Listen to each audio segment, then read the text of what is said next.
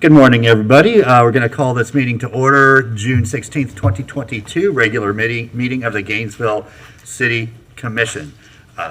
We have with us today virtually Commissioner Hayes Santos, who has signed his affidavit and out of abundance of caution has elected to participate from home. And so with that, we will go ahead and get started. Madam Clerk, our first order of business. Our first order of business is adoption of the agenda. Okay, adoption of the agenda and consent agenda. Commissioner Sacco. Thank you, Mr. Mayor. I move the agenda. Oh, I'm sorry. With the one modification of adding the charter amendment addressing vacancies in office. Thank you. And the clerk, I think, can put that up. Yes. Right. Yeah, there was one modification to the regular agenda, adding the charter amendment addressing vacancies. This is the per commission direction at our last meeting to direct the attorney's office to draft an ordinance changing the election time from 60 to 120 days. And it will just move that forward if we ultimately approve that. There we go. Thank you, Madam Clerk. Just a reminder at this moment for anybody here or listening, if you would like to speak to any items on our agenda, there are little forms to fill out on either side of the commission here. So you can just grab one of those. If you want to speak to a specific item, you can write that, and the clerk will call you up when it's time to speak to that item. We also have 3 opportunities for what we call early public comment. So if you would like to speak to any item on our agenda and do so at one of these early public comment times, you can do that. It precludes you from speaking later in the meeting, but it allows you to speak to those either one or more items and then go on about your day. And then we will have an opportunity for general public comment at 1 o'clock. That is for anyone that would like to share some thoughts with us about things that are not on our agenda at all today. And so, Madam Clerk, do we have anybody signed up to speak to any items on the consent agenda? Not that I'm aware of at the moment. Okay. I'm sorry, I just saw early public comment. Go ahead. Tana Silva? Okay. Good morning, Tiana Silva. I noticed on the card too, it says to sign up to speak on the consent and regular agenda. So I don't know if that's, I was told that we're not allowed to speak on the regular agenda. I just want to point out that in addition to adding something kind of substantial at the last minute, the charter amendment addressing vacancies in office, there are a couple of things on a consent agenda that personally, I would think you would be interested in discussing in further detail. One of them is the Cyvance purchase, no bid. It's the second no bid award to buy acreage at the Airport Industrial Park at the request of the prospective buyer. The first was Shands to have no bid. This was just a few months ago on 8.3 acres of airport industrial property, and this one is Cyvance, which has had, I think in the backup it says it's a $70 million operation out there, and now it's getting a no bid contract for to buy 6-point-something acres for basically $200,000. Shan's got theirs for 8.3 acres for $300,000, and it's just knocking off the appraisal and for Shan's, the Colliers unnecessary commission that went. So industrial property is at a premium right now, and for the city commission to sell property with no bid is just not good management of resources. And so I would ask if you would to take that off the agenda altogether. I know you're probably not going to, but that's my request. Thank you. Okay, thank you. Madam Clerk, anybody else signed up to speak to the consent agenda? No one signed up. Okay, thank you very much. So we do have a motion, correct, yeah, you made the motion. All in favor of the motion, say aye. Aye. All opposed? That motion passes unanimously with Commissioner Chestnut absent. Okay, Madam Clerk, our next item? Okay. Our next item is early public comment. Okay, if, do we have anybody signed up for early public comment? Ms. Silva. Okay, great. So Ms. Silva, if you'll just speak, tell us which item or items you're speaking to. Right. Thank you. Tana Silva. It will be the home preservation, the special election, and broadband. Okay, so if we can put 5 minutes on the clock? Okay, thank you. The home preservation, historic home preservation comes from, actually, this was begun 6.5 years ago when the commission had standing committees, and this was the best standing committee, meeting that I attended. It was, there was the relevant staff there, Sal Camella, who's very dedicated to historic preservation, Chair Carter, and let's see, whoever else was there. The Historic Preservation Board people were there. People from several neighborhoods were there. And it was so exciting. Everyone just left in, really good spirits about stemming demolition by neglect, which is a serious, serious problem, especially speculators buying properties in our neighborhoods and sitting on them and then getting permission to demolish them. And Sal had done a beautiful report, from people, cities that had, including Jacksonville, that had programs to begin to stem demolition by neglect. And the next thing we knew, the outgoing mayor did away with all the standing committees, and that went away. And the Chair Carter said, what are we supposed to do with this? And Nicole Shalley, the attorney, told him, well, from now on, commissioners can just champion their own issues. And that's been a real problem since then. So I'm glad to see this come back. I know staff has done some work on mapping houses that are at risk of being demolished. I would say $77,000 is next to nothing. So I think that's something that needs more consideration. The special election, why waste money on something that is going to be a possible eventuality someday, sometime, to put the commission in charge of appointing the next commissioner? I mean, why bother to even put that on the ballot? That it's not democratic, and you shouldn't do that. Broadband, I'm among many people who have watched this just continue over and over again for year after year, with consultant after consultant pointing out the risks and the downside and the cost. And now you have a consultant that I hope you'll pay close attention to all the risks that are outlined, to the cost, the initial cost of $136 million when you look at page 5. And then I think page 10 has the risks that are, all the competitors. Government broadband has lost billions and billions of dollars over the years. And, however much this District 4 candidate, Brian Eastman, may want it and make reasons that poor children will have better lives if they have GRUCOM instead of Cox or whatever.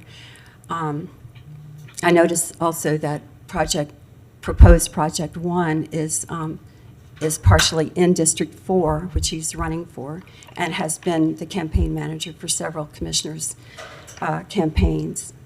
So anyway, that aside, just the whole idea that the commission has spent so much time, so much staff resources on something that is just going to be a boondoggle.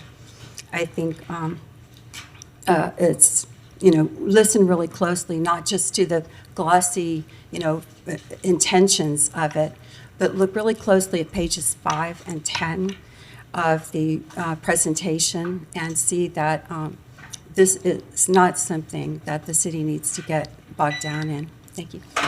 Thank you very much for being here to participate in early public comment for those items. Madam Clerk, is there anybody else here for early public comment? Not signed up. Okay. Then we will go ahead and move on with our regular agenda. The next item on the agenda is item 211296, Street Shows Pilot Program Update. All right. Madam Manager, we have Mr. Etling here if you don't have any introductory comments. Very good. No, all good. Mr. Etling, welcome. We're glad you're here with us. Good to update us morning, on this Mayor and program. Commissioners. I'm Russell Etling. I'm the Cultural Affairs Manager with the Parks, Recreation, and Cultural Affairs Department. And I'm here to introduce Chelsea Carnes, who will be presenting an update on the Street Shows pilot program. This was previously known to you as the busking program. Chelsea is one of our newest additions to our Cultural Affairs team. She has previously served the city as a member of the Cultural Affairs Board and our cultural community in a number of ways. She's a founder of the Girls Rock Camp and is an extremely talented musician, having performed many times at Free Fridays and throughout the community. One of Chelsea's key responsibilities in the Cultural Affairs portfolio is to be the new coordinator of the Downtown Festival and Art Show, and we hope we can, at one point or another, tell you all the new things that are going to be happening with that this year.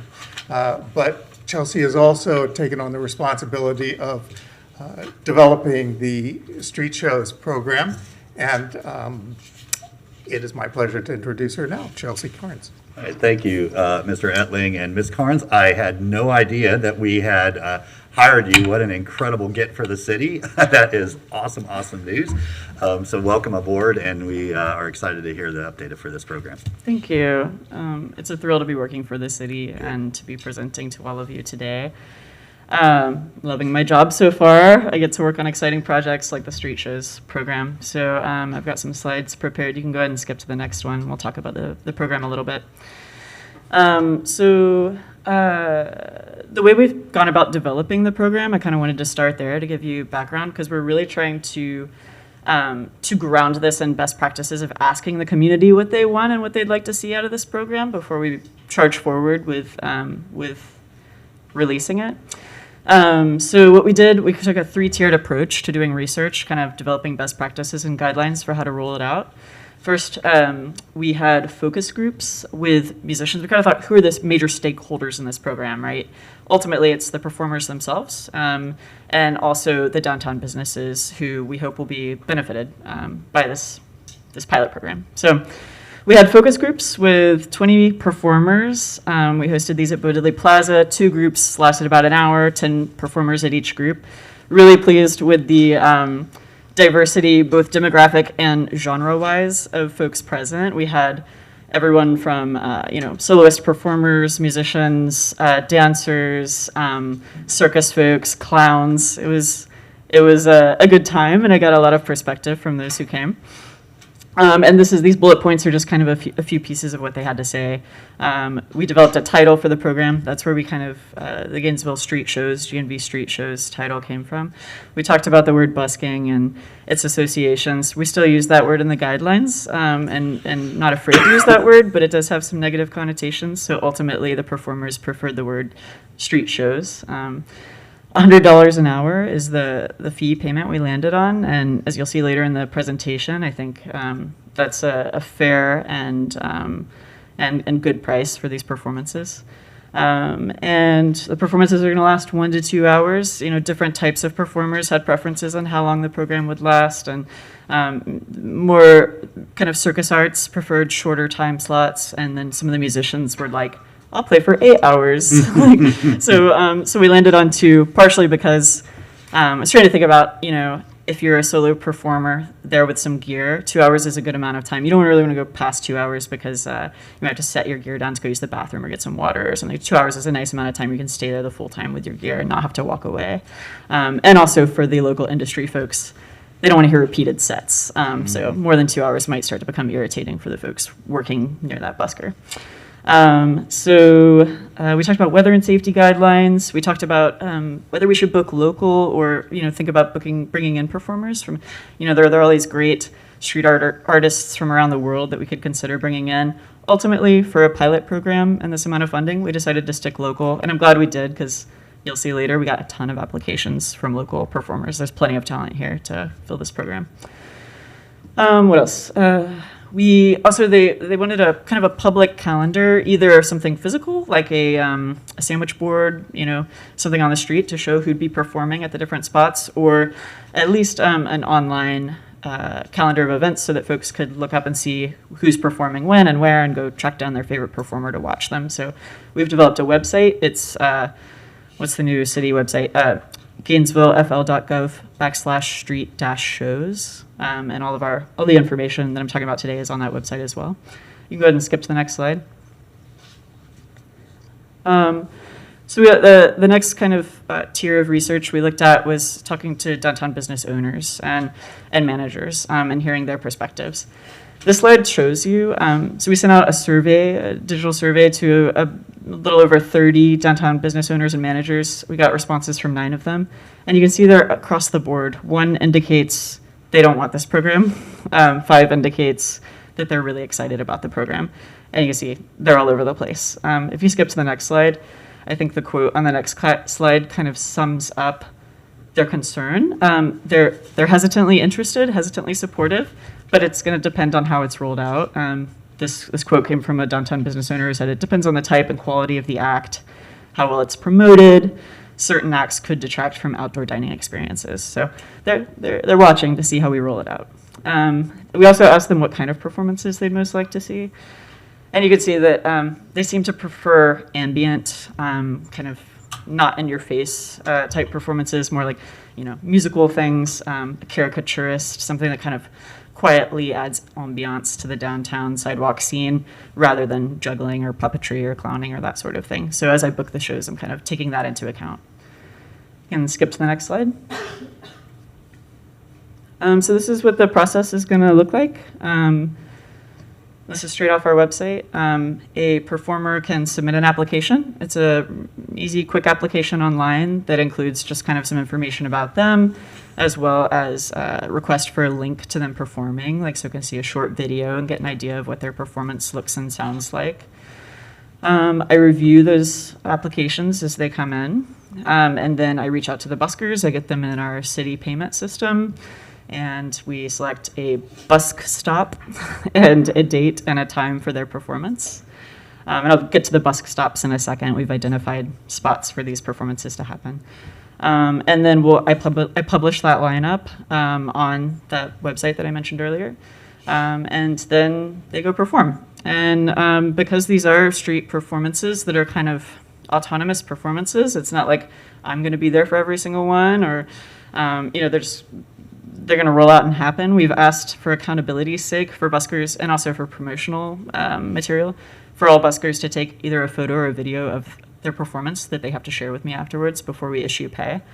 So I get to see, you know, how the performance went, or a little taste of the performance, and then I can of course use that on the website and on other Gainesville social media sources to kind of tell people about how the program's going too. And then they get paid. You can switch to the next slide. So the guidelines, this is kind of a condensed version for the sake of PowerPoint visuals, but essentially we ask them to check out the attended spot, make sure it's not directly in front of a business. And like I said, we've actually identified spots for this, so none of them are within 20 feet of a business that would be open during the times that busking will happen. Make sure they're not disturbing outdoor diners, and make sure that they're not right next to another busker or performer. Also, we want to make sure they're not blocking sidewalk traffic or business entrances with their gear or their setup. And we said that a tip can or a QR code is totally fine, but no soliciting. And then be courteous with volume. That's what the business owners were concerned about volume. So we describe if you could be heard indoors, or if you're disturbing the experience of people dining outdoors, you're too loud. Don't stay in the same spot more than 2 hours, and we encourage them to tag the City of Gainesville on social media so that people can see how cool downtown Gainesville is and all the cool stuff going on there. You can skip to the next slide. Okay, so here are our busk stops and the proposed summer schedule, which I hope to roll out this coming art walk in 2 weeks. Actually, the last piece I was waiting on was getting the contract ready. And Kim Harris has done a fantastic job of putting that together with other colleagues. I got it yesterday, so we're ready to go. I want to get the first busker out by art walk, hopefully. So definitely start of July, hopefully last weekend of June.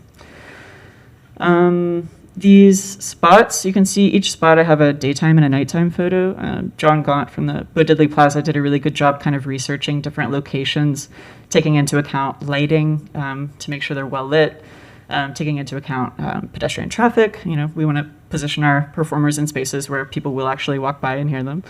And then also, you know, safety, how much space there is, making sure that there's room on the corner that they're on to not be blocking sidewalks and that kind of thing. Also, traffic noise and that kind of thing.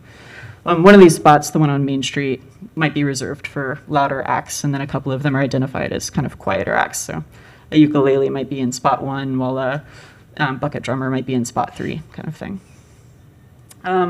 The summer schedule you see on the right there, for the scheduling, we took into account Hippodrome time slots of performances there. We looked at free Fridays, and we also considered downtown bars and music venues, and trying not to step on the toes of any of those existing performances, but instead to enhance them by having busking at the times before and after those performances. So that's how we landed on those times you see there. And I also have one time slot each week that is a 1-hour slot, and the rest are 2-hour slots. Musicians seem to prefer 2-hour slots. So again, skip to the next slide.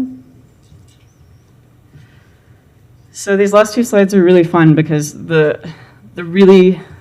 I was surprised, you know, as Russell said, I'm a musician myself. I've busked myself around the world. And I was thrilled that we got 61 applications in 2 weeks. I mean, the hesitancy of the downtown business surveys was kind of made up for by the enthusiasm of the performance arts community. People are so excited about this program.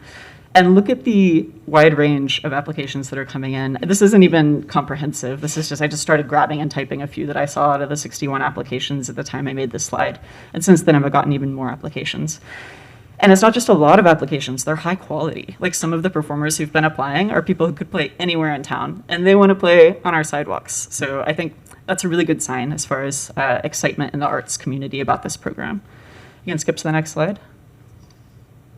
This is the last slide. I wanted to end up on a positive note and say, these are the comments that have come in with the applications, and there's lots more comments like this too. Again, I just grabbed a few, but you can see people are so excited, and it's making them excited about living in Gainesville. I mean, I love this flame emoji.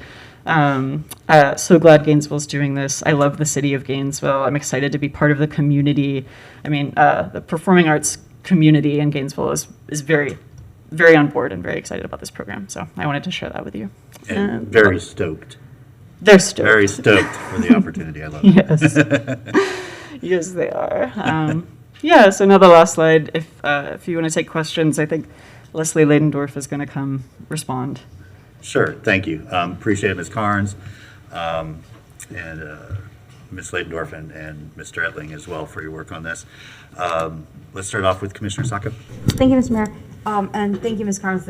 I'm excited to see what you did with it, because our initial conversation was 3 kind of vaguer or more detailed mosh poshes. So I'm glad that you were able to do something with it, and it's amazing. My one question, Leslie, if you could answer it, is how long is the pilot intended to be? Because I did some rough math. It looks like 25 weeks. It's roughly. Oh, never mind. It goes through.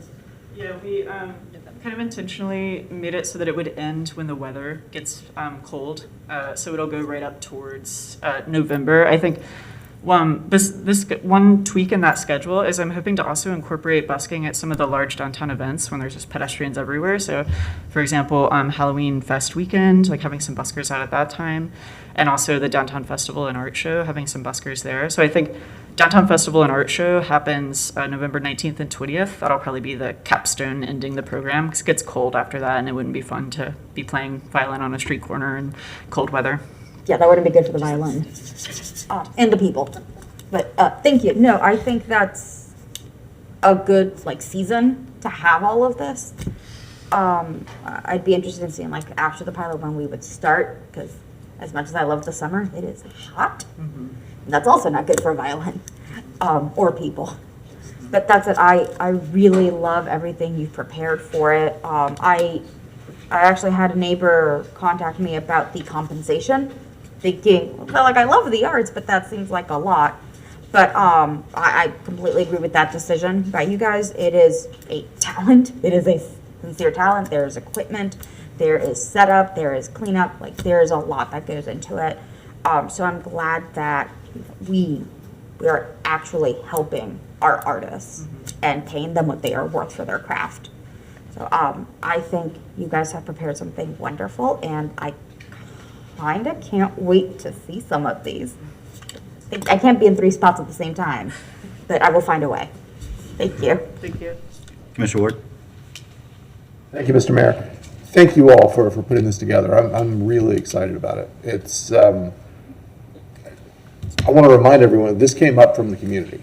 You know, this is a program that multiple community members, particularly Tricia Engel, brought forward, and multiple commissioners had those conversations, and we had meetings with not only performers but with people who enjoy the arts and business owners down in the basement about this, sunshine meetings to talk through what we might want, and staff really hit it out of the park. I think you all listened and have put together what I think will be an excellent product.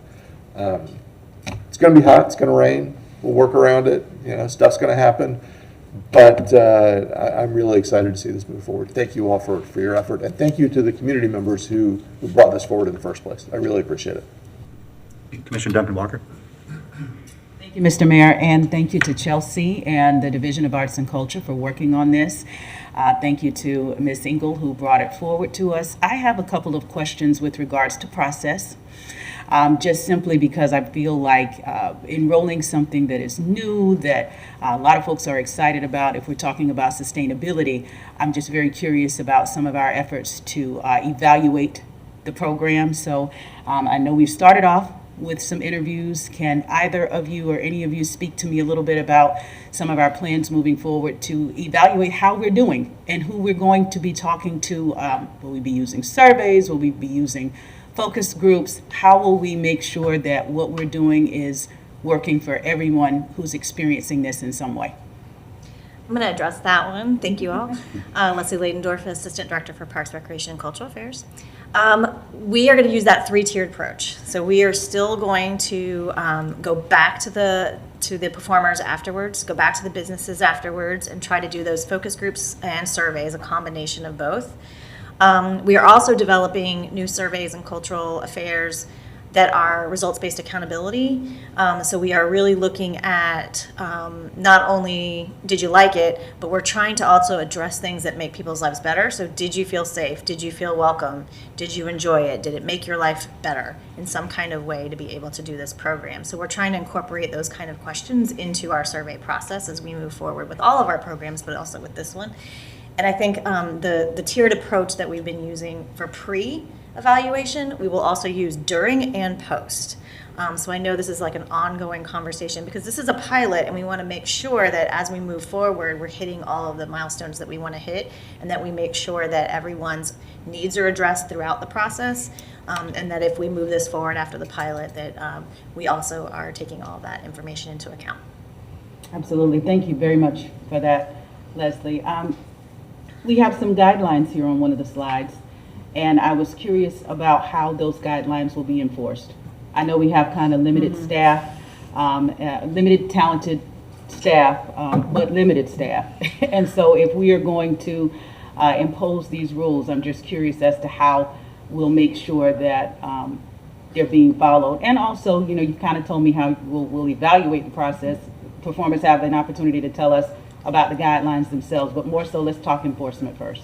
Okay. So a couple of things. I'm gonna talk, and I think Chelsea, you have some things too as well. Before we even started developing the surveys and the focus groups, there was a lot of pre-research that we did, and one of the things we found was a study that was done out of Europe that was a huge study on busking and what different cities all over the European area had done for busking and whether it worked or didn't work. How was it successful? How wasn't it successful?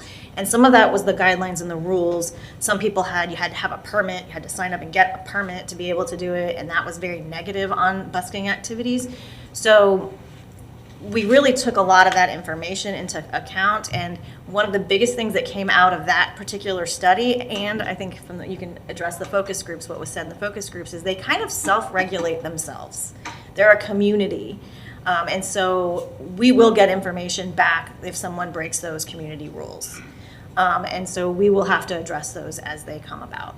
Chelsea, do you have anything you want to add? Yeah, I will just add that there are more in-depth guidelines that break down those kind of bullet points, and it's part of the contract that the musician needs to sign that Kim designed for us. They have to check on they're signing that they have read and agree to those guidelines. So again, pilot program, if that's not enough, and we find out, yeah, I read it and agreed to it, and then I was still like cranked it up to 10, then we'll address it. I'm sure we'll hear about it if it becomes an issue. Wonderful, thank you. And I believe my final question is actually not for the two of you, but most likely for Mr. Folsom. So I'm wondering if he's available. Is Mr. Folsom either in the audience or with us on Zoom? He's in the Zoom. Zariah, are you able to show yourself to answer a question?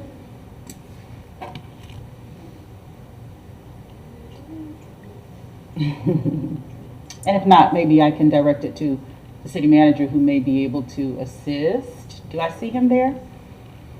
Yes? Maybe stepped away for a brief break, and that is okay. So in the interest of time, Madam Manager, I wonder if you may know or may be able to kind of assist in my desire to kind of move forward what our desires as a commission are in terms of equity.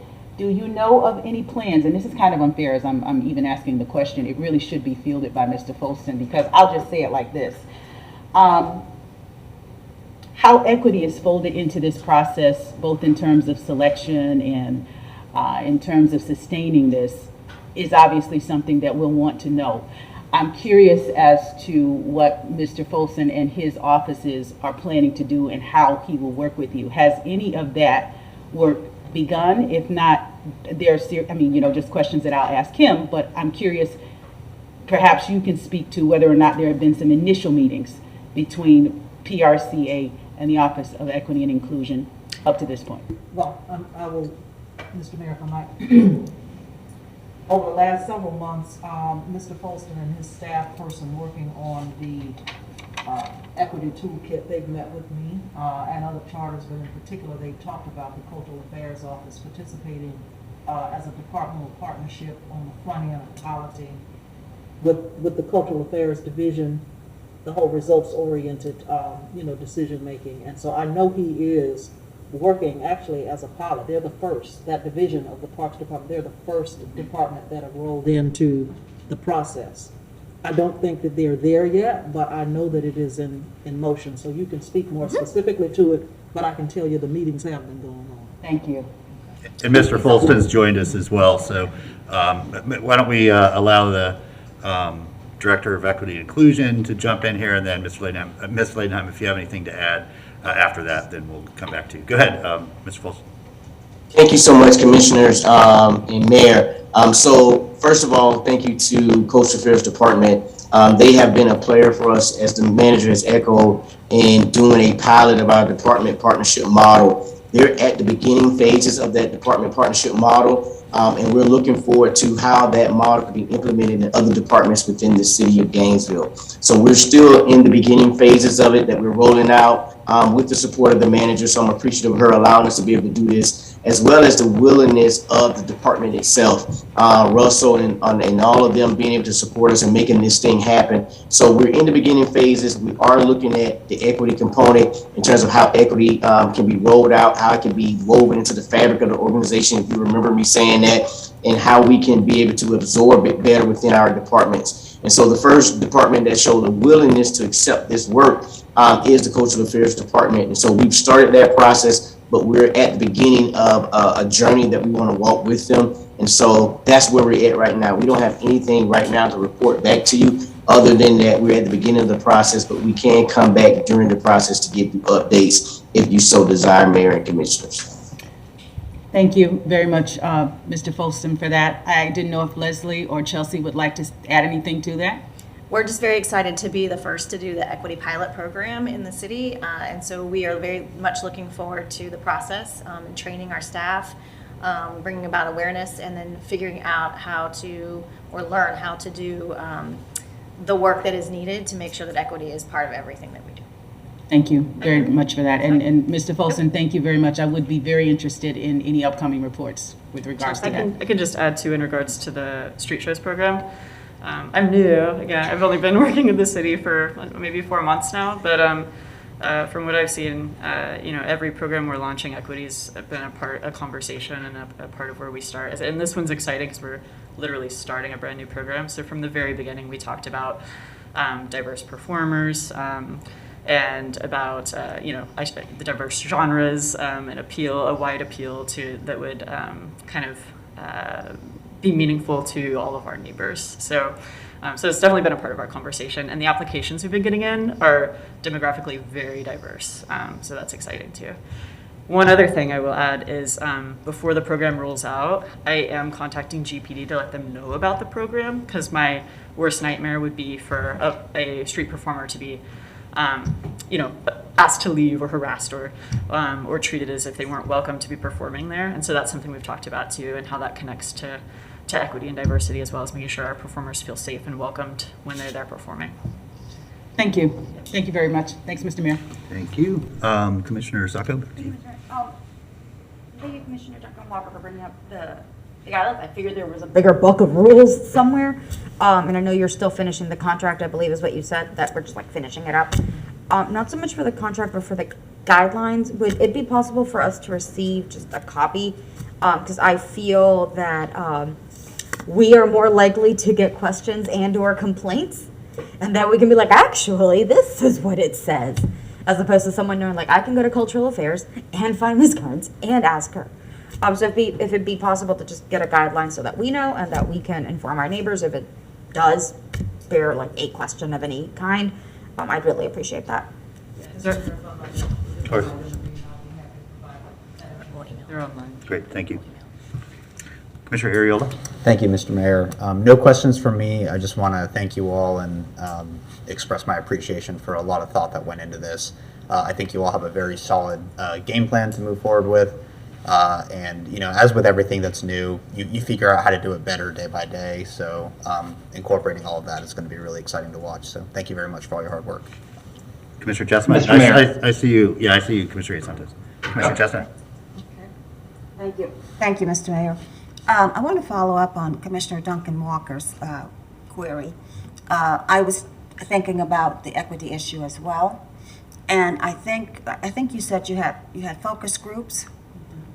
Okay, did that include the minority community? Yes, it did. Okay, and hopefully you will use a different mainstream of advertising or marketing to make sure that you get to a wide breadth of performers in the minority community. Thank you.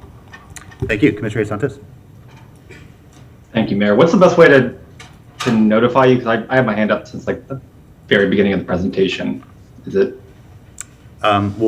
I'll ask the clerk to put her light on. Okay. Because otherwise I can't see you. No, I know. I just wondering what the best way is. Yeah, I'll ask the clerk to put her light on for you. Go ahead. Okay. Thank you very much. I appreciate that. Yeah, I'm excited to see this moving forward. I do have one kind of concern of us having using busking in a lot of it, specifically a busk pass and a busk stop, because I think that busking is legal anywhere in the city, and you don't need a license. And having like a busk pass might make people think that you have to have a license. and then having a bus, calling it like a bus stop, people might think that's the only place you can busk. And this really is just like the city like paying for a show to happen. I guess I don't know what the thoughts are on that, of having kind of calling it busking and calling on things. I think it might start to create issues, and people complain that if someone's busking not there, then they might get complaints because they don't understand exactly what the laws are if we start having bus passes and things like that. Yeah, that language came out of those performer focus groups. They thought it was cute. So I hadn't thought about that point. The Busk Pass, I didn't go over that in my presentation, but it's just advertising for the program. We're asking all performers to have a little sign. It can be as simple as a handmade sign saying GNV street shows. That's the Busk Pass. It's just indicating that they're a part of our program and they're sponsored to be there by the city, kind of celebrating that the city is doing this initiative and recognizing that it's part of an initiative. But I definitely don't want to imply or give the idea that busking isn't already perfectly legal. So I'll take that into, I'll think about that. Take that into account. Yeah, and I think, I mean, if it's, calling it, I guess, the GNV street shows, or having, that makes more sense than the when I read the bus pass. But yes, having the bus stops, it kind of, because I know some cities do regulate that and just say that you can only do it in these locations. So maybe if we can think about calling it something different, so it's not kind of with that terminology. I don't know. Thank you, Mayor. Commissioner Ward? Thank you, Mr. Mayor. I think Busk Stop is funny. I think it's great. I think people will remember it. I think there's a way to communicate without it being a problem. I think it's the kind of thing that helps catch on. I think it's good. Thank you. Thank you, both. I'm so incredibly excited about this. I don't mean to routinely bore folks with my family history, but both my parents were music teachers, right? And so the conversation around our dinner table was very often access to the arts by people that are not wealthy. And throughout our history, there has been an exclusivity to a lot of culture and art. So for me, yes, creating a more vibrant downtown with cool ambiance, and that's awesome and a good enough reason to do it. But creating incredibly low barrier opportunities for pretty much anyone to come be exposed to diverse art, that's the payoff. That's the jewel. And so as we do this, it's great to ask people what they want to hear and see and try to provide that. If people want to hear Jimmy Buffett songs or Motown or what, fine. We know people like that. That's cool. I also hope we're able to expose people to forms of art that they otherwise would not have access to or just never thought about. That can be a transformative experience. That's where I think, Commissioner Duncan Walker's focus on equity and access really becomes super relevant. Because, we know, well, you saw the list of applications. I mean, it's like an enormous interest in this throughout our community. We might have to be a little bit more directed in reaching out to folks or communities that might have potential performers that otherwise are not kind of keyed into this network, already. And so some of our international community, just sort of non-traditional performers. But it looks like you got a lot of that. But I just, I want to sort of envision that young person, walking downtown and coming across something that they've never heard or never experienced before and just being blown away. Because I think many of us have had those experiences and they affect us profoundly for a long time. I mean, it sort of creates new synapses in our mind and changes us as individuals in a very positive way. I also I am absolutely most interested in November 19th to December 31st. My guess is we're going to get a bunch of emails of, hey, what happened? You know, like it's going to be part of what people grow to expect and experience. They're going to wonder where it went. And to me, if what happens is what I think is going to happen, that will be the testimony, that will be the validation, and I hope that we're at that point ready. And Madam Manager, it might be worth sort of considering that there is room in the budget that if we really determine this is highly successful, that we're able to get it back up and running for the rest of the year, you know, and we have the finances. I also, cold is a relative term. It doesn't get so cold.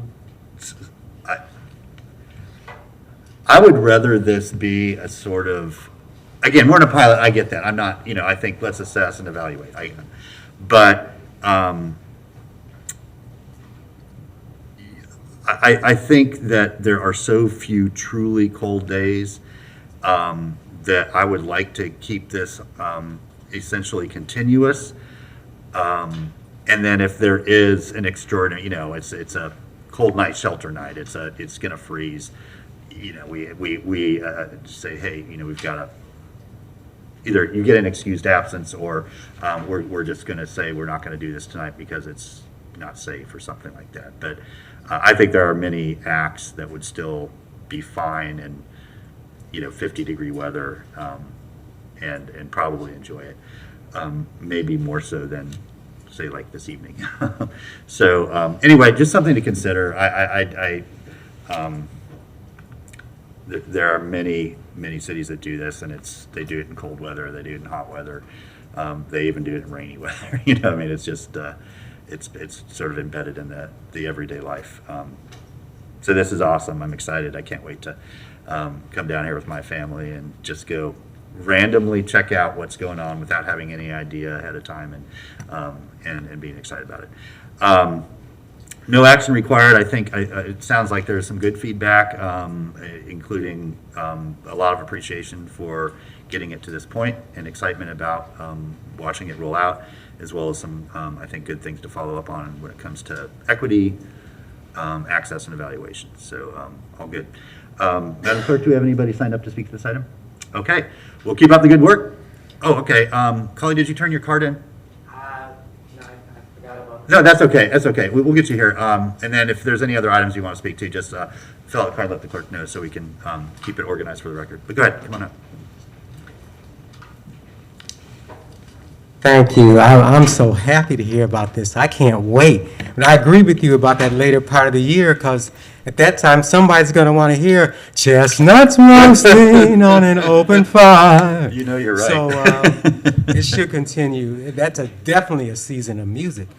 I think that the pay scale is very appropriate. When I was briefly part of a roving a cappella singing program at the Cancer Outpatient Infusion Center before the second last surge shut it down, that's what they were paying.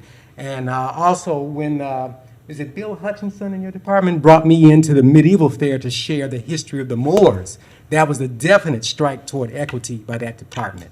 So I think they're getting it.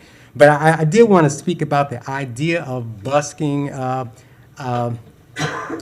I first saw busking in New York, in a New York subway in '72, somebody with an amplified kalimba singing in the subway. And then my grandson a few years ago in Detroit at age 11 just pops out his violin as his parents are showing me Riverside Park. To their surprise and mine, he made $15 in 5 minutes. So, but busking, I don't think the term applies because I think busking is not prepaid. Busking is an ad hoc income stream. And so I think that the idea of a paid performance, that they are pre-contracted ahead of time for a paid performance is not the definition of busking. I just wish I'd known about this ahead of time. Maybe I could have gotten to take an a cappella singer, but I think it's a fantastic idea. I can't wait to see it, and I hope it does become permanent in Gainesville.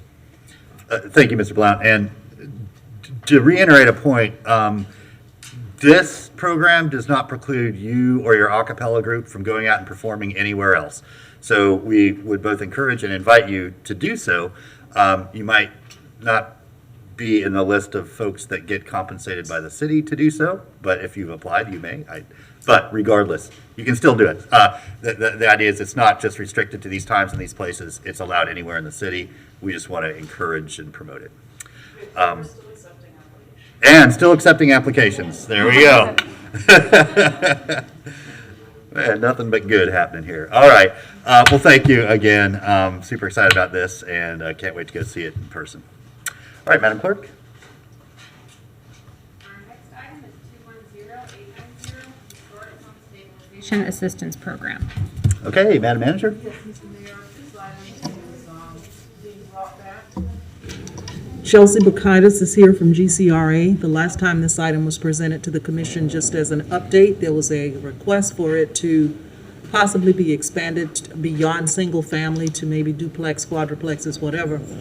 And I believe that Ms. Bacaitis will address that along with some other items in the update. Ms. Bacaitis? Yes, thank you, Ms. Curry. Thank you for the introduction. Right, let me get my notes up. This is also a pilot. This is a pilot, is that right? Yes, correct. It's a pilot program, but I would like to inform the commission that the planning department actually did do a similar program a few years ago. So we kind of took the lessons learned from that program, which was probably over 5 years ago. I'm not sure in the dates. And then we kind of created this new program and used GCRA funding. Right, so today I'm going to talk about the mission and vision of the program, why it's needed, and discuss what this program will offer and the eligibility requirements. And at the end, I will ask the commission and mayor for comments and recommend approval. Next slide. All right, so there's been a history of demolition in the city of Gainesville. This program, instead of looking at the existing historic districts within the GCRA, we decided to look at the neighborhoods that are most at risk for having historic homes demolished or most at risk of losing their historic character. So those neighborhoods are Fifth Avenue, Pleasant Street, Porters, and Spring Hill. So I just took some information from the historic plan element from the comprehensive plan. So from 1982 to 2012, the element was written in 2012, so that's why we only have data going back, but 91 buildings were demolished. So that is 23% of the homes that were in Fifth Avenue. The picture on this slide is actually a home that's in the Art Moderne style that it was from Fifth Avenue. It was built in the 1930s and then demolished in the 1970s. A lot of just interesting homes that add to the historic character of Fifth Avenue have been demolished. Pleasant Street has a very similar history from 86 to 2012. 55 buildings were demolished. The report didn't say what percent that was of the existing housing stock, but did have an interesting quote that said, "Demolition by neglect jeopardizes the Pleasant Street Historic District standing as a historic district." And Pleasant Street is the only historic district out of the neighborhoods I'm presenting, but even that standing is at risk because of demolition. All right, next slide, please. Is there a way to switch the slides? Am I on? No, the clerk will do it for you. Oh, I'm sorry, next slide. Okay. All right, so, can you please go back? Sorry. Okay, so Spring Hill had a very similar history. It talks about in the element that historic structures are at risk by development pressures, specifically from Depot Park, which I thought was interesting, was included in the element. Porter's Quarters, same story. Historic district potential is probably non-existent. So I think it was in the 80s, I might be wrong. They did a survey to see if Porter's Quarters could be a historic district, and the finding was that it could not because of all the demolitions that happened in the 1980s of the historic buildings. And so the purpose of this program is to preserve what we have of the history in these neighborhoods. Next slide, please. So before we wanted to create this program, we wanted to look at what are the existing home rehab programs that homeowners in these neighborhoods can currently take part of. So of course, there's the City of Gainesville Housing and Community Development Housing Rehabilitation Program and the Roof Repair Program, which is offered to people who might have trouble affording those rehab improvements themselves. So usually they make about the low income or under 80% of the Gainesville median income. GRU has their LEAP program, and that does energy efficiency repairs, hot water heaters, air conditioners, insulation. Rebuilding Together does critical and emergency home repair. They do have limited funding. Community Weatherization can do small repairs like tune-ups. Central Florida Community Action also does weatherization upgrades. They do aging in place home rehab for seniors. Alachua Habitat for Humanity also does some critical home repair. Neighborhood Housing and Development Corporation, NHDC, does have an emergency home repair program and a home repair loan program. And then the Christians Concern for the Community does non-structural home assistance, so small things like wheelchair ramps, and then painting.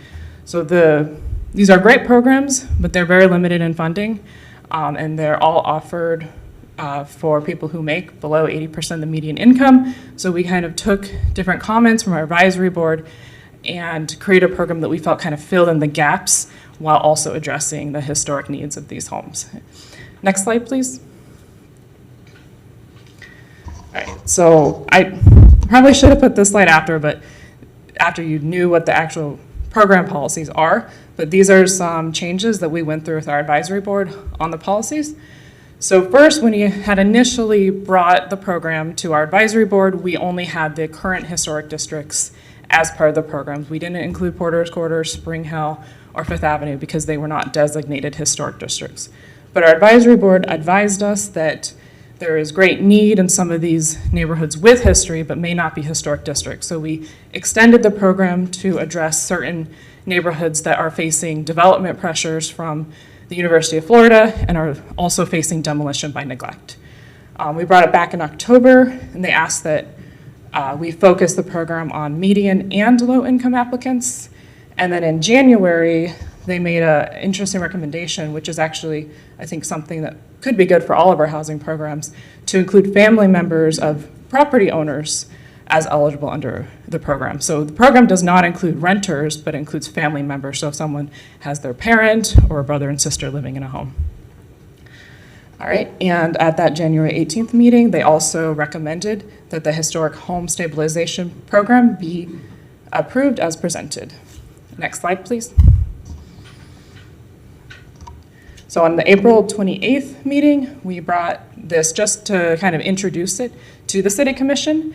And the City Commission made a motion to direct that the program not be limited to single-family home, but attached units. Next slide, please.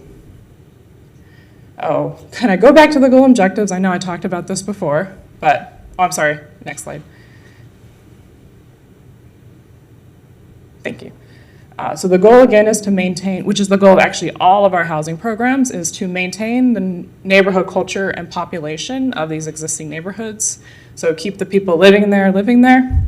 And the objectives of the program are to prevent the demolition of homes, preserve the original character-defining architectural elements of neighborhood, which also helps preserve the culture.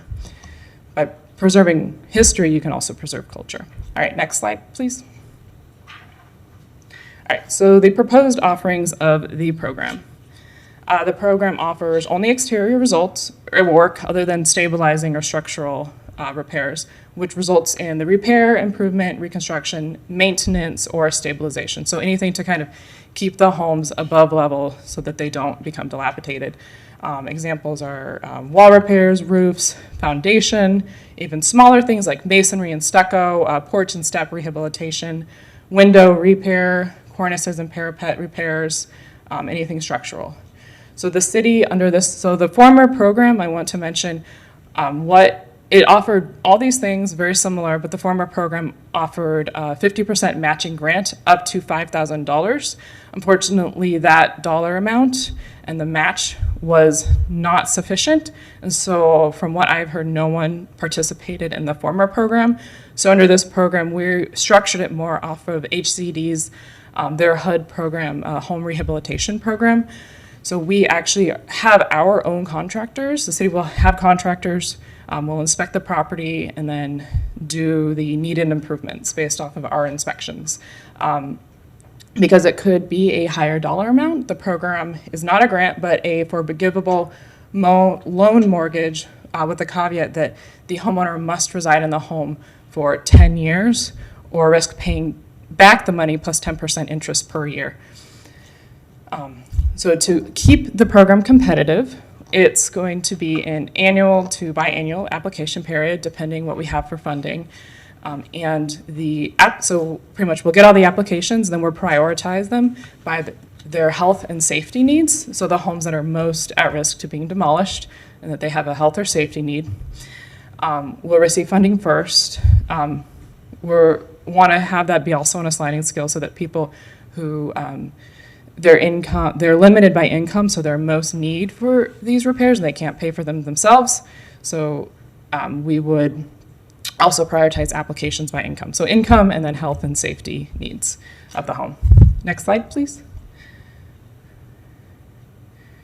Okay, so to be eligible, the property must be a single or attached dwelling unit. It has to be residential.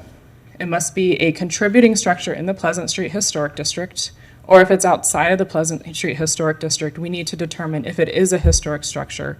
And the best way for the city to protect its investment is to register the home as a historic structure on the local historic registrar. So the staff, that can be, it's not a huge process, it can take about a month, but staff, and I've talked with Ms. Kathleen Kaufman, our historic preservation specialist, will work with those homeowners to get their home on the local historic register. And there's some pros and cons in that, because after that they do need to get a certificate of appropriateness and follow the city's historic guidelines, but that also protects the investment so we can be sure that the home isn't demolished. It would be harder for the home to be demolished in the future. Again, so to be eligible, the applicant, so the structure, again, has to be a single or attached unit, but the rule remains that the applicant needs to own and occupy the house, or a family member needs to occupy the house.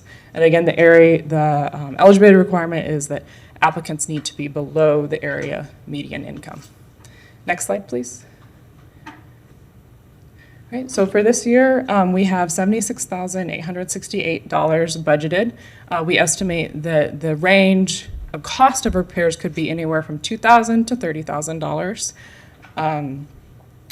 Again, awards are competitive, and so the next steps, if this program is approved today, will be that we will be waiting on a citywide request for qualifications from contractors. So the city's putting together a request for qualifications, and so we'll be able to draw general contractors from that. And so because this is a pilot year and we're coming up to the end of the fiscal year, we have the same amount budgeted for fiscal 23, and there may be tweaks, or there can always be tweaks or changes of the programs based on our lessons learned from this year. All right, next slide, please.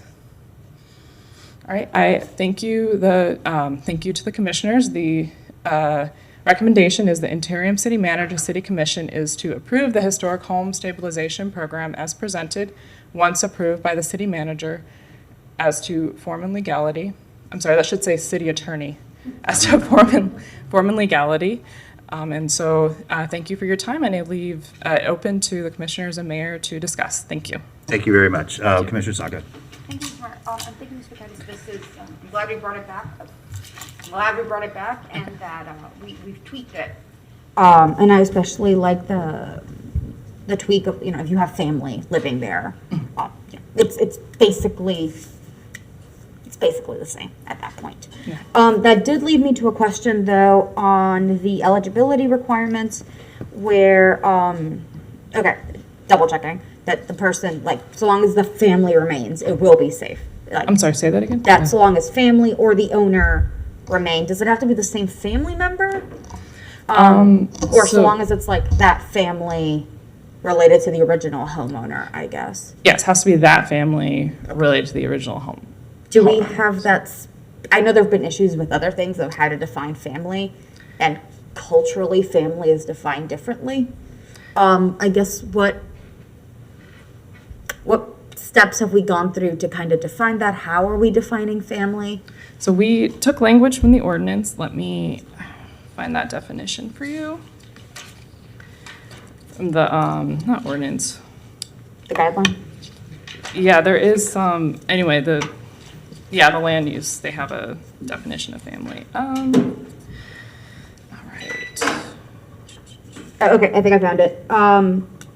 For our spouse, domestic partner, child, stepchild, parent, step-parent, brother, sister, grandparent, niece, nephew, aunt, uncle, father-in-law, mother-in-law, daughter-in-law, brother-in-law, and that's it. Yeah. And domestic partnership is defined in the Code of Ordinance, Chapter 2, Article 8. So, and my lawyer brain gets that. Like, these are legally definable and you can prove them. The part of me that deals with, like, different cultures and minority groups, those are vague terms. And my concern is how some minority communities might refer to someone as an aunt or an uncle. I have 8 million aunts. None of them are actually related to me. Does that count? And what considerations we are putting into that cultural difference, so to speak. So when I spoke with our attorney about this, he kind of had the same statement that so we're not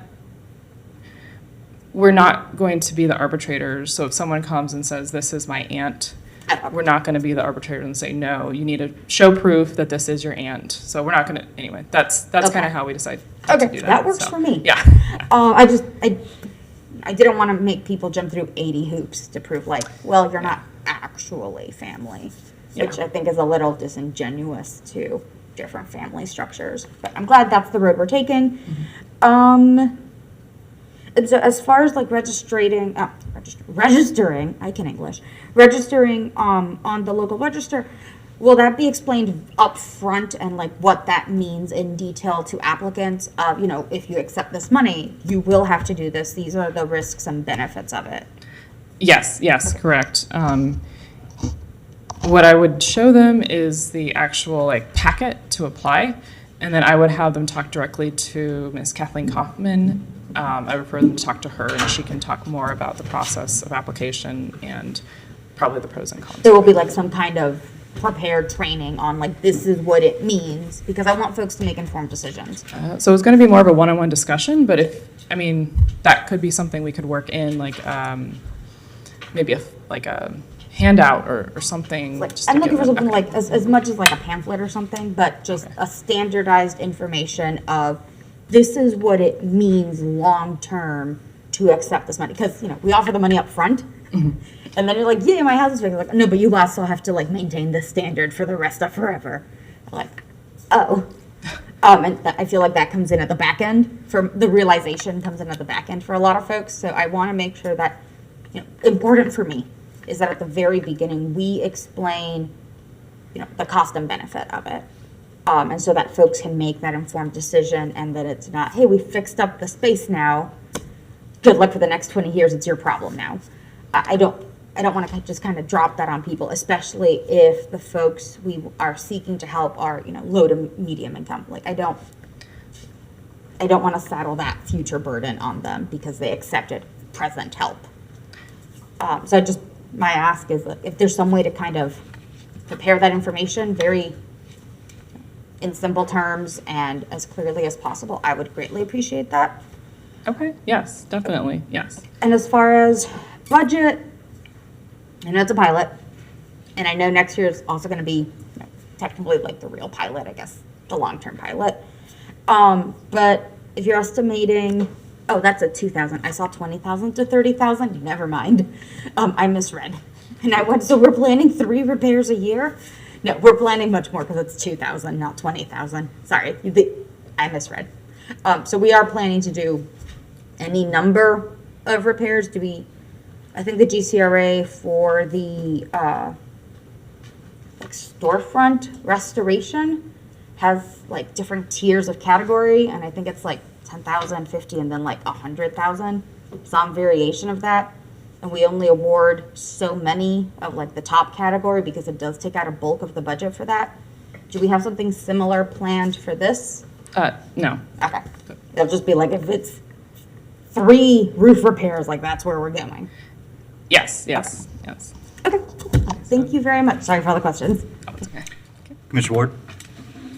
Thank you, Mr. Mayor.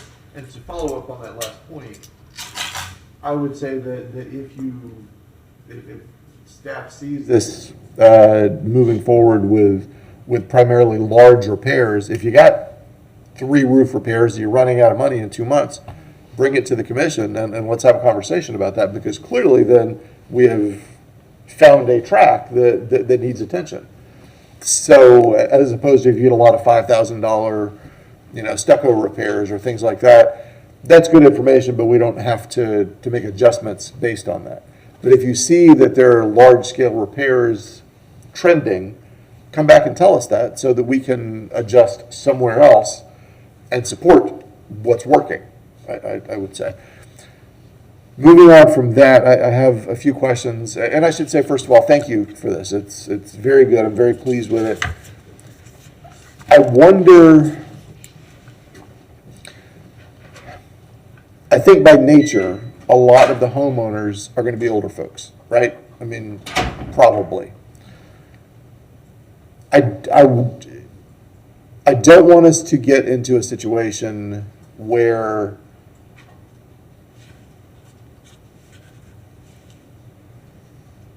an older homeowner gets the repairs done and is then responsible for the forgivable mortgage loan, and gets 5-6 years in, something happens and they leave family with it who isn't going to move into it. They're somewhere else. I don't want this to be a situation where there's no way out for heirs, where they're suddenly stuck with it. So I wonder if there's a way that we could create an appeal process for heirs to come back to, whether it's a staff panel or an advisory board or the commission, as we do sometimes with other liens, where we make it explicit that there is an appeal process somewhere in that, in extreme cases. It's not going to be regular. It's not going to happen often. But that sometimes, in a weird circumstance, there's an opportunity to come back to the commission and say, we have a problem, and we need to figure a way out. So I would like to try to build something like that in there, and I know that's easier said than done from a legal perspective. But I think I would feel good if there were some kind of appeal process built into it for the repayment. And that's a tiny percentage of what we're going to encounter here. But I want to deal with that before we get there so that we don't create more things that are like there's property problems, that we can stop on the front end. My other question is on the neighborhoods themselves. And I wonder if there's, back up. It's clear to me that the neighborhoods that we're addressing tend to be kind of pre-World War II neighborhoods, at least from the photos. We're talking about not concrete block homes, so they're probably all pre-war. The other neighborhoods that fit this category are maybe Spring Hill, not Spring Hill, but Sugar Hill, and parts of maybe Duval, the older parts of Duval, the parts of North Lincoln Heights. I wonder if it's possible to expand into other neighborhoods is my question, because they fit many of the same things that we're trying to achieve here. So I wouldn't want to shut out other, I'll use the word historic, knowing that we can't apply that technical definition to it perhaps, but generally historic neighborhoods is just a thought for my colleagues to consider here. Thank you very much for the program. I'm really happy with the direction we're taking with it. Thank you, Mr. Mayor. Thank you. Commissioner Chestnut. Thank you, Mr. Mayor. The program is wonderful. You've done a great job with it. I was just amazed in reading this to realize the number of homes that have been demolished at Fifth Avenue and in Pleasant Street. So this is very needed. I like Commissioner Ward's comments about trying to expand it to include other neighborhoods. I know one of the criteria is based on income. Would you consider age of the building as a criteria, age of the structure? Yes, that definitely can be considered. We could perhaps create a scale like houses built in this era before, that definitely can be considered. All right, and then do you have a cap on the award? There's no currently any cap. I do have some recommendations if the commission wanted to change and add a cap. So I think you might want to consider a cap if we're going to expand it to Duval Heights, all of the neighborhoods that you named. We're going to run out of money very soon at $76,000. I'm hoping that as we go through the budget process, there is a way to round this number up to 100,000 so that we can serve more people. But I think we should consider a cap. First go around, maybe 15,000 per home or what have you. Up to 15,000 would be my recommendation. Okay. Thank you, Mr. Mayor. Thank you. Commissioner Duncan Walker. Thank you, Mr. Mayor. And thank you for this presentation. This is a program that has piqued my interest since I first, as a commissioner, became involved in these conversations. I know that we have many neighborhoods who know that they are, quote, historic, but by virtue of an organization defining historic, do not fall within those parameters. And so one of my first questions, and I'm not sure that it's been answered yet here in the presentation or through the questions of my colleagues, is how are we defining historic in terms of a time frame? Do we know, because I haven't seen it in the presentation, what is the definition of historic home? So we didn't want to define that definition. What we're going to do is have the historic preservation officer look at, so I guess the first definition, is if it's in the Pleasant Street, all the homes in Pleasant Street, there was a survey done. And so those homes that are listed as a contributing structure, we know those are historic. The ones outside of Pleasant Street, we don't necessarily know. And so that's one reason why we're having them listed on the historic register. So all homes will go through our historic preservation officer, and she looks at things like the historical significance of the architectural style. If it was built in like a historical time. I should have brought her here, but she has a set of criteria, and I actually might have that in my notes, that she looks at when determining if a home is historic. For sure, okay. And that's okay, don't worry about that, because there will be questions that I have for her, and I don't mind, following up with a phone call to her. But I guess along those lines, and I believe one of my colleagues mentioned this a little bit earlier as well, per the Historic Preservation Board, the historic guidelines, and thank you, Commissioner Salko, because I too share the sentiment that I want people to be aware upfront what you're signing up for. Because, and therefore, for a lot of reasons. First of all, you should just know, because it sounds wonderful that you would now, particularly coming from communities that have historically not been able to do this, now here's this opportunity, but you need to be very, very aware upfront with the fine print being made very large, and understandable for folks to know exactly what they're signing up for. So I can really, really appreciate that leading the conversation, because I wouldn't want anybody to see what they believe is a wonderful opportunity and not fully understand what they're committing themselves to. So thank you, Commissioner Salko, for bringing that up, and thank you for agreeing to make that a focal point and agreeing to kind of lead with that in our conversations when we start accepting applicants. Let's see. I'm wondering, and perhaps this is a conversation too for the young lady who is over the Historic Preservation Board. I'm just curious if we have asked these homeowners if the guidelines are feasible for them, the people who would particularly be applying for this. Because it sounds good to us, and I know a lot of times things make sense and they're rational to us, but if we're looking for people to apply, I'm just wondering if we've done any kinds of data collecting, have we spoken to anybody? What are the people, the potential target audience saying about what we're trying to roll forward here? Do we know? So that part was kind of what we vetted through with our advisory board. We did not necessarily speak specifically about this program. We have had people inquire about the program once they've heard it's happening. A lot of people we've referred to Housing Community Development's home rehab program. So as far as the historic aspect of it, I think that's something we'll have to just see how it goes.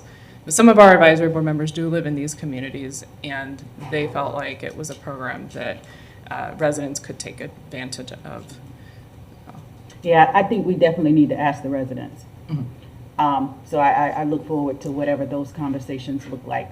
That's always very, very important to me. We do have boards. That particular board, I believe, has been cut back from 15 to 9, so it's a smaller group of people. And I can kind of, one of the communities that I'm thinking of right off the top of my head is Fifth Avenue, which has changed a lot. But when you consider some of the families that remain there, a lot of them are descendants of those that were there during Reconstruction.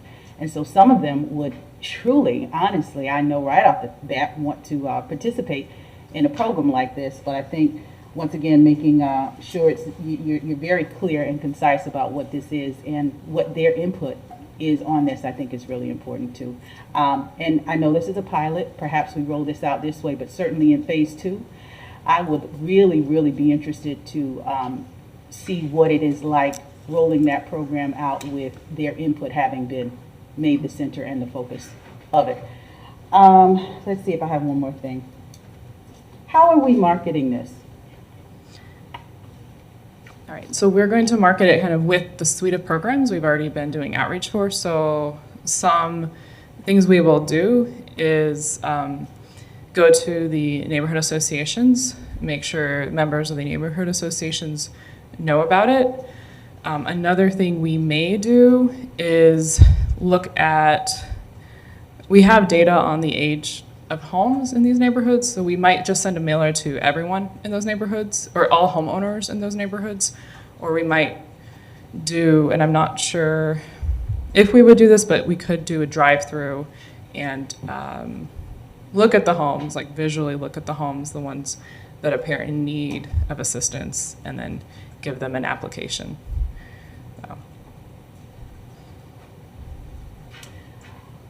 I am always, I'm big on how we market stuff, because I think that we may be missing opportunities to tell the story of wonderful programs that we're doing, and also to make them as accessible as we possibly can. And I'm a little hesitant to kind of cherry pick things. I always like making things as accessible as possible. So however we can work with our marketing department, Madam Manager, to make sure that this program gets rolled out and its marketing is something that that we really kind of focus on, is something that's really, really of great concern and importance to me. I don't know what that is. I don't know whether, obviously social media is a thing, but like I think Commissioner Ward alluded to a little earlier, we have some people who are going to be older individuals. So how we reach out to them is going to be really crucial. I don't know if it's, television can be a little expensive, but perhaps that's something that we want to do. I have no idea, but I do know that the marketing piece for this is going to be really important. Because the other thing too is a program like this has the potential, especially if we do it right, to begin rebuilding trust in some of these same communities where some trust has been broken over time. So I'm excited about the potential that lies therein, to roll something out that can be very meaningful and beneficial to these communities that have been historically excluded from a process because they weren't deemed historic neighborhoods. So thank you for expanding that. I appreciate the board's awareness of that. And I look forward to this. I'll sum my comments up, I believe, with that final statement. Thank you. Commissioner Chestnut. Thank you. I want to follow up on the marketing because marketing in this sense may not be in the traditional mode that we think about. It gets to a cultural, learning the cultural mode of the community that you're trying to address.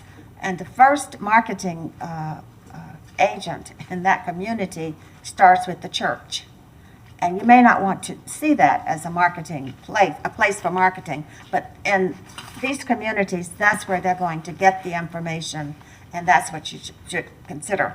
Also, I think marketing to the newspapers that are specifically to that area.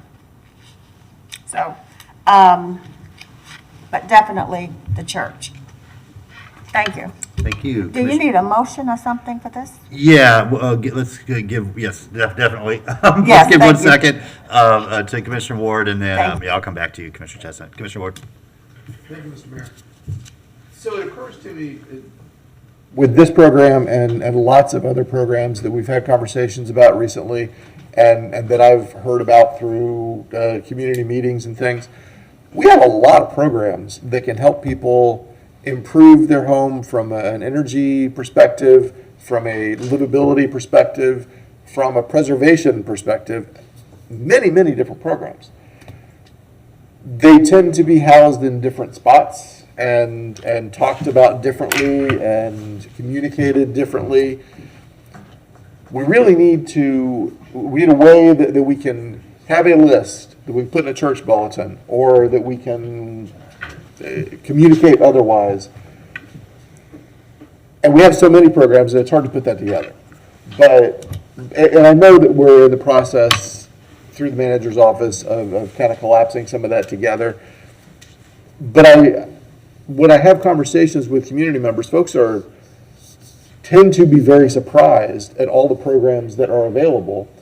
But I think because they're splintered in so many directions, they're always fully taken advantage of, because while somebody may know about this program that we're talking about today and come look at it and not meet the guidelines for this and think, oh, the city can't help me, and miss another program that we have otherwise that they could have been a part of because of the splintering. And particularly if we're talking to people who have been shut out of processes, public processes, historically, if they have the courage to come ask about one and that one doesn't work for them, they're going to disappear right back into their shell. So if there's a way to offer the bevy of programs that we have in a way that really does reach out to people and bring them into ways that the city of Gainesville can help, I think that would be really, really useful, not just for those individuals, but for the way the community feels about what we can do and how we can help. Just a thought. Obviously, it has nothing to do with emotion or anything, but I see all the different pieces that aren't always being put together on the same puzzle table. Right, Mr. Mayor, if I might Thank you. respond, clearly there is a way, and that way will be presented to the board before the summer is over. Okay, that's great. Thank you. Commissioner Santos. Thank you, Mayor. To kind of go off Commissioner Ward's point, I mean, the Housing Community Development Housing Rehabilitation Program does all these same things, but does it citywide. One thing we want to use CRA funds, kind of looking in the future too, is funding that more, taking some CRA funds and funding that program more, instead of having a bunch of different programs. Because my one concern with that I think Commissioner Jonathan Walker and Commissioner Sacco brought up is agreeing to be an historic designated building means you have to give up a lot for the future, and you have to have a certificate of appropriateness. You have to spend money to go before the board if you ever need to make any changes to your building. I think this is good for ones in the historic or in the Pleasant Street neighborhood, but when you go outside of that area, I think one of the things we should consider kind of coming out of this pilot is maybe it's better just to fund those more with housing rehabilitation funds, or out of the housing community development, and just funding that with CRA funds and maybe having a special area, because there are historic homes, or there are homes that may not be deemed historic that still need help. And I have concerns like limiting it to that, and then somebody maybe getting a small $2,000 repair and agreeing to be in a historic home, and then it's going to cost them a lot more than that in the future to keep that home updated in the future as well. One other thing I hope that we can put into the motion is, and I don't think we'll get into it in this amount of funds, but I don't want this to become a giveaway to the rich, and many historic homes are a lot of times owned by richer people. And the 60, we're prioritizing 80% AMI, but I think we should have a cap on it of at least 120% AMI, and just this program is only eligible for people below that. I don't think we should be giving kind of low cost loans to wealthy people. Thank you, Mayor. Thank you. Back to Commissioner Chestnut. Thank you. I was going to say that Commissioner Ward's comments are quite timely. The banner story today in today's Guardian newspaper is that the city manager will be going out, and maybe this is what she was going to talk about later on, going out with the program to introduce all city programs to citizens so that they get an idea of that it's a fair to present that information. And is that what you're talking about for later? Because it's in the Guardian today, the top story. I'm sorry, Mr. Mayor, if I might respond. There is a city services fair that will be held in another week or so on a Saturday at MLK. And that was not what I was referring to. I am in the process, and I've met with Jacqueline Richardson of HCD and Ms. Modil and Mr. Mann relative to GCRA, as well as Corey Harris, our new senior housing strategist. We will be consolidating all of our housing programs across the board into one entity. And I'm in the process of doing that. That's why I said yesterday when we were speaking about GCRA that it is under construction, because it will come back looking a bit different. And so we will have the opportunity under that umbrella of services to lay out all of the services represented by the city. And that will be coming back to the commission very shortly, just so for information purposes, because it is, under the city manager's purview to do that restructuring, and it is under construction. Relative to the city services fair, we will have all of our departments. They will have their tables, they will have staff there. We will be addressing the public with any questions and concerns that they have relative to city services over a 3-hour period. And we'll do that 4 times a year. We're going to do it twice for the remainder of this fiscal year. We're doing it in a couple of weeks, and we'll do it again in September. But in the new fiscal year, we will do it 4 times around the city, and we will showcase all of our services, all of our staff. Commissioners will be invited for sure to be able to meet the neighbors and residents and address them as appropriate, but we will be showcasing our services in that way. Thank you. Thank you. Commissioner Duncan Walker. Thank you, Mr. Mayor. To Commissioner Hayes-Santos' point, I can appreciate what he was saying, which was one of the reasons that I asked about the definition of historic, but also why I asked about the specific guidelines. I personally don't know what the guidelines are, and I won't be the only person who doesn't. There will be people who will want to be interested in this, but I'm pretty sure probably people who will have an initial interest in this program but might find because of those guidelines that this is not the program for them. So I'm sure we'll have some takers and we'll have some other people, and I'm frankly looking forward to the program that bolsters the folks who have historically been shut out of this type of opportunity here. So this will be for some, but once again, when I think of neighborhoods like, say, Fifth Avenue, that neighbors Pleasant Street, that does have historic structures, and some families who have a little something, but also families who don't necessarily have access to wealth yet they live in a historic structure. I'm looking for the programs that will really bolster them. So thank you for this. I can't wait to have the conversation where we talk about the programs that really do focus in on that gap, because it sounds like there is one, but we also may have a program for it. So I'm excited. Madam Manager, I see you moving forward. Oh, okay. I'm anxious because I'm trying to get it done, and it's like, Yeah, well, let's get it done. We'll get it done.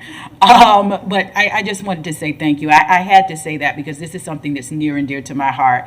I live in, have had family that has lived in for generations, these historic communities. So I understand the value, the sentimental value, and the need for this program. I just want to see us be able to do something that does advance the equity and advance the opportunity for everyone who lives in these communities. So thank you. Thank you. Mr. Mayor, is it okay if I make a quick comment? Of course. So I wanted to Commissioner Hayes Santos' comment. I want to clarify that the current income cap is median income. So you must earn under the Gainesville area median income to qualify for the program. What we prioritize is people that make a lower income, maybe lower than the 80% or 65% bracket. And then I also wanted to let the commission know that our historic preservation officer has arrived, and she may be able to answer questions that were asked earlier. Thank you. Okay, thank you. Thank you, Ms. Kaufman, for making yourself available. So I want to try to consolidate some of what we've heard. First of all, just a reminder, this came back to us because the commission had a desire to allow 2, 3, and 4 family homes to be eligible for this program, not just single family homes. That's really important. We have some really significant contributing historic structures in these surrounding neighborhoods, sort of older neighborhoods that are 2, 3, and 4 family homes. My brother lived in one of them in Fifth Avenue for a long time, and it was a large home converted to a 4-family home many, many years ago, but is an old historic structure and has provided affordable accommodations for people for many years. And so to be able to help stabilize that and not see that get raised and replaced with the $600,000 single-family home is important. So we haven't talked a lot about that sort of expanding criteria. It sounds like there's no objection to that, and I'm glad about that. this is also a pilot. Exactly. So that's where I was going. We have this funding amount. I hope that upon execution, we get plenty of applications and we hit that funding cap. And I would say to Commissioner Ward's comments, come right back to the commission. This is unquestionably an ARPA eligible activity. It's home stabilization. So we have funds there that can be immediately released if we get applications that go above that 76,000. So that I'm not worried about, Commissioner, because if we get to that point, it's just good news, and we can go out and we can make sure that everybody who applies that is eligible, especially under that median income or 80% AMI, can qualify for the program and get the services delivered. So please just bring that back to us if that's what we end up running into. And for that reason, I'm not for this pilot. I'm not interested in placing a cap up front, because I just want to see what we're getting back and kind of what types of roof is going to be the big one, or sort of just foundation stabilization. If it's smaller stuff but even windows can be a big. I found out myself a big expense, especially in historic structures. Windows are pretty crazy. Anyway, I just want to see what we get back. Let's get it out there. Let's get the applications in and start approving them.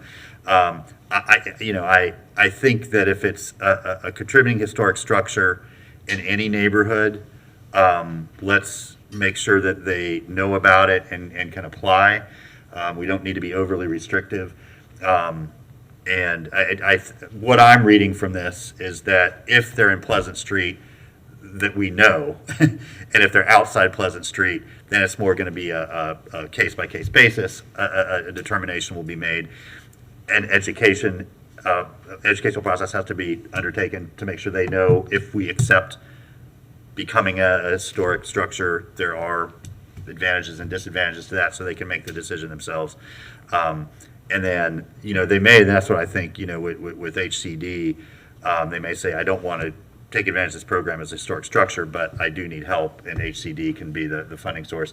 And again, if we can identify those now and get them on a list, and then use ARPA dollars to do that, I think that helps us accomplish our multiple goals. So with that, Commissioner Chestnut, are you prepared to make a motion?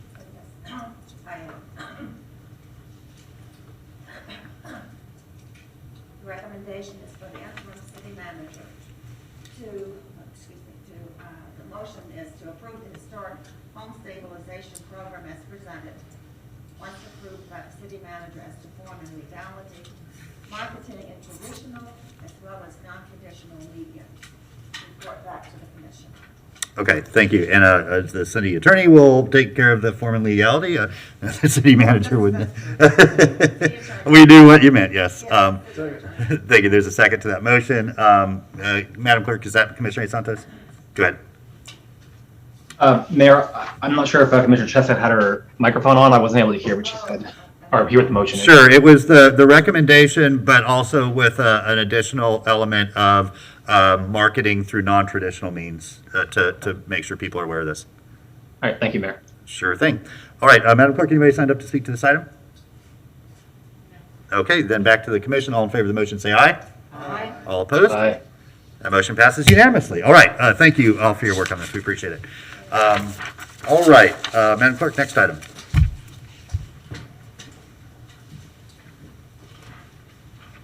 Next item is 0851, Charter Amendment addressing vacancies in office. Okay, thank you. This is a follow-up from the last discussion we had. There was a direction by the commission to ask the attorney to move forward with drafting some language that would extend the required period by which the commission would hold an election, a special election, in the event that there's a unforeseen vacancy, from 60 to 120 days. This is to really accommodate the supervisor of elections and her need to have time to conduct said election. And if we vote to do this, then the city attorney can bring that back in ordinance form for us to vote on. The other element is that the clerk is the supervisor of elections has obviously been very busy. We have not heard back from her yet about whether there is room on the November ballot to include this. So we, I'm sure, will get that feedback from her before this comes back in ordinance form. But that this may be able to go on the November ballot of this year. It may need to wait, till the next election. We're not sure yet. Mr. Need, anything you want to add there? Yeah, Mr. Mayor, this is just for discussion only, obviously. We haven't advertised anything. It's for further direction by the commission. I understood the direction at the last time this came up was to make the change, and that's what we've drafted here, to rather than hold an election within 60 days, as our charter currently requires, it would be to call an election within 60 days. I'm sorry, and you're conduct it as expeditiously as possible afterwards, given the constraints upon elections, equipment, and personnel, and so forth. That's what we sort of prepared. You're correct. Yeah, thank you for the clarification. I had that both stuck in my head. But that's another option. I mean, again, let us know what option you want to pursue.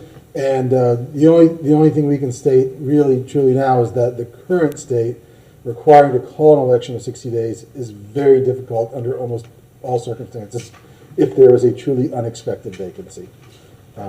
Yeah. Okay. Thank you for that clarification. And we did have that discussion, and it seems where the commission landed. It was where the commission landed last time, so that is accurate. Commissioner Santos. Thank you, Mayor.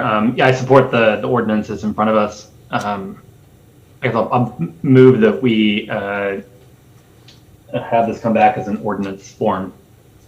Okay, motion and a second that we direct the Attorney's Office to bring back the call election within 60 days, modification to the commission in ordinance form. Again, we'll try to get the supervisor's feedback about whether that could get on this November ballot or not before then. Commissioner Sacco. Thank you, Mr. Mayor. So we haven't gotten confirmation from Ms. Supervisor Barton yet. Correct, and I can assume that's mainly because the demands on that November ballot really won't be crystallized till after we see what happens in the August ballot, especially with the elections that are nonpartisan. You don't know if there's going to be a runoff or not. And we have 4 races, there's traditional races, et cetera. So it's more of a procedure question at this point. We can vote for an ordinance to come back, but it doesn't work until the charter's been changed, or am I wrong? That's correct. We would bring back, we will advertise the ordinance, bring it back for you to discuss. Things such as, the ballot language, you may want to tweak a little bit. We tried to make it clear cut, obviously, and fit the parameters. And we can get more feedback before we advertise it, if you like. And then the ordinance would call for a referendum. Okay. And that ordinance would have to pass by 6/7 of y'all, 4/5 under our charter, which translates to 6 out of 7, oddly enough. And then it would be placed on the ballot. If then we hear from the supervisor that it is just not possible because there are paper shortages and other constraints, well, then we'll have to cross that bridge when we come to it. But these steps can be taken in the meantime. We'll just We will be in advertise the limbo. ordinance, Mr. Mayor and Commissioner, bring it back to y'all to consider, decide if there is the 6 out of 7 to go forward, and have second reading, and then proceed with more concrete conversations, obviously, with the supervisor about finding room for it. Okay. Thank you. Thank you, Mr. Mayor. Okay, thank you. Madam Clerk, anybody signed up to speak to this item? Okay, so there's a motion to move this process forward, to call an election within 60 days as opposed to have an election within 60 days. All in favor of the motion, say aye. Aye. All opposed? That motion passes unanimously. Okay, Madam Clerk, up next.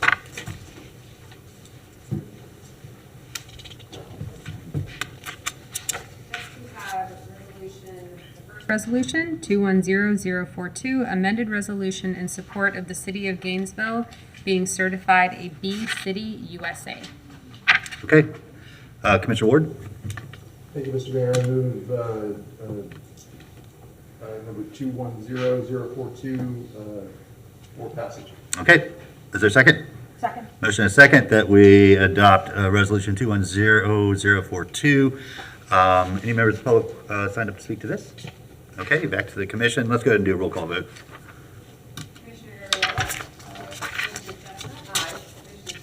Aye. Walker? Aye. Commissioner Ward? Aye. Commissioner Hayes Santos? Aye.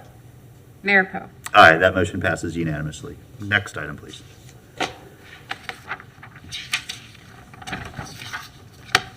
Next item is 211269, resolution for interlocal agreement between Florida Department of Transportation and the City of Gainesville for the National Pollutant Discharge Elimination System Program. Okay, Commissioner Sacco? I think the manager. Oh, you want to introduce it? Go ahead. Well, sure. I mean, this is an item, Mr. Mayor, that requires us to renew our agreement with Florida Department of Transportation. We have an agreement with the county. I believe we still have another year or so in that, but with the one with the state is expiring, so we do need to have an update on it. So if you want Mr. Mann or someone from the department to speak further. No, I mean, it's a simple But it's the renewal, unless there's a partnership. question from the commission. Yeah, this is a routine activity. Go ahead, Commissioner Sacco. Thank you, Mr. Mayor. I move resolution number 211269. Is there a second? Second. Motion and a second to approve the resolution. Anybody signed up to speak to this item? Okay, then we'll come back to the commission for a roll call vote. Commissioner Sacco? Aye. Commissioner Santos? Aye. Commissioner Ward? Aye. Commissioner Ariola? Aye. Commissioner Chestnut? Aye. Commissioner Duncan Walker? Aye. Mayor Poe? Aye, that motion passes unanimously. Okay, we've reached the end of our business for this morning. We will go in recess and we will reconvene at 1 o'clock. We are now in recess.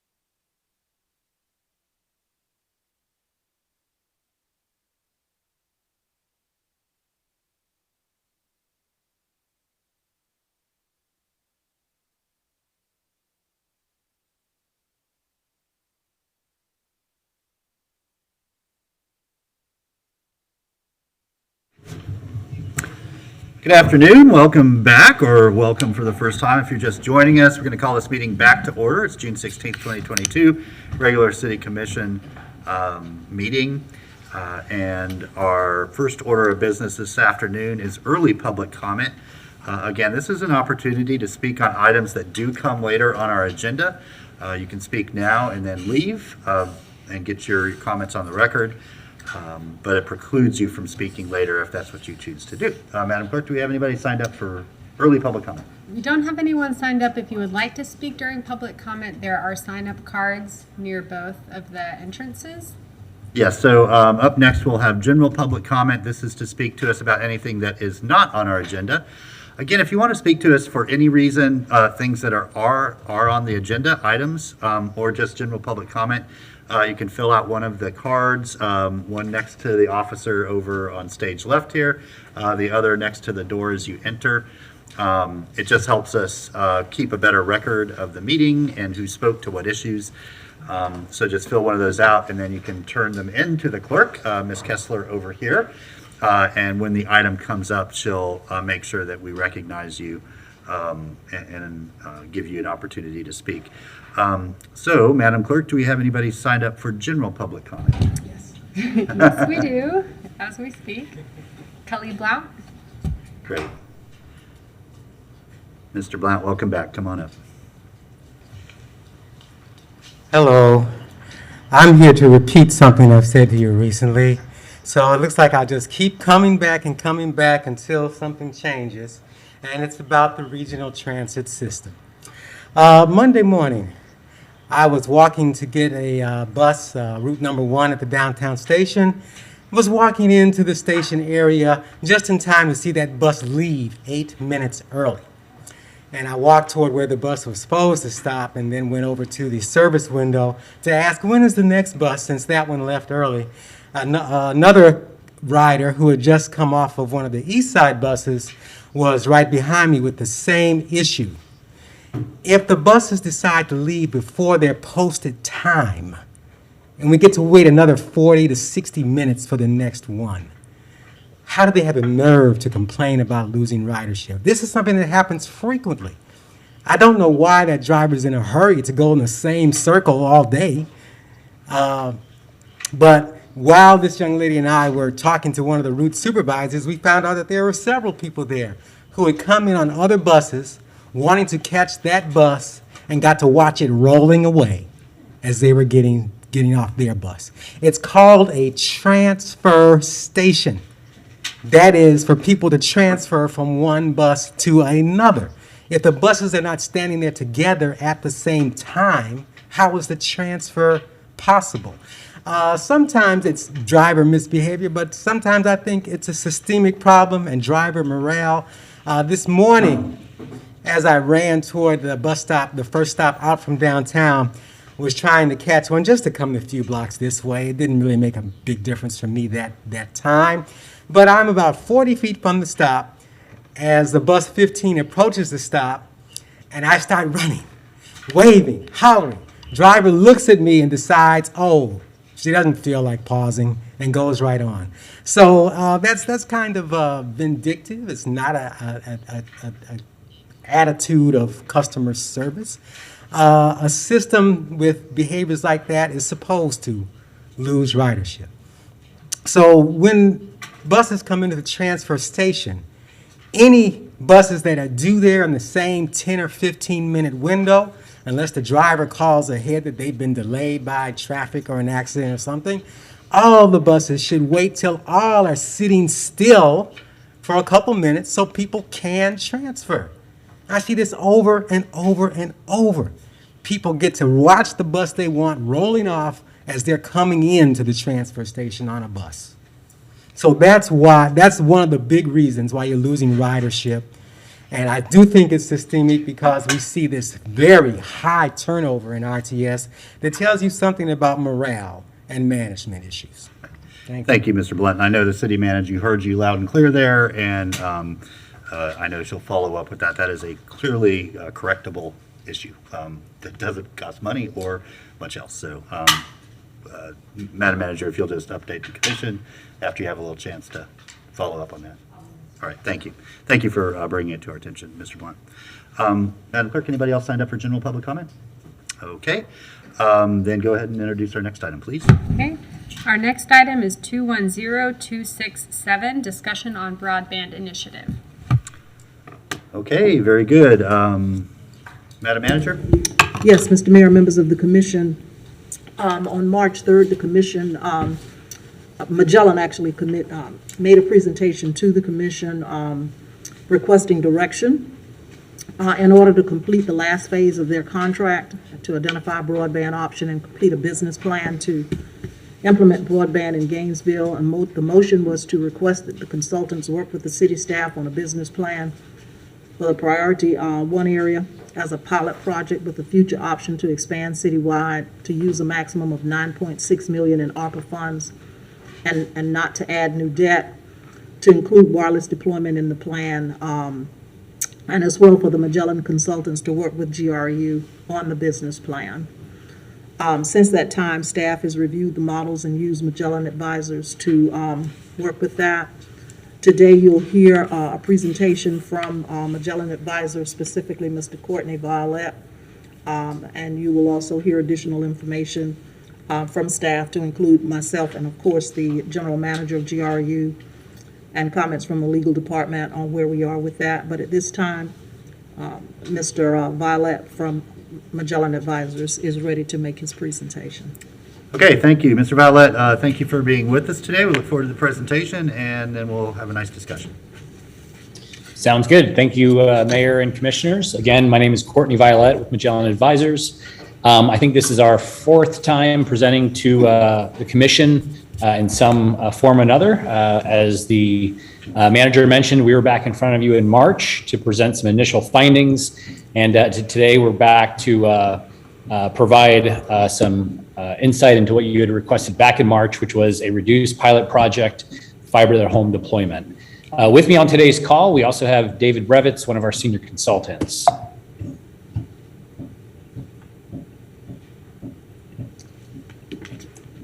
So I just want to take a step back and just remind really the commission and those listening why we are here. In 2020 timeframe, the city put out an RFP to develop a business plan for a fiber to the home expansion.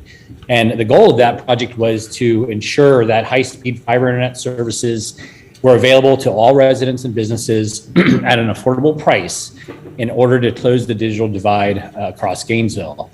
You had a number of additional goals and objectives. Those are listed here, and I'm not going to repeat those, but they are in the presentation. We also updated our market analysis as part of the project, just again taking another look at the market. As you all know, you have two primary incumbent providers within the city of Gainesville. AT&T is a legacy incumbent, and then Cox is your cable provider. They both generally have services deployed across the city of Gainesville. AT&T has some legacy DSL services that are in abundance throughout the community, although they are making strides to build fiber in certain key locations and neighborhoods.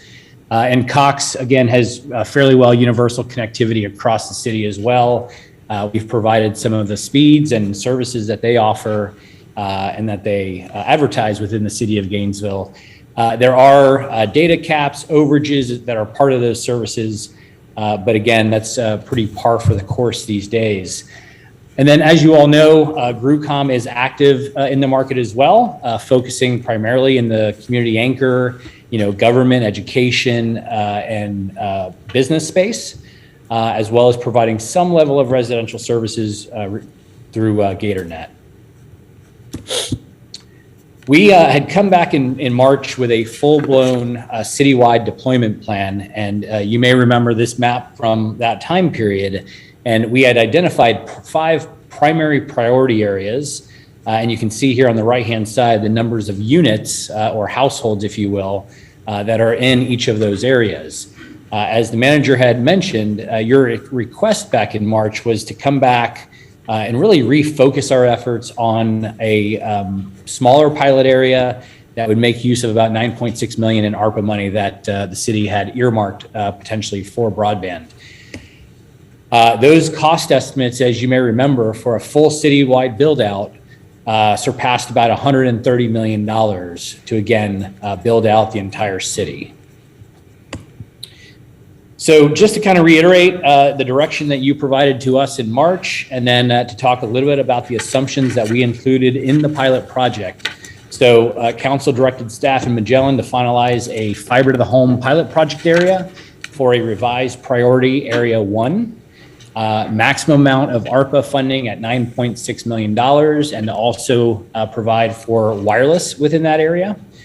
I do want to just point out a couple assumptions that we utilized going into modeling these once again. So we did use a maximum of $9.6 million in ARPA funding. We are assuming that this is a GrewCom expansion of residential and business, what we call best effort internet services. Today, GrewCom primarily plays in a dedicated internet space, meaning they are providing dedicated guaranteed bandwidth. Best effort generally means that it is exactly that, right? You're going to take the best effort, provide as much bandwidth as someone contracts for. You have a lot more ability to manage those services, again, over a fiber network than you do today in some of the legacy networks deployed across the city. We're also assuming that GrewCom's reorganization plan is underway and that their voice services offerings are in fact available to sell to new customers. We did provide an analysis on the wireless deployment as you requested, but I just want to point out that we did not include it in the business plan from a financial modeling perspective. You really wouldn't deploy fiber to the home with a wireless overlay, right, with a competing service, because you would obviously be pulling customers away from the wireline service that you're focusing this deployment on. So we provided the wireless cost estimates for you as a consideration, but once again, they're not in the 20-year financial model. And then again, we also did not contemplate any further expansion beyond the pilot because, again, the City Commission had requested a model where there was not significant debt that was required as part of that plan. So we went back to the drawing board a bit. We did reshape the pilot area per your request. You can see on the left side of the screen is the revised boundaries for the potential pilot area. And then onto the right side, we provided just some of the data about this area. So as you can see, there are roughly 2,400 residential units within this area, and then approximately 550 commercial business, small business, enterprise business data points or address points. So roughly 3,000 new points would be passed by this build out. And as you can see on the bottom right-hand side, it's about 55 miles of construction. We planned to leverage the GRUCOM or the GRU electric pole lines wherever we could. And that accounted for about 41 miles of new construction aerial on the poles and about 14 and a half miles of underground construction. Total cost estimates were just under 5.5 million. That's straight construction cost estimates without contingencies or anything else. The additional capital dollars that are required include funding to connect homes to the network. That's done incrementally as homes sign up for service. There's just under $500,000 in equipment, about $800,000 in inspections and construction management, about $470,000 in additional equipment. This is vehicles, tools, testing units, and then about $360,000 in design, engineering, and permitting. On the right side of this screen, we did provide an overview of the average annual operations expenses for this build out, as well as assumed that possibly 3 new positions would be required to support.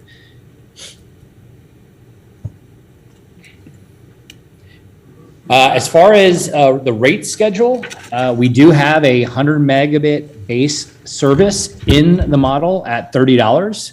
The White House recently announced a $30 package for 100 meg service with about 20 providers nationally. Cox was one of those that signed up, as well as others. We thought it was prudent for the city to also offer a similar product that would allow low-income household that qualifies for the Affordable Connectivity Program, which is a subsidy through the FCC. It would actually provide them 100 meg of free internet based on that subsidy that the city could be reimbursed through. You'll see a number of services here on the left. We do include voice services, so a phone, into a double play package. You can see those here about halfway through the chart on the left. And then we also have best effort services for business class services.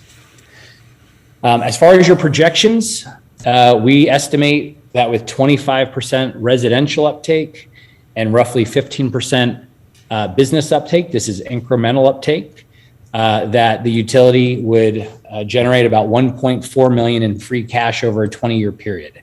So we estimate the break even for this pilot project is about 25% residential and 15% business uptake. The columns to the right just generally provide a forecast. Should you exceed those uptake projections, you can see what the financial performance of that pilot area would be.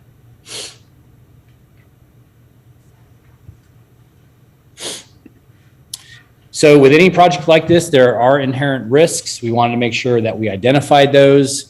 Obviously, there are competitive risks within the market regarding, lawsuits, local campaigns, perhaps that are trying to influence public opinion.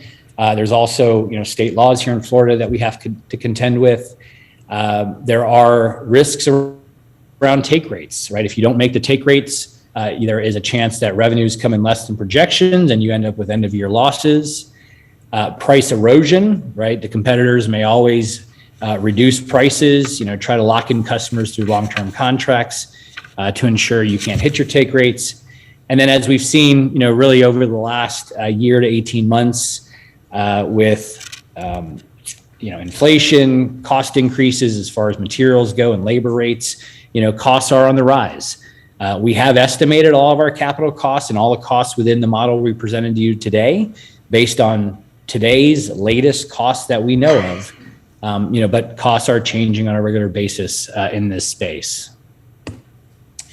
As far as a timeline for a project like this should be a relatively, easy deployment project. Again, most of this is aerial, so it's on pole lines, minimal underground construction. GRUCOM is an established utility that's providing services today. This is an incremental add-on. And so we do feel that this is a project that could likely be deployed and up and running within a 12-month period, maybe a little longer depending on permitting or, supply chain issues, getting your hands on materials. But really this is about a 12-month project in our estimation. As far as the wireless overlay goes, we did rerun the analysis here. We believe the priority 1 area could be covered with 3 tower locations. Estimated costs roughly $300,000 to deploy, and about $3,000 a month in recurring costs to provide that service. So finally, just want to talk a little bit about digital inclusion and some of the considerations. Like we talked a little bit about this in March, but we do feel that the city definitely needs to take a role in ensuring that infrastructure is getting built out, services are being provided as needed, and that the community is informed as to the opportunities that are out there for them to take advantage of. There's a lot of communications and a lot of collaboration happening regionally, both within the city, within Alachua County, and within a few counties out in that given area. We feel GRUCOM and the city definitely have a role to play. There are programs and opportunities available for low-income households right now that could go and take advantage of the Affordable Connectivity Program. This is a $30 monthly subsidy that goes towards broadband services. There's also funding out there that can fund devices. So this is really a matter of ensuring that your constituents understand the programs that they're eligible for and that they're taking every advantage possible. And then finally, there's a place for the city to make investments, whether that's in the pilot as we've laid out, or whether that's in the deployment of additional Wi-Fi throughout, city facilities, parks, important public spaces. Again, we feel the city should continue to move down this path and look for opportunities and for funding as those come to light. And funding is really why, again, we're here today. This project, the pilot, right, is the concept is it's funded through ARPA. We're about through the end of, ARPA dollars that are flowing down. All cities should have received their last allocations just in the last couple months. But there are additional dollars that are forthcoming. The Middle Mile program that was just announced in May will open for applications here in the coming weeks. This is a $1 billion fund for Middle Mile expansion. There is going to be a digital equity competitive grant program of about $1.25 billion. That'll open up later this year. And then there's also BEAD money, which is broadband equity access and deployment dollars, which will flow that down through the states. And much of these decisions as to who is eligible and where these dollars go will be dictated by upcoming maps that are being produced by the FCC. So we really don't have a whole lot of foresight into what that's going to look like. And those deliberations are currently undergoing. Lastly, again, we are here to present this pilot plan to you today. We are wrapping up all of our deliverables and our final report with city staff, and we'll have that in their hands early next week to really complete this project. As the manager had mentioned, I think we're possibly going to be followed by GRUCOM or GRU and Ms. Bennett in the legal office. So that concludes our presentation, but we're here for the rest of the session to answer any questions you may have. All right, thank you, Mr. Follett. Appreciate the presentation.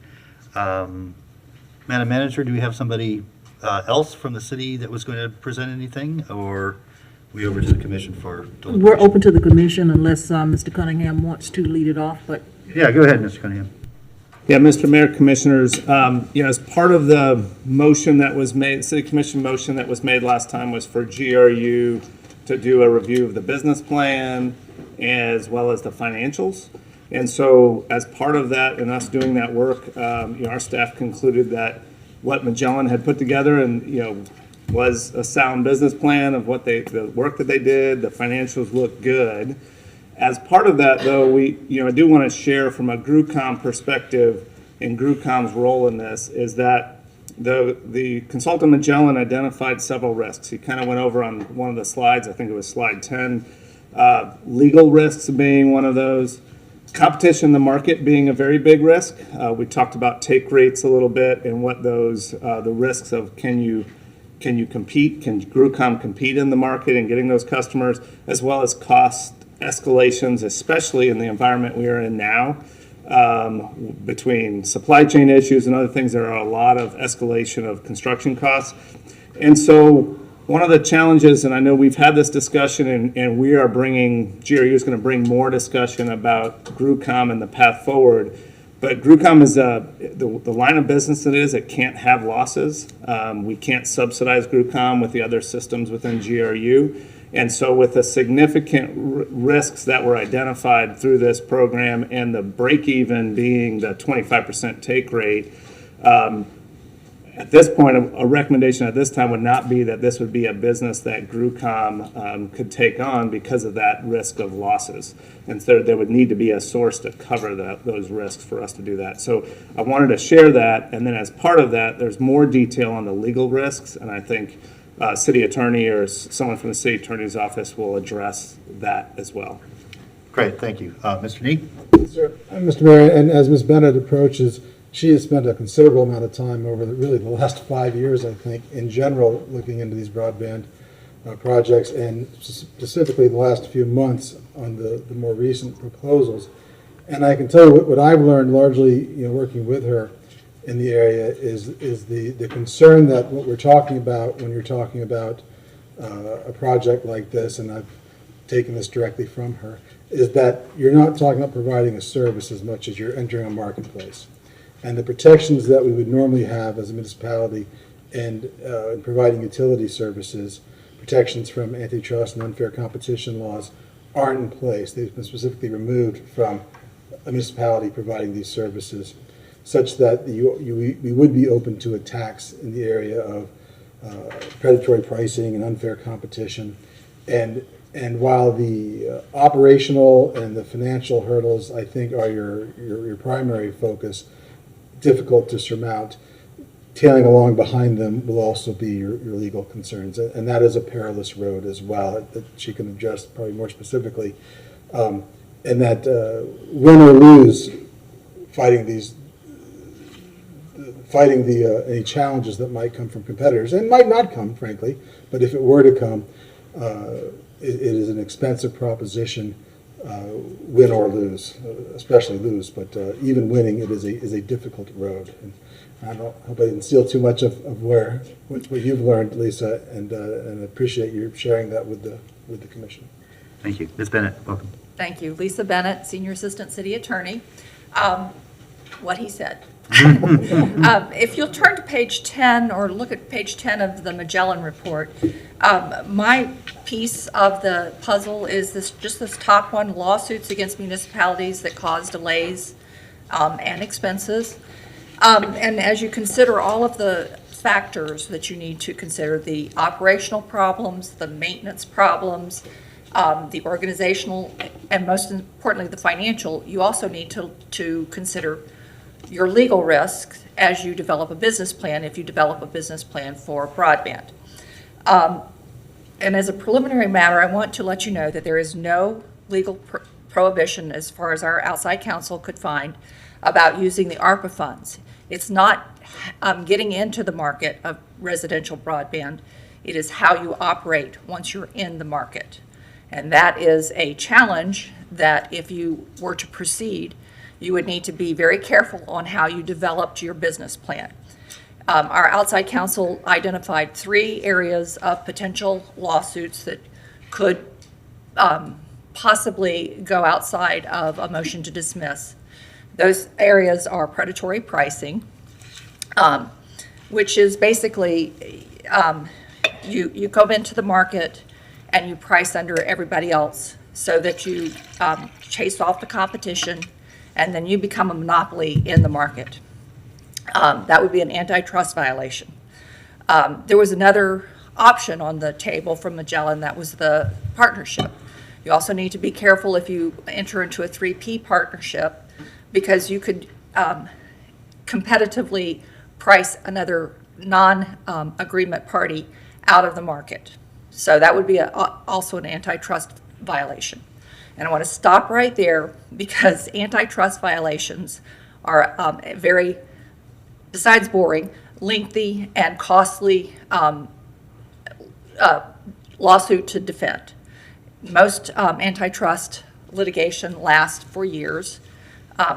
The attorneys usually are the least expensive of the costs, because you have to hire outside expert witnesses to testify. The antitrust litigation is heavily favored for the plaintiffs and disfavored for the defendants. So if we were to win, we would probably not get to recover the attorney's fees and court costs from the losing party. If we were to lose, not only are our expenses included, but their attorney's fees and treble damages. So that's an antitrust problem. The third area of the law is a Florida statute called the Florida Deceptive and Unfair Practices Act. And this act is usually used for consumers. It's not often used for competitors, but there could be some creative lawyers who could bring a suit under this statute. Again, we're protected from using ARPA funds, but if you were to use, for instance, ad valorem tax funds to help fund your broadband competition, and some of those tax funds were from, say, Cox and AT&T, then you could bring an argument, they could bring an argument that you're unfairly competing against them by using their money to build broadband to compete. So, again, I did ask the outside counsel to look at the use of ARPA funds and whether that in of itself would be an antitrust or unfair competition. That would not. It would be the other use of city funds to subsidize or improve or expand broadband. And with that, I'm open to questions, or I can go sit down. Okay, thank you, Ms. Bennett. I would be at the ready, as I would also ask our other staff members as the commission begins their deliberations and potentially may ask some questions. Yes. Oh, I'm sorry, I thought you were done. Go ahead. That's okay. No, Mr. Mayor, Mr. Cunningham and I have been, working on this for a while, particularly since the March meeting. And I just wanted to add, I know GRUCOM has been the focus of implementation of whatever scenario comes out of this. On the general government side, we quite frankly have been at the lead on the consulting side of things. There are no resources on the general government side to actually drive a project like this in terms of implementation.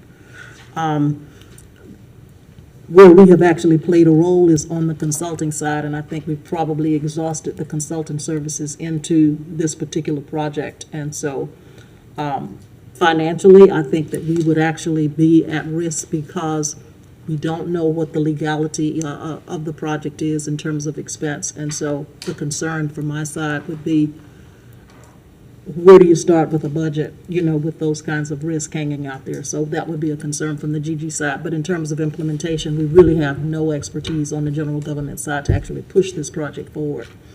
And so Mr. Cunningham has commented relative to GRUCOM and their position financially as well. So it kind of puts us at a stalemate. And I know that's where the discussion will go today, but we're really at a stalemate internally in terms of how to push this project out. All right, thank you. Okay, so let's go back to the commission here, and we'll start with Commissioner Santos. Thank you, Mayor. And thank you, Magellan, for all your work you've done on this. I do first have some questions for Ms. Bennett. There have been hundreds of cities that have done municipal broadband. You mentioned very strong concern for antitrust lawsuits. Has there ever been an antitrust lawsuit against a city for municipal broadband, to your knowledge? To my knowledge, Commissioner Hayes Santos, no, and I think that would be the same for the outside counsel. And again, I want to remind you that it's not entering the market, it's how you are in the market once the broadband is in place. So you need to be aware of that fact. Yes, okay. And yeah, there's hundreds of cities that are operating municipal broadband systems. You just make sure that you don't do predatory pricing, you don't do deceptive practices, and you don't do those types of things. And I think you should be fine with that with an antitrust lawsuit. Also, if you did get an antitrust lawsuit, it means that you are dominating the market, and we would have tens of millions of dollars in extra funding too. I mean, that is one thing, but I don't think we would even get to that point. Concerning the other lawsuits, AT and Cox don't seem to be suing cities much anymore, even though there's been tons more cities building out and running municipal broadband systems. Do you know the last time that they filed a lawsuit against a city, either AT&T or Cox, concerning municipal broadband? It's not something I researched. Okay. It's been quite a while to my research I've looked into. They don't seem to be suing because they lose the lawsuits they filed years ago. They haven't been successful. So there is always a risk in legal risk, but if we're talking about a legal risk that has never been happened before, even though hundreds of cities have done municipal broadband, I think that's kind of a little overblown in my opinion.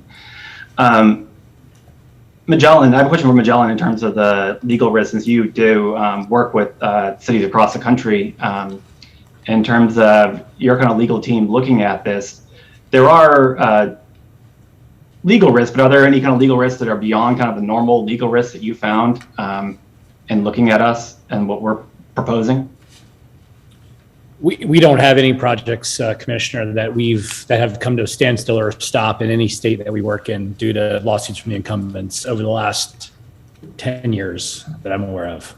And how many cities have you worked with probably over that time? Hundreds, if works in the last few years. I apologize, you broke up there. Yeah, with hundreds of communities, we've implemented over 50 projects in the last several years. You know, we're actively building and moving forward in cities like Palo Alto, Boulder, Colorado, right down in Louisiana. So again, pretty good broad spectrum across the country. Thank you. That's pretty telling when someone who's worked with hundreds of different cities across the country hasn't run into issues with legal things. And then the legal issues are, I think, are very overblown since they don't seem to be happening anywhere else in the country. Magellan, a couple more questions for you. You work with a lot of other cities around the country. You mentioned hundreds of other ones over the past few years. And then you seeing kind of where we are at as a city and looking at kind of the structure that we have, looking at our business plan, do you think we're in a good position to be able to be successful in doing broadband internet, simple plan rollout? Yeah, so Commissioner, I think that's a tough one to answer, right? No crystal ball here. I think the city of Gainesville is positioned differently than many other communities in that you had foresight years ago to go through this process, and you have GrewCom, you have significant assets and skill sets and experience. But at the end of the day, right, if you can't finance or fund the project, right, that's just a hurdle that each individual community, client, utility, right, has to figure out. So, I think from an operational, from actually getting out there and doing it, right, I think we have a lot of belief that GrewCom could be successful, but again, it's got to have support, it's got to have staffing, it's got to have funding and financing behind it, right? So that's the big unknown. Can you do it given what we know today? Don't know. All right, thank you. As we know, broadband is not a luxury, it's a necessity. COVID showed us how important internet is, and as we're moved more to remote work, people are choosing where they live based on the quality of internet. And the quality of internet in our city is not great in many parts of our community. We talk about lowering GRU bills. We talk about reducing taxes. We talk about how to save our neighbors money. This does this more than anything else we can do, and with this amount of money. This also would bring in millions of dollars in revenue. So this has long-term impact of reducing our reliance on the general fund transfer and saving our residents a substantial amount of money. Looking at take rates, Ocala, for example, our closest city that has municipal internet, they're seeing 45% take rates. With that take rate, we will be looking at having about $9.8 million in profit from this. We're talking about GrewCom and kind of the position they're in today. They are in a not a great financial position, and that's why I think we need to do something different. GrewCom has been extremely risk averse, and I think that's why it's kind of led to the financial issues that we're in. In a competitive business market, you can't just sit back, and that's what happened before. We have to go and find new revenue sources and go after those. I believe this is low-hanging fruit. This is a pilot project that gives us a ability to provide services, better services to the community, make money, and also turn GrewCom around. Also, this is talking about using ARPA dollars for it. Large amounts of funds from the federal government don't come around that often, and they should be used, I think, for transformational projects. This is the transformational project. It not only provides better services to our residents, it lower costs, but it brings in long-term revenue to the city. And I believe that we should move forward on it. I think it will be one of the best decisions we can make for our city. And I think if we don't do this, it would be an incredibly detrimental mistake on part of the commission. And yeah, thank you, Mayor. Thank you. Up next, we have Commissioner Chestnut. Thank you, Mr. Mayor. Our charter officers have stated very clearly, very succinctly, their recommendation to not proceed with this broadband venture. Most significantly, the general manager for utilities has stated unequivocally that GrewCom cannot take on businesses that require subsidization from another business unit in GRU. GRU cannot take on businesses that require, let me restate it. GRU cannot take on a business within GRU and subsidize it, period. In other words, GrewCom cannot cover all of the associated costs for broadband, and no other entity in GRU can subsidize the debt incurred by GrewCom. Furthermore, our bond resolution will not allow one system in GRU to pay for another system. The city attorney. The city attorney hired a law firm with a specialty in antitrust law at $850 an hour. And so far, we've spent over $20,000 researching this. The law firm does not recommend taking on the broadband venture. And to quote them, they say, the city may be vulnerable to potential antitrust and unfair competition claims brought either by state or federal government agencies, or more likely by competitors for predatory pricing. The city manager. City manager says, quite simply, her staff does not have the expertise to take this on. As she just stated, they have exhausted the consultants. They don't have consultants that they can hire to help with this.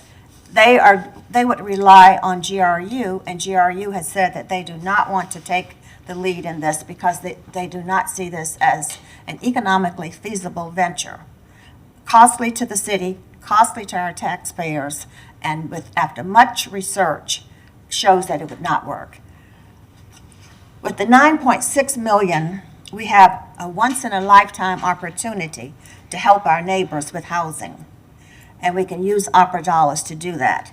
At the end of this discussion, I would like to place a motion on the floor. Thank you, Mr. Mayor. Commissioner Ward. Thank you, Mr. Mayor. Thanks for everyone who has worked on this to this point. Commission, staff, community, consultants, everyone. I appreciate all the effort. I appreciate the passion that goes into this. This is something I care deeply about.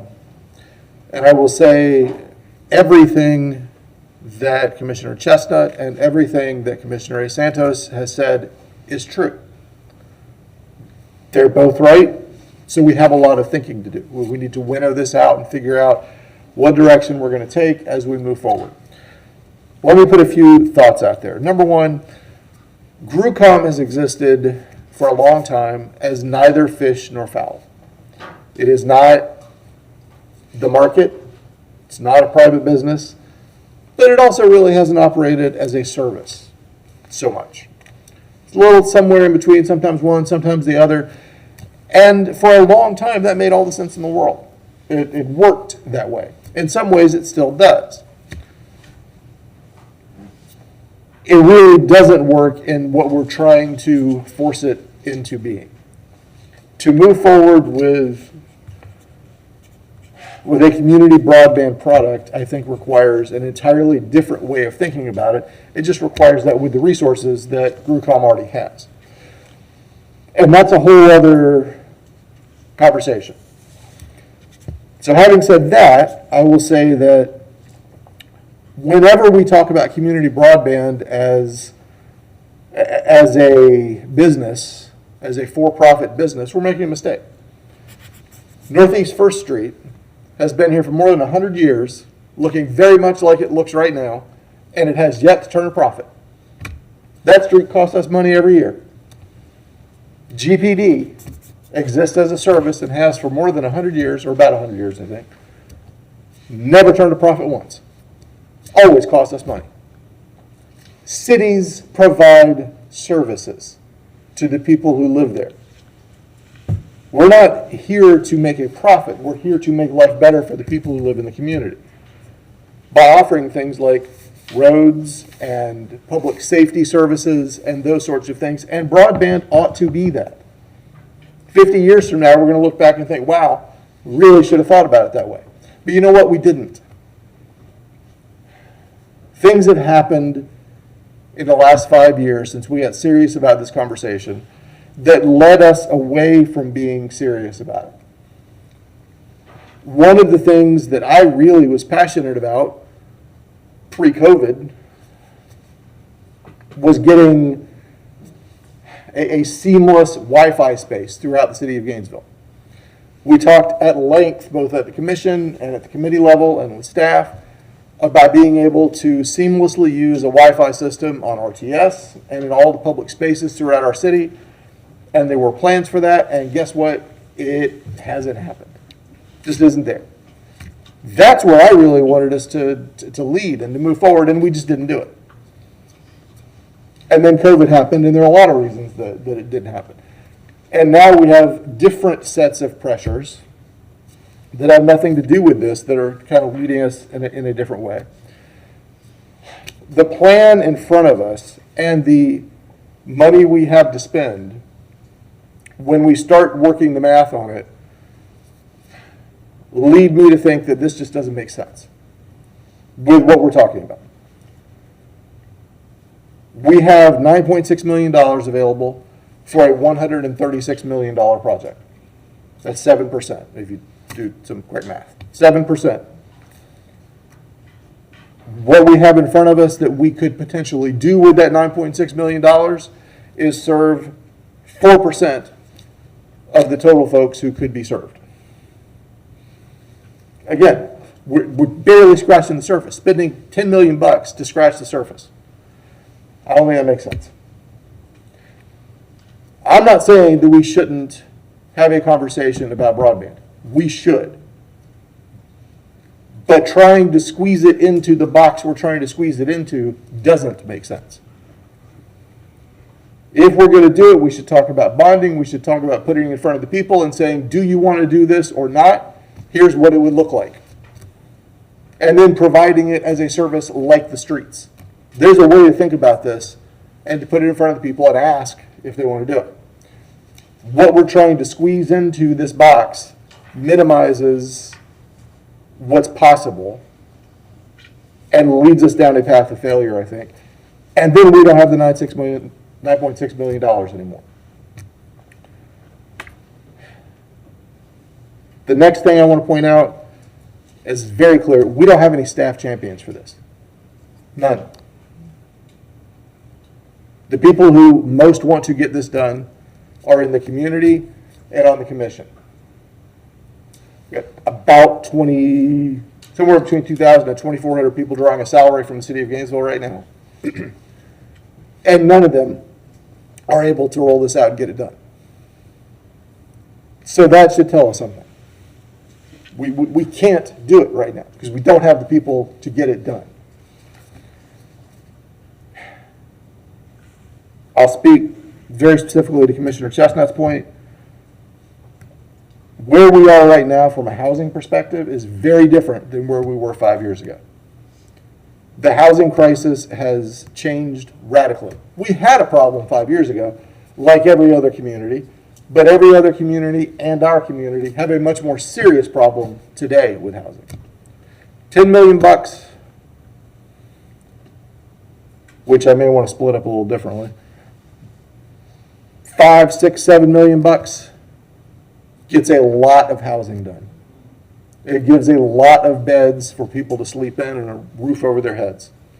We can do very good work that changes and saves lives with some portion of that $9.6 million. We could use another portion of it to backstop revenue replacement, which is going to be a problem we'll have to talk about in another few months and again next year. So we could either spend $10 million or so to not solve a problem, or we could help solve a couple of problems with that money, and then think differently about how we approach broadband as a service in a different way that lets the community decide. And I'm absolutely for finding a way to do that. But I think right now, the biggest need is housing. And we can approach that very significantly with a large portion of this $9.6 billion. Thank you, Mr. Mayor. Hey, Commissioner Sacco. But I'm sorry, before you start, if you did want to speak to this item, because a few people just walked in recently, fill out one of the cards right there where Maureen is, and give it to the clerk here, and then when it gets time for public comment, we'll call you in the order to receive them. Go ahead. Okay. So I do want to thank everyone who, I guess, long before I got here was working on this. So it's not something that we thought of a few months ago and wanted to work for. Like, it's been a long labored project, but to Commissioner Ward's point, we are in a very different place from when we started the conversation. And that's an unfortunate reality of government, that we are held to a lot of standards and expectations. So by the time we get to a decision, you know, the reality has changed on a lot of things. That said, I very much want GRU and GRUCOM to offer internet services to the average resident, not just through GatorNet or the like, but to offer it. On the other hand, GRUCOM at the moment needs to be completely restructured, is my understanding. And I think that's the general manager's goal over the next several months, along with the city manager, to figure out what we're going to do with GRUCOM. Not even expansion, just stabilizing, to figure out how to stabilize something that has been a service to the community, to many members of the community, and the school board and the county and the city. But we have to figure out how to stabilize it and what to do with it before we bring on any other projects. From my memory, GRU as a whole already has 2 very substantial projects that it is rolling out at the moment. I think that's a lot of work. It's 2 votes that we took, but it's a lot of work that's already on the table. And those are fully funded projects to kind of roll out citywide across the entire service area. It is the whole project. Given the state of the last 6 months, year, I am not 100% convinced that $9.6 million will do a lot, which is a very surreal thing to say as a human, that, almost $10 million won't do anything. Even if we look at, 100% take rate, that would be 2,400 homes. That's not, that's assuming everyone. And it's in a very small geographic area. It serves a very small population of the city, or even our service area as a whole. And I worry that between make a plan, prepare it, vote on it, execute it, get it on the ground, how much less that 9.6 would be worth. The outright building of the system in its limited capacity is very expensive. And then, and I understand that we are looking at this as a pilot. I do not believe that this is something, given our current state and future state for the foreseeable future, it is something I want to take on as a pilot. I want it done right. Not as a one-off, we've tried it, and then you have a small segment that's fighting to stay alive in one neighborhood, or a couple of neighborhoods, but it's in a very small area. I don't want to do something halfway. I do think we could handle broadband as a service exceptionally well. I do not think we can do that right now. I don't dislike the concept of putting it out to the voters for a bond, in that we would then have the full funding. And to have it approved at the ballot box implies we would have people who would actually approve of the, of the service and would want to take it on. That's kind of a built-in customer base, if you will. We don't currently have that. So I'm not necessarily concerned much with the legal issues. That's not my concern. My concern is the state of GrewCom today and tomorrow and for the next year or two. And I want to see that stabilized first. I think we have excellent new management. Really smart people pick the new management. New management is very smart. And I think that he is capable of turning GrewCom around and making it the best that it can be. And at that point, we can look at how to broaden those services that we offer. Because this is a service. This is something, we shouldn't necessarily be turning profit. It should sustain itself, and that's about it. Because we are offering a much needed service to the community. And I hate this phrase, but I don't think the timing is right. I don't think with 10 million we would get a sliver of what we are hoping to accomplish. But as Commissioner Ward said, we could solve some rather significant problems 100%. Solve a couple of things 100%, or solve one thing 2%. It's not a choice that I love, but it is a decision that I have rationalized back and forth to death. And my expectations of myself as I represent the city and its people and manage, or am one of 7 people who manage those funds, tell me that we can't do this right now.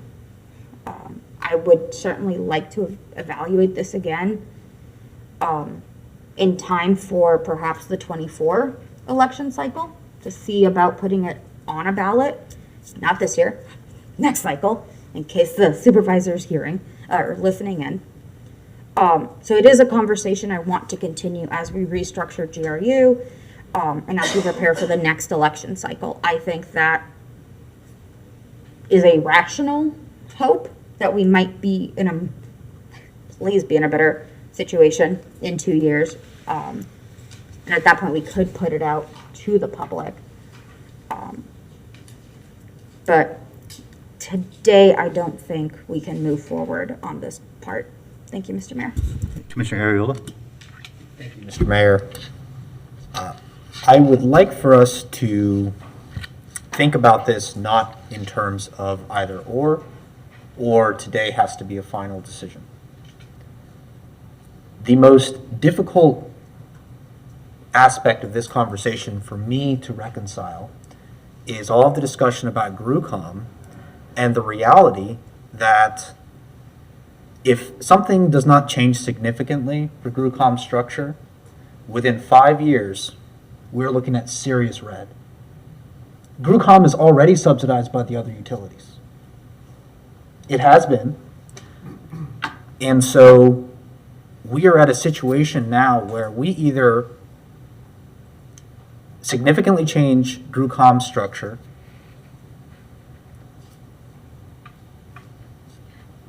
or the alternative would be to not have that as a utility anymore. And where that goes, we haven't even started that conversation. So it's not a rabbit hole worth going down today. There are significant infrastructure dollars available from the federal government that could bolster this project. I am listening to my colleagues who don't want to move forward today. I wish you would. I want you all to consider the fact that there are multi-billion-dollar programs that we could apply for. Billion with a B. Our need is only 150 million. So the opportunity is here for us to succeed in the long term. The problem we are facing right now is we have near unanimous opposition from our charter officers, which is okay. I value their opinions. I think it is also the commission's job to sometimes push the envelope, especially when we're facing serious issues with one of the utilities. I would really, really like for us to keep the information that we have. It is a good business plan. I think there's some risk aversion, which is understandable. But to quote the new Gators football coach, scared money doesn't make money. I think there's a lot of money we'd be leaving on the table if we don't go forward with this. I can sense the trepidation of using the ARPA money for it. There's a lot more money available that we could identify for it. And the reason why I started my comments by saying let's not make it either or, because the alternative of using this dollars for housing, well, that's another conversation. It sounds nice on its front, but that's a conversation we haven't even begun to have. It costs between $64,000 and $84,000 for a single new apartment unit. Do the quick math. $9.2 million will get you 125 units. And you better believe you're going to have to stack that 4 or 5 stories, maybe 6. Is anyone ready to support that? I would be.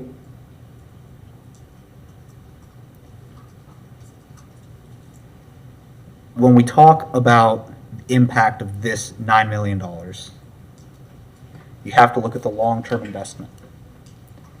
We could be investing in a completely new city service that turns around GRUCOM, sets us up to earn more monies in the future, and provides a high quality of service from the city of Gainesville. I would really like for us to go down that path. If we cannot get votes today, I would just like the nay votes to consider the $1.2 trillion in federal monies that has been identified as a possible funding source.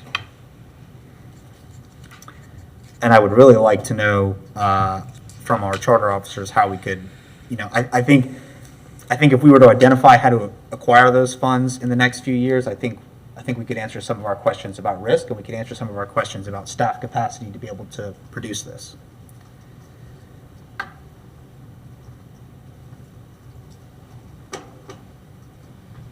But I think ultimately, if the decision is to reduce the amount of money that gets put into the broadband,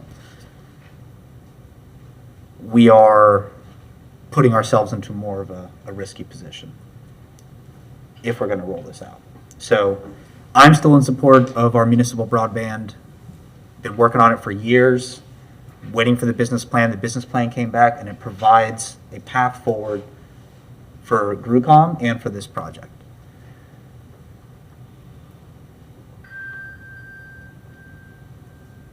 I really, really want whatever motion we pass today to not be a finality for passing municipal broadband. There's a lot of opportunity, and I'm going to be pushing this until I can hear another solution for what is going to happen for GRUCOM. And so I understand the aversion to the risk here, but I'm looking at this from my perspective of a board of directors. In 5 years, I can't tell the next city commission what to do with negative $26 million coming out of GRUCOM. And as a commissioner, that is a serious issue. That is a serious, serious issue, because that number only balloons after 5 years. And I was really, really, all of us who got elected had to deal with some serious financial issues at GRU. I am not going to leave that for the next city commission. And this is the only project that's been presented which can turn that around. So I really, really want us to view this with a much more open lens than just either or yes or no, because there's a lot of opportunity here, and I think we just have to see it.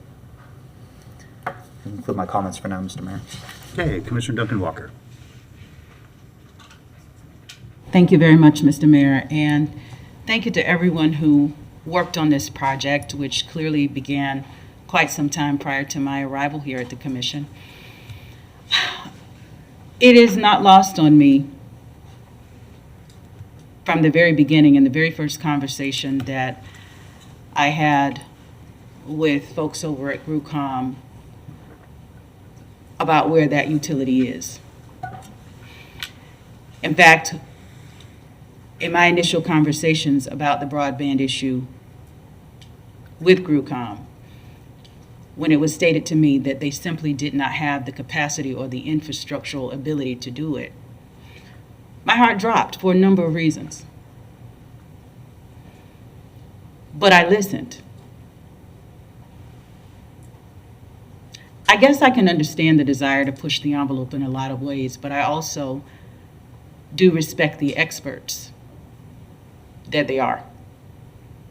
And so when they told me that they could not do it, and when they explained to me the risks, and as time went by and we saw more of the ideas unfold and more of the information come in from Magellan, as more of the charters began to weigh in, it was for me like layers being peeled back on an onion.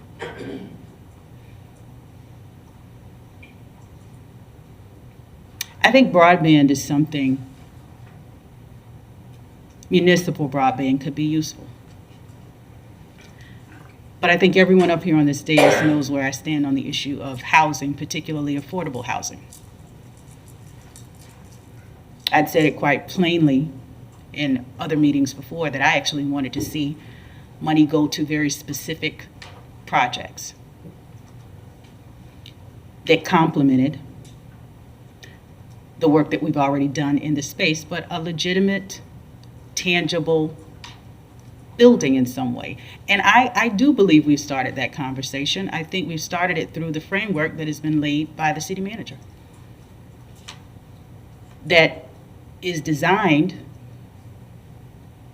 to blossom into an extensive community engagement process where the community has an opportunity to tell us what they envision, what they need, what they want, that will end up in a plan. But for me, a plan is not worth the paper that it's written on if it's not funded. So when I think about that, and I think about the experts that have not just told us where we are here locally in terms of what our capacity or lack thereof is to do this right now, but the experts that have identified affordable housing as a critical need throughout this country, and even more locally here, it's crucial that I consider how this limited resource get used. I think for me too, because every day on my way to work, I have the opportunity to see both privilege and lack. I have the opportunity to see a multitude of housing stocks, unfortunately all too many that have stood in disrepair for too long. I have an increasing desire to see the plan that will come forth funded, because I see the people that are living in conditions that they've been living in for decades, and I don't want for decades from now their children to be living in those same conditions, because that's what has been the case. So when we start talking about transformation, for me, I do prioritize that transformation.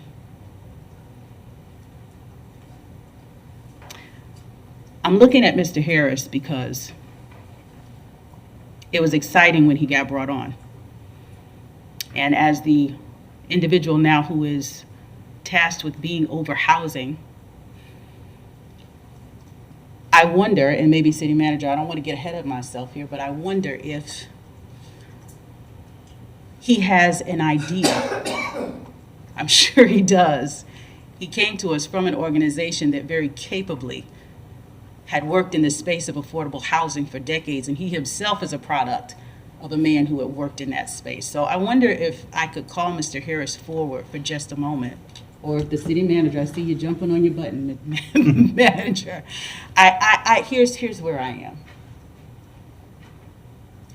I know that the work is being done. I know we've begun the conversations from this dais.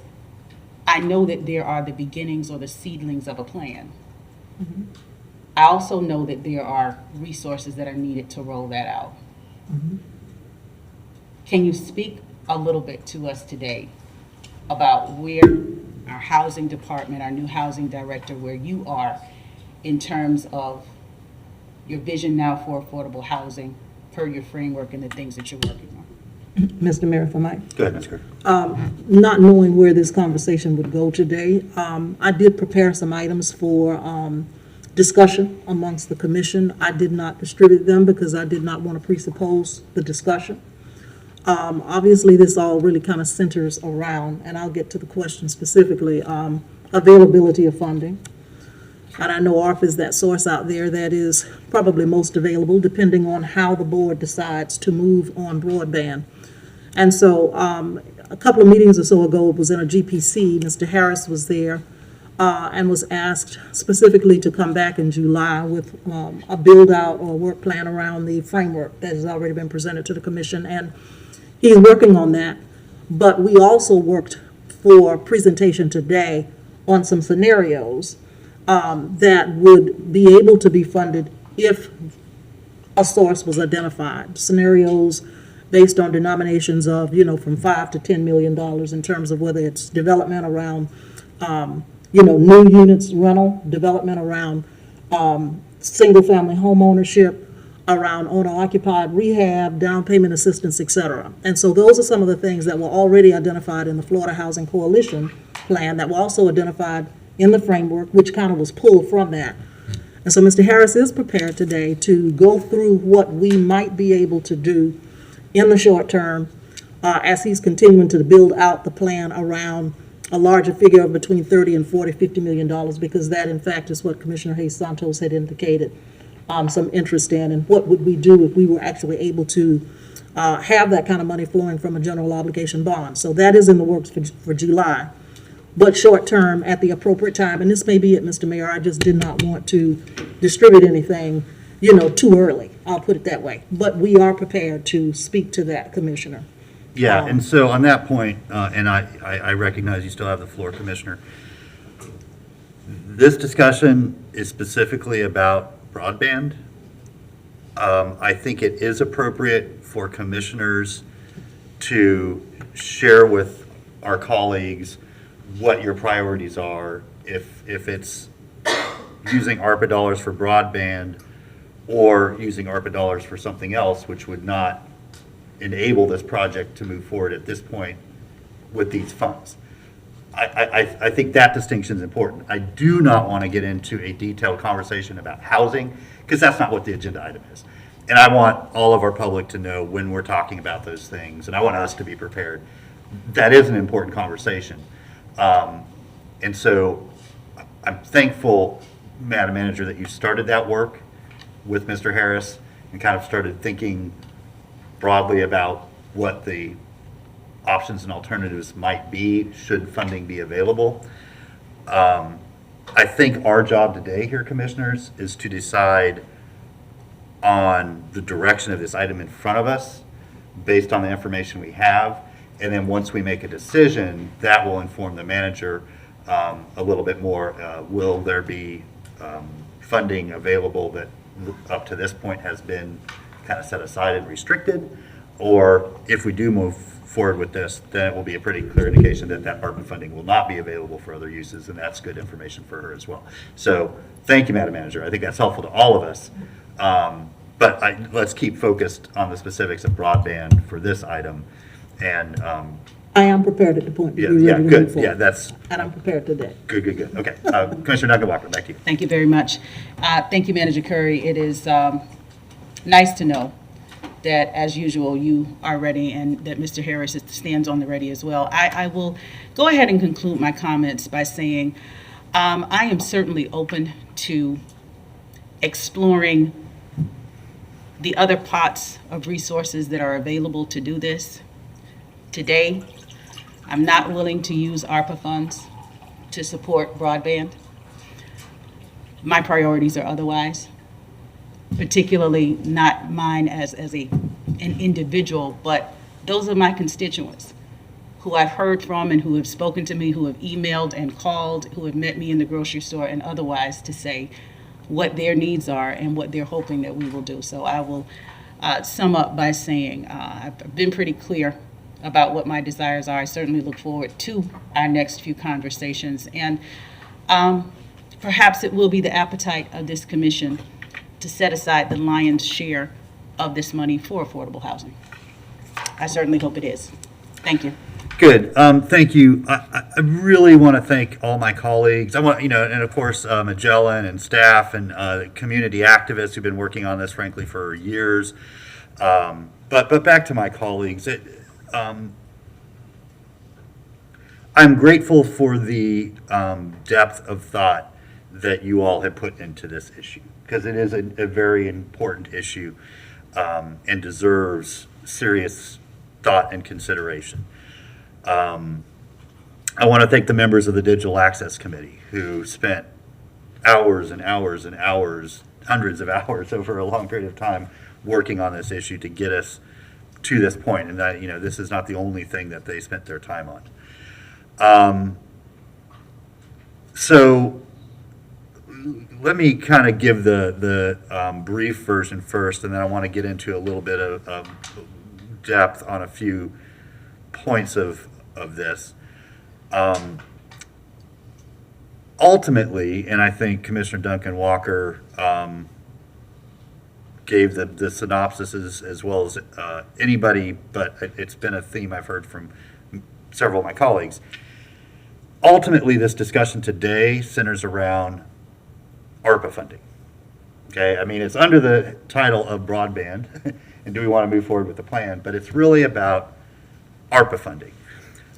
We were working on broadband before COVID and before ARPA, but then this source of funding became available, and this is certainly an eligible expenditure. So as we were working as a team to develop a list of priorities on how to best help our community suffering from COVID, this 9.6, or almost a third, just a little less than a third of the money was set aside potentially for broadband. There is no question that that is a demonstrated need. Nobody is disputing that. It was amplified considerably during COVID. So that is not the question. Whether the status quo is working for a sizable segment of our neighbors. It is not. So where I land on this is that, yes, we need to seriously consider a broadband option for our neighbors that meets their needs and that they're able to afford. I do not believe that ARPA funding is the right source to do that. And there's a couple reasons why. One is, and I think several of my colleagues mentioned this already, this proposal, we can call it a pilot. It ain't a pilot. A pilot is a micro-mobility system that we can test out and see how it works, gather data and rider feedback, and then make a decision about, should we expand it, should we end it, and spend that money somewhere else. A pilot is developing a scooter deployment system and measuring its effectiveness, its usage, how people are obeying the laws or not, all those things, and then making a decision about whether to continue it, expand it, or end it. Once we make this investment, we can't just end it and undo it. And I'm glad that we can't, because I remain convinced that this is something we need to do, not just citywide, but community-wide. Talk to the folks in the surrounding unincorporated area and smaller rural cities. This is a huge barrier for them, the lack of access. There is a solution to this that helps all of our community neighbors, whether they live in the city or not, achieve access to a basic core service at an affordable rate. It's not going to be done through this $10 million. It's just not the appropriate way to do that. So I agree with my colleague, Commissioner Ariola. We need to think about yes and. I'm not ready to move forward with this proposal as presented today with the pilot and the ARPA funding as the mechanism. At the same time, I do not want to put the death knell in the coffin of municipal broadband. That is a conversation that we need to continue having. We have some incredibly useful data and market analysis and deployment alternatives. That's not going anywhere. And we are going to be able to take advantage of that. The other thing that's not going to change is we have this incredible asset as a city. All of that buried fiber that not only goes throughout our city, but out to every school in the county, that ain't going anywhere.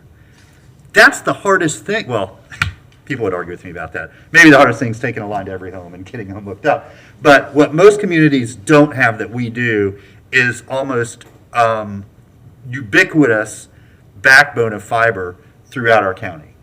And that's still going to be there. And that remains our largest asset. So we've got a lot going for us. But for me, today, I absolutely believe that there are more immediate priorities for the ARPA funding. And yes, I agree with most of my colleagues that have indicated that my focus will continue through the remainder of my term on housing. And how do we maximize and leverage that money to help the greatest number of our neighbors who are in the most desperate situation? So I look forward to July and having that follow-up conversation. I am hoping we make a decision today that gives the manager and her team some actual resources with which to develop a framework, as opposed to just trying to figure it out with our existing budget dollars.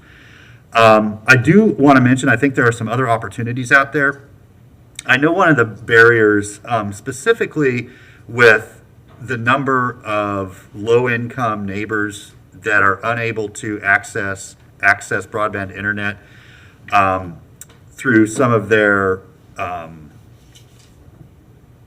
sort of subsidized or special pricing that they use, is that there are many life circumstances that disqualify them from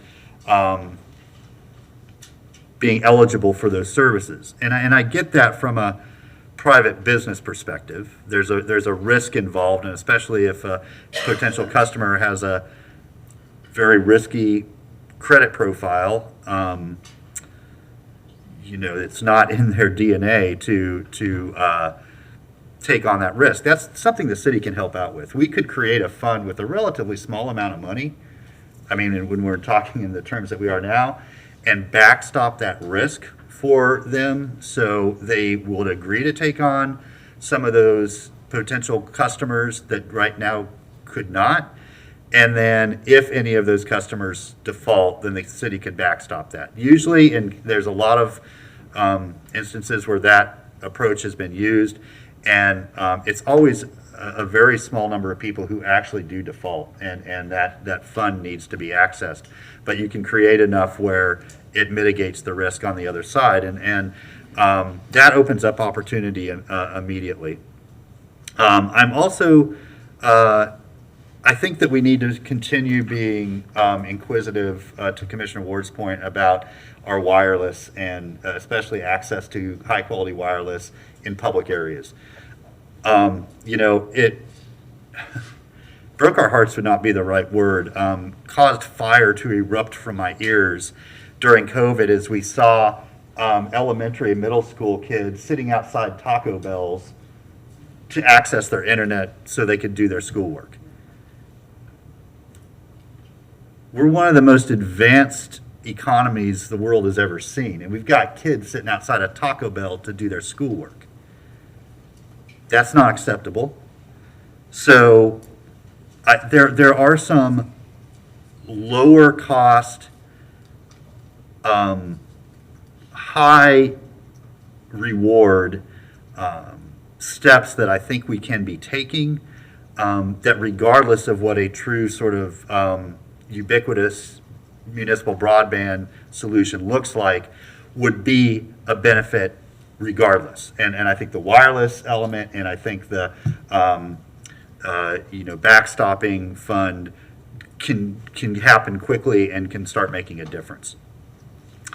And so I hope that whatever motion we pass keeps alive the conversation to take advantage of future federal funding, or combined with a local source that could be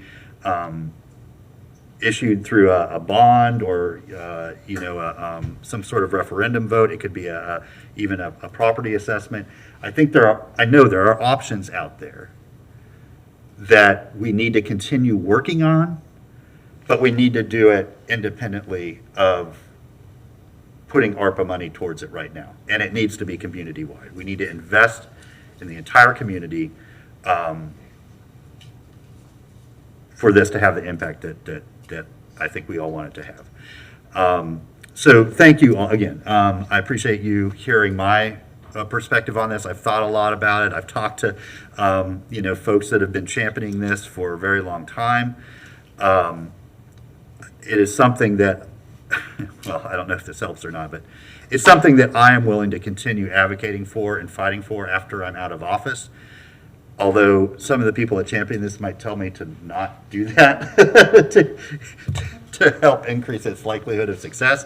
But my point is, it will remain something that is important to me, and something that I think can ultimately greatly improve the lives of our neighbors. It just needs to be with the right funding in the right time. And right now, the right funding for ARPA dollars is not this. All right. So let's go back to Commissioner Hayes Santos. And then, Mr. Manager, I'll get you next, and then we'll go back to Commissioner Chestnut. All right, Commissioner? Thank you, Mayor. Thank you, Commissioners, as well. I do want to be clear, because it's been said otherwise during the conversation. The business plan shows that doing the municipal broadband pilot program would be profitable and would make millions of dollars in profit.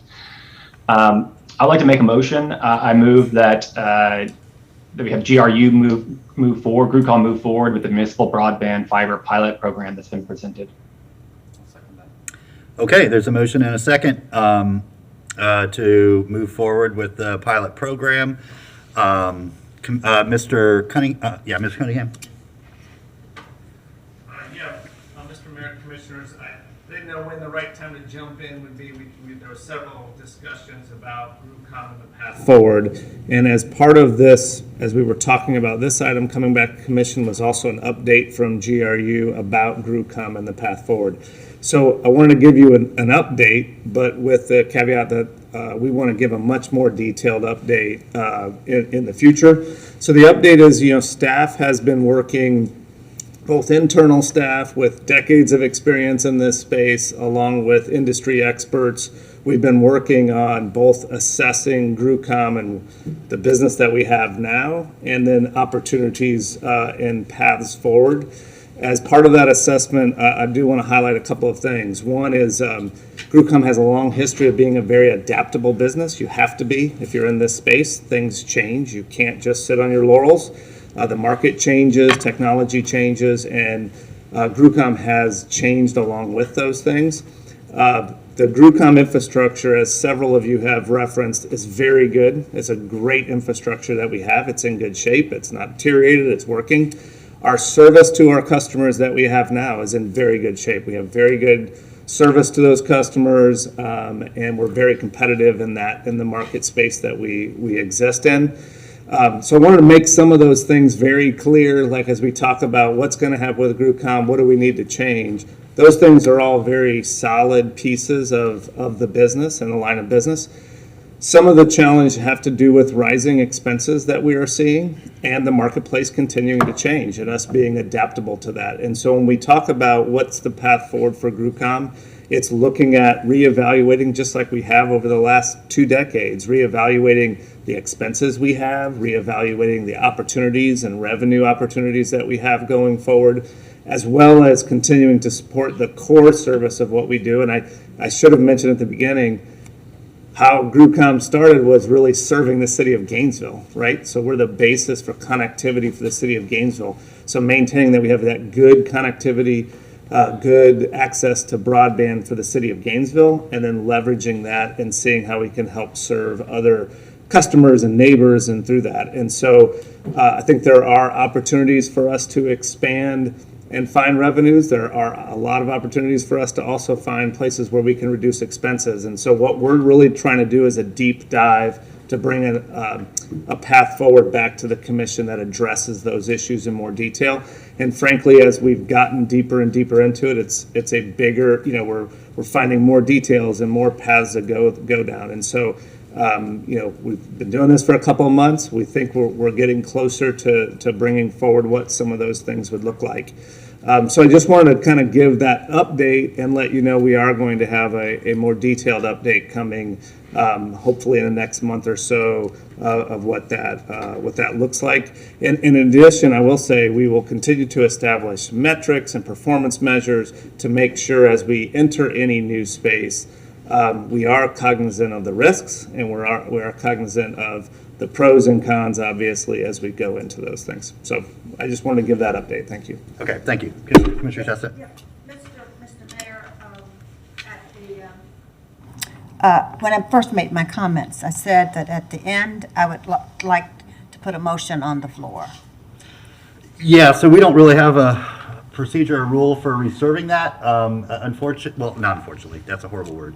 Well, Commissioner Hayes Santos made the motion and Commissioner Ariola seconded it, and at that point it belongs to the body. It's not at my discretion. So I would also say, based on the conversation I've heard, I think you will have a chance to make that motion.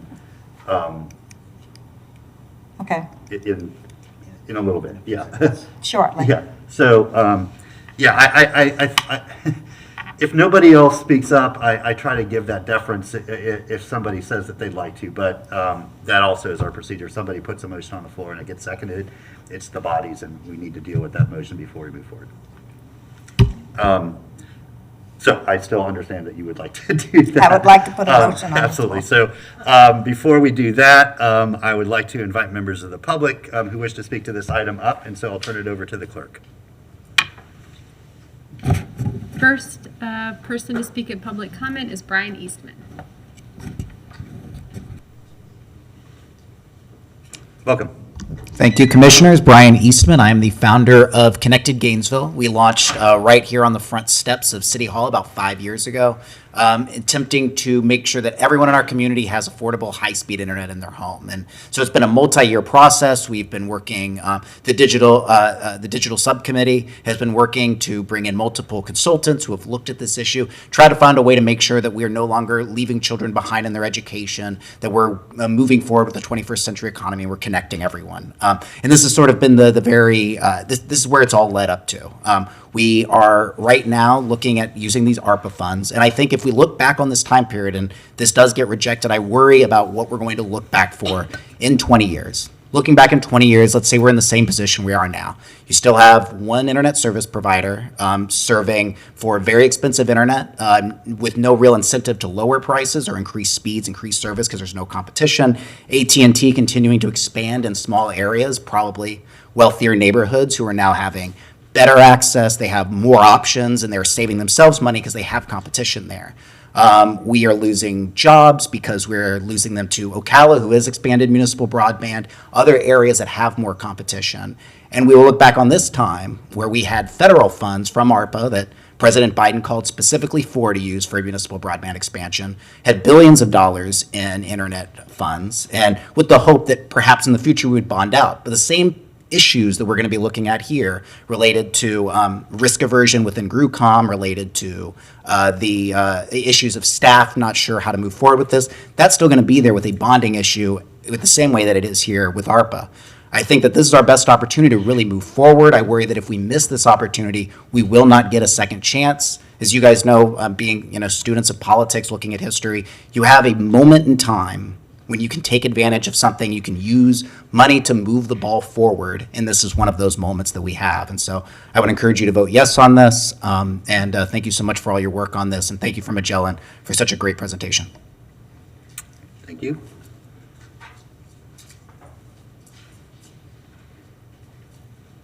Next, we have Ron Rawls.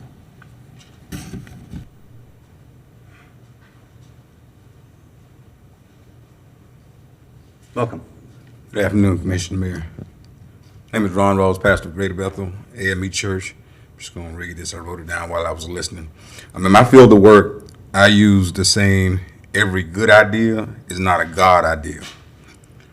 We serve in different capacities, but I have a revised phrase that I would like you, for you to consider. Every thoughtful gesture does not automatically qualify as a wise gesture.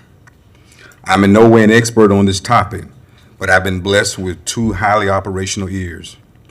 And I hear red flags from people you have hired to be experts in specific areas of responsibility. I'm extremely concerned about what looks like a desire of a couple voices to disregard expert opinions and throw other people's money in the wind by investing in a business that we seem unprepared to operate.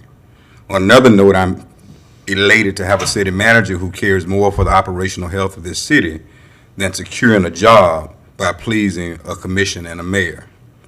Some hire consultants to prove an agenda, while others hire consultants to gather information needed to make wise decisions.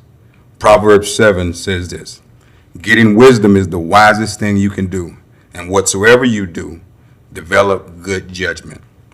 Proverbs 14:7, 10 chapters later says, stay away from fools, for you won't find knowledge on their lips.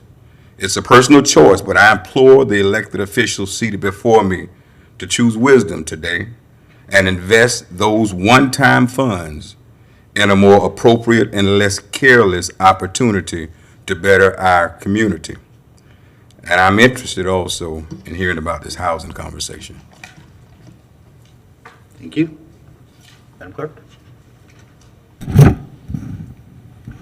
Next is Evelyn Fox.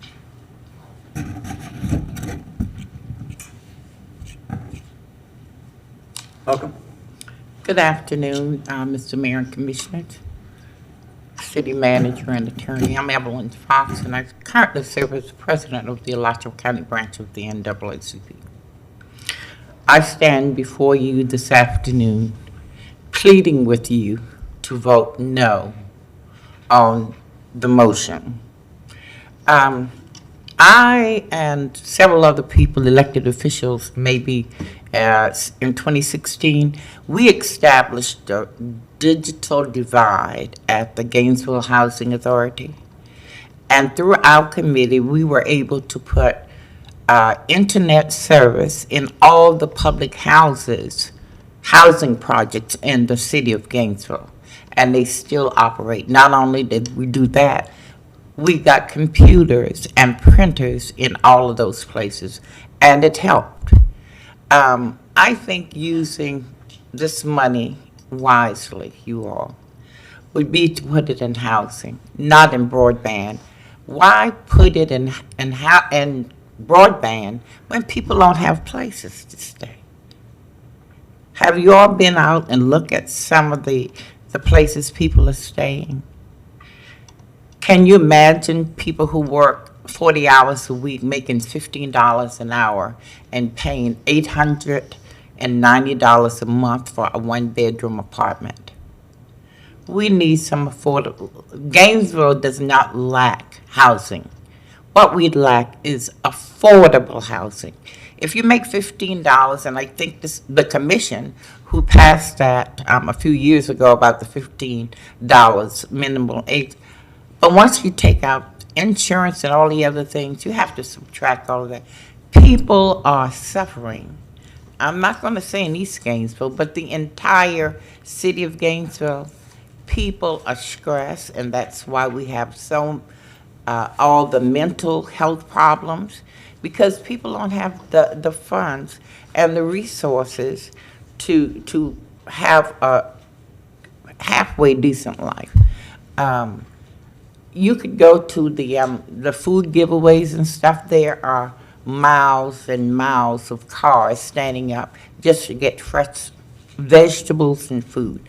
We have a serious problem, and we don't need to use this money for broadband. I'm for broadband, but not at this point, not the way the economy is currently. Thank you, and I hope you vote no. I ask you to please vote no on this motion. Thank you. Thank you. Madam Clerk? Next is Amy Fanenstiel. Oh, very good. But when that happens. Good afternoon, Mayor, Commission, and City staff. I'm Amy Fanenstiel. I'm the Vice President of Cox Communications here in Central Florida. Just a few comments that I wanted to share with you. Excuse me. The three objectives for the proposed broadband initiative were access, affordability, and addressing the digital divide. Access, the areas you're highlighting are already 100% and more than that covered. They have access. Service prices and packages for Cox, represented by Magellan in their report, lack accuracy. We're happy to help, lay things out. Nobody reached out. Just want you to know. Also, internet services available to residents who qualify for as low as free. As you already heard Ms. Fox state, we have worked very closely with the Gainesville Housing Authority, rewiring buildings, putting in computer labs, working with them on services to make digital access affordable. I would also like to point out a couple of risks. As some of the other members said, the risk of the $9.6 million spend around, it could be used elsewhere in the community, obviously. If you don't make the projections on the take rate, which 45% is a pretty aggressive take rate if you're going on the high side, you're risking increased city debt and higher electric rates for customers. The last risk that I wanted to point out is on future monies as well, on further investment, and on the ongoing cost of constant technology upgrades, which I believe you spoke to. And just to give you an example on that, the commission has been discussing this project for 7 years. In that time, Cox has invested over $160 million in our network upgrades here in Central Florida. $160 million just to stay up in network upgrades. It's an expensive endeavor. Is the city ready for this type of ongoing investment? I have an article I brought with me today from the Arizona Daily Star I'd like to share with you from May of this year. If I could get the overhead.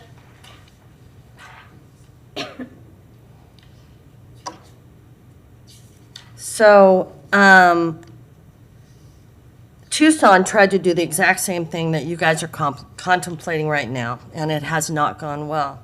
Let me share with you a few highlights of this article. Tucson spent nearly $7 million during the pandemic to create its own internet network that was used by fewer than 1,000 households, something officials called an embarrassment that might continue to be a drain on taxpayer dollars. They used federal relief funds to create broadband systems. Less than a fifth of the internet expectations came through. Thank you. I'm afraid your time has expired. I have to be fair and equal to everybody. Thank you. I'll leave this article Sure. with the city Yeah, clerk leave it so with the you all clerk. can She'll share it review. with all of us, absolutely. Thank you. Thank you. Madam Clerk, anybody else signed up to speak? Okay. Thank you all for being here and listening to this discussion and sharing your thoughts with us. That's been very helpful. We will turn back to the commission. There is a motion on the floor to approve moving forward with the pilot. All those in favor of the motion, please indicate by saying aye. Aye. Okay, all those opposed? Nay. Okay, that motion fails. The ayes were Ariola and Hayes Santos. Everyone else was in dissent. Commissioner Chestnut. Thank you, Mr. Mayor. Two questions before I put the motion on the floor. I want to clarify something with the general manager of GRU. Does our bond resolution allow for subsidy of GRU debt by another entity within GRU? So, Mr. Mayor, no, per our bond resolution, we can't have one system subsidize another. Okay, thank you. I wanted to clarify that. Mr. Mayor, if I could ask the manager to give us a balance of the ARPA funds. Do you have a current Do balance? you have that? Do you? I did. I came prepared because I figured it would be a part of the Sure. discussion. With broadband in our ARPA funds, we have a total of $2,766 and $228. That's with broadband in. There is $1 million, Mr. Mayor, that is allocated to eviction protection and assistance that has not been touched. So if we pull that into that 2.7, we're at 3.766 million. If broadband is pulled out, with that $1 million of eviction protection and assistance rolled back in, we have a total of $13,366,228. and $228. 13 million, okay. Okay, Mr. Mayor, then I'd like to make a motion that the commission moves to allocate $8 million of ARPA funds to address affordable housing in the city of Gainesville. Second. Okay, motion and a second. I real quick am going to say, I'm not going to support this motion because I did not come prepared today to, I came prepared to decide whether or not to move forward with the municipal broadband and funding through ARPA. I'm not prepared to make decisions on how else we spend ARPA until I see a proposal from the city manager's office and what options may be available. And my understanding is we're going to get those back at our July meeting. So I stated in my comments earlier that I believe housing is our biggest priority, and that's where I think we can have the biggest impact on our community. But I'm not prepared today to decide what or how much of that should happen until I see the sort of plan, and it might be more. I might want to dedicate more.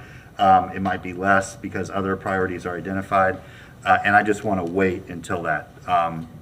So that money remains available since we have decided not to use it for broadband either way. So I just am going to be a little more patient. Mr. Go ahead. Yeah, okay. Mr. Manager, Mr. Mayor, most respectfully, we have had this discussion about spending ARPA money, I would say, since I joined this commission. And it's been deferred. It's been deferred. I asked for money, I think, in March for housing, and that was deferred. And it was deferred because we wanted to wait to hear from Magellan. And after hearing from Magellan, then we were going to address spending. So I was deferred. It's like Langston Hughes says, dreams deferred are like a broken winged bird that cannot fly. We want to fly with housing. We are ready to go. But I respected what you said. You told me back then, wait. We're going to get the report from Magellan in June, and then we will be ready to make a decision. Now, I think we're at a decision point. We can defer and defer and defer until people are going to be camping out right in here because they have nowhere to live. They're going to be right in front of us. So I don't think, and I say most respectfully, I wish you would reconsider, because I'm following the roadmap you gave me. And that roadmap was to wait for Magellan. Magellan is here. We have voted Magellan down. Now it's time. We want to put something on the floor for Mr. Harris to work with, the manager to work with, but we can't keep kicking this ball down the road. You just can't keep doing that. Thank you. Okay, Commissioner Sacco? Thank you, Mr. Mayor. I wholeheartedly agree with you.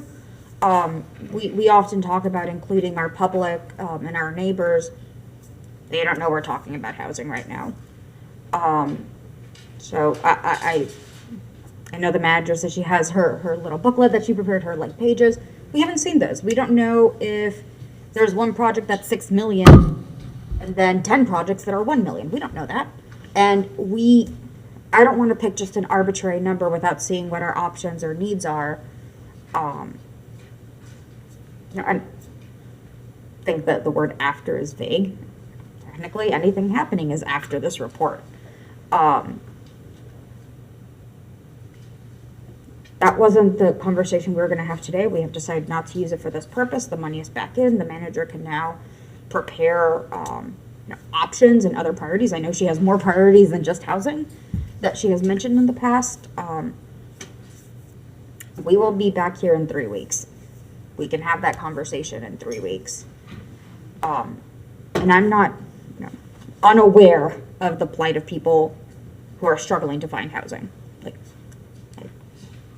I deferred a lot of salary and expectations to work for much less to help people stay housed.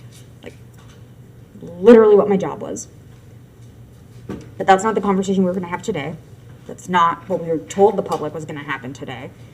And I'm not going to make a decision blind. Thank you, Mr. Mayor. Commissioner Ward? Thank you, Mr. Mayor. I see it a little differently.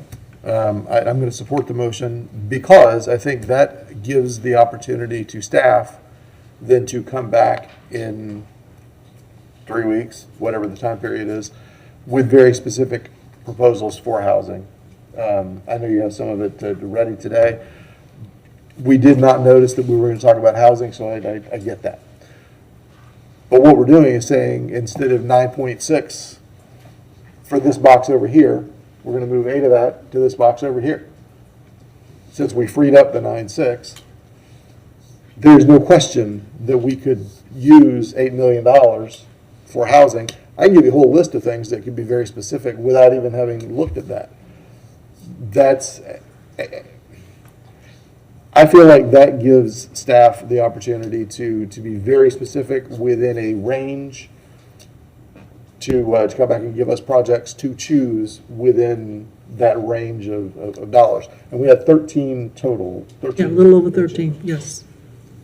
I really, really, really want us to consider keeping, and I'm not prepared to make any kind of motion afterwards on this, but in the back of our minds, I want us to keep that additional 5 for revenue replacement, so that as things come up, we have the opportunity, we have the backstop available. But I am fully prepared to commit to $8 million for housing today. Thank you. Commissioner Ariola. Thank you, Mr. Mayor. I wonder if the maker of the motion would be interested in adding direction that we ask our charter officers to refer looking into acquiring these federal monies for broadband. In my conversations with Mr. Harry Glenn and our representatives at Van Scoyoc, they feel it is a service they should provide to be able to help us acquire those federal dollars. And that could certainly, I think, change some of the conversation that we've had. So I'd like to add that to the motion, and certainly with due patience to hear what ideas the new general manager has for writing the GRUCOM ship. And my comment for the subsidization was in reference to the general fund transfer. Each utility sends general fund transfer monies to the city. Because GRUCOM is operating in the red, other utilities make up that difference. So I'd like to add that. With respect to the conversation about housing, I'm getting my hopes up hearing a lot of the conversation that we're going to make some big moves on housing. It's a big conversation that's going on right now. The reason why I pointed out the numbers is because part of the argument for let's not use money for broadband was that it would only affect such a small portion of the population. Part of the argument I'm making is $8 million in housing sounds like a lot, but with ballooning costs and the fact that you have to acquire the land, I'm assuming, unless we're going to use presupposed city land, but I want to make sure that if we're going to set this money aside, because I do think we can do this, and if anything, it strengthens the argument for the housing bond, because we're going to be able to demonstrate what we can do with just a small portion of what could be a much larger piece of the pie. But I want to see follow through on this commission because, let's be honest, there has been significant opposition to any kind of housing policy from the city of Gainesville. So I want to see us follow through and not be afraid. If this $8 million has to be 5 or 6 stories, let's not be afraid to support that. If this has to be in a location where people are maybe a little bit, because it's affordable housing, let's not be afraid to push through that opposition. I want to see this commission be brave.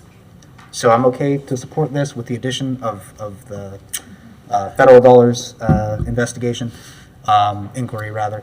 But I really want to see us follow through on housing in a way that we're not going to split up this $8 million into smaller programs. This could be part of a bigger strategy to pass a housing bond, which I still think should be on the ballot this year. Polling data suggests it would pass with flying colors in Gainesville.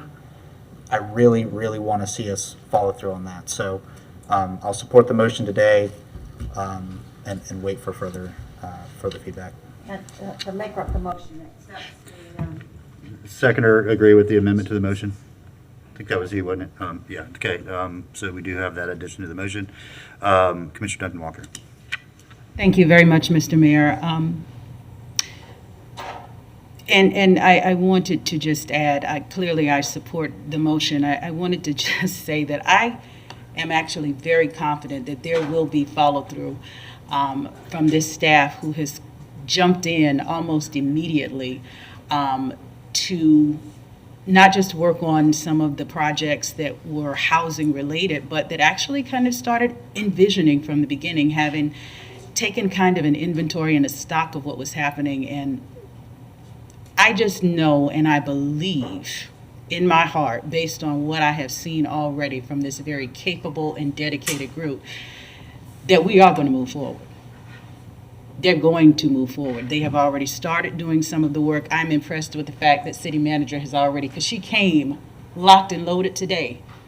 I understand that this is not the conversation that was agended, but the fact that she already was prepared to have the conversation in case we went there shows that she's not only listening, but she's listening and then she's going back and she's working. So we're going to move through. I have the fullest confidence. And so I just simply wanted to reiterate my support of the motion, and I thank all of those that will. Commissioner Santos. Thank you, Mayor. I'll support the motion as well, but I just wanted to give at least my thoughts to staff. For me, I want us to build rental residential housing and to bring new units online. Those are the most important things to me. Thank you. Mr. Sacco? Thank you, Mr. Mayor. So I've heard we should split it 8 and 5 for revenue replacement. I've heard we should build one giant 6-story building. I've heard we should make it all rental. No one from the public is here to actually hear that conversation because that was not on the agenda. But somehow we are telling staff the direction we want to go in without any presentation of what our needs are, without any presentation of what the options are. I understand the concept of just setting up one giant bucket, but we haven't just done that. We are starting to give direction. And that was not the discussion we were going to have today. I'm still voting no against this, not because I don't care about housing, but because it's an insult to our neighbors. That we are having this conversation and giving direction to staff without the courtesy of, well, the obligation of letting them know.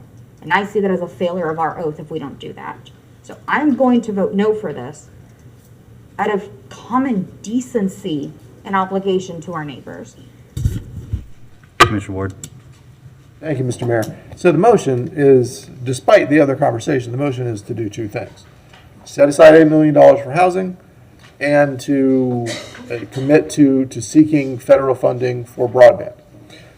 That's what the motion is. Not any of the other things that we've talked about. That being said, let me talk about my hope for that $8 million is very specifically that you bring us back things that we can talk about with the public that function. I don't care if that's one $8 million building, although honestly, I think we could leverage into a whole lot more than $8 million from $8 million. That's the beauty of municipal money is you leverage that then forward.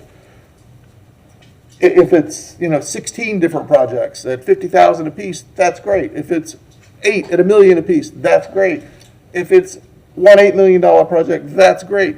I just want to see people get housed. And I do lean toward, as I always have, if we're going to spend new money, putting it in new places for people to rent, because I believe that's where our greatest need is. There are a lot of things we need to do to stabilize neighborhoods. We have good plans for that. But I'm not the expert. Mr. Harris is the expert. Ms. Curry is the expert. We have a lot of other folks who have worked in that space for a lot of years and are experts. We have a lot of community experts, and I look forward to that discussion. But today, the motion is just two things. Thank you. Commissioner Chestnut? Commissioner Duncan Walker? Just really quickly, and Commissioner Sacco, I hear you, and I can appreciate your statements. I do think that we have had some workshops and that we've had the opportunity to hear from our community, and that this does not in any way exclude their sentiments or their desires. I think overwhelmingly what we have been hearing is that this is not just what they want, but it's what they need. So I still stand in support of the motion, and I thank the community for not being afraid or hesitant to bring forward their ideas. And I still want to say also, I can appreciate the breadth of this entire conversation. I thank everybody who worked on everything with respect to this. My sentiments remain the same. Thank you. Thank you. Commissioners, there's no issue that I care more about in my last 6 months than housing. I want to put every available penny and staff resource towards a comprehensive solution. Never in my service on this commission can I remember a time where the commission voted to allocate this amount of money that was not publicly noticed, that was not on our agenda, and that has not been discussed with staff. I thank the city manager for putting some numbers together. I have not sat down with her or Mr. Harris to look at what those options are or have any depth of understanding of that. Again, I might believe we need more than 8 million. I don't know, and I did not come here today prepared to make that decision because the item was about broadband, and we've made a decision on broadband. We have freed up $9.6 million to spend on other priorities for the city. To me, that is a fantastic outcome. But for us, without informing the public, without having any conversations ourselves, all of a sudden, imagine if this $8 million was allocated by the commission on anything else that we didn't inform anybody about ahead of time.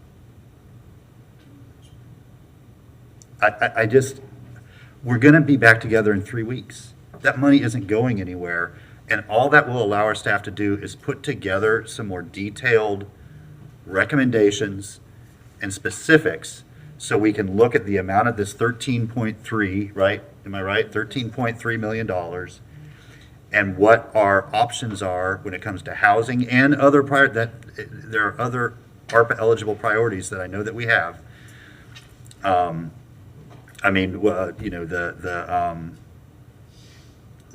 Gainesville for All project. I mean, there are other things that we have talked about and said we support. And I just feel like our neighbors should have a chance to know we're going to talk about that and show up and share their thoughts without us sort of doing it in this way. So, Commissioner, it's not that I don't agree on the priorities and think it's just about how we do business and how we include the public and how we are prepared ourselves to discuss certain items at a meeting. I cannot remember ever doing anything like this before, and I don't think it's the best way to conduct our business. Go ahead, Commissioner Chestnut. Thank you. Mr. Mayor, I hope we will hear from the public and then vote on this issue today. A few weeks ago, I brought up that we needed to have meetings to get information to people on housing, and I was told that people are very, very much aware of housing because that's what we've been discussing. Now, we have been discussing housing, as I said, since I've been here. We've had citizen after citizen appear and ask us to put ARPA money into housing. They've asked that the whole year, the whole time we've had housing. So this is nothing new to them. They want to see us take some action. I think so if we vote today, the manager can return, or she may have, I don't know, I thought she said she had a plan, something, but she may be able to present how to spend that money or some ideas. But I think we need to take action today on this motion. People are very much aware. They have been asking when we had them calling in on the telephone during that time period, and they appear here just about every week. When are you all going to do something with housing using ARPA money? Put the money there. So I think that we're well prepared to vote on this issue. Commissioner Duncan Walker. Mr. Mayor, thank you. Without trying to belabor the point, I just, as a kind of point of technicality and also a frame of reference for myself, because I was not here. Earmark. Money for broadband was earmarked, correct? And was not the process then to come back and kind of decide how things were worked out after that? Because that's kind of what I'm envisioning this process to be, that this monies that Commissioner Chestnut has made the motion regarding is an earmark, a set aside that now staff will have the opportunity to go back and bring us back after whatever the process is. We will then have the opportunity to discuss at greater length. Is that what I'm hearing, Commissioner Chestnut? Is that what you're saying? It is indeed. It is indeed. Thank you. Commissioner Sacco. Thank you, Mr. Mayor. Commissioner Duncan Walker, I hear you. We've allocated things, and that was when the agenda said we are doing updates on ARPA dollars. So the public knew we're going to talk about how else to spend this or where we're going to move things. The motion should have been, first meeting we have back, we are talking about ARPA. We didn't even know how much the manager had left, apart from the previously earmarked broadband. those updates, it's been a while, I think, at least 2 months that I can think of. Was it? Okay, time has no meaning anymore. But the update of where we are and what the needs are. The needs have changed. The needs have exacerbated. The needs have reprioritized.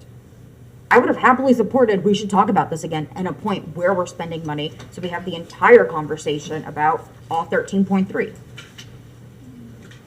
If that had been properly noticed. If after any one item, I sit here and go, well, we should definitely do this because people have mentioned it for several months, no one would approve to just make a financial decision without even noticing it. I still think the appropriate action should have been a general ARPA update, what we're doing and what else we can do. And within that conversation, have the housing options presented. Yeah, I think all I'm saying, Commissioner, is that I would be enthusiastically supporting a motion that directed the city manager to come back to the commission with some funding options using the remaining ARPA dollars to go towards housing and what we could expect to get from different levels of spending, because that allows us to have the information in front of us before we make a decision and allows our public to know that we were going to have that discussion before we made that decision. I don't disagree with the sentiment or the motivation at all. I just disagree with the process. And again, I just have not witnessed that process taking place in my service. It doesn't mean that it's right or wrong. It's just not something that I'm comfortable with. I like to review things and give the public a chance to review things before we make decisions, especially large decisions, like $8 million. Madam Clerk, I believe we had at least one neighbor who wished to speak to this new motion. Yes, Ron Rawls.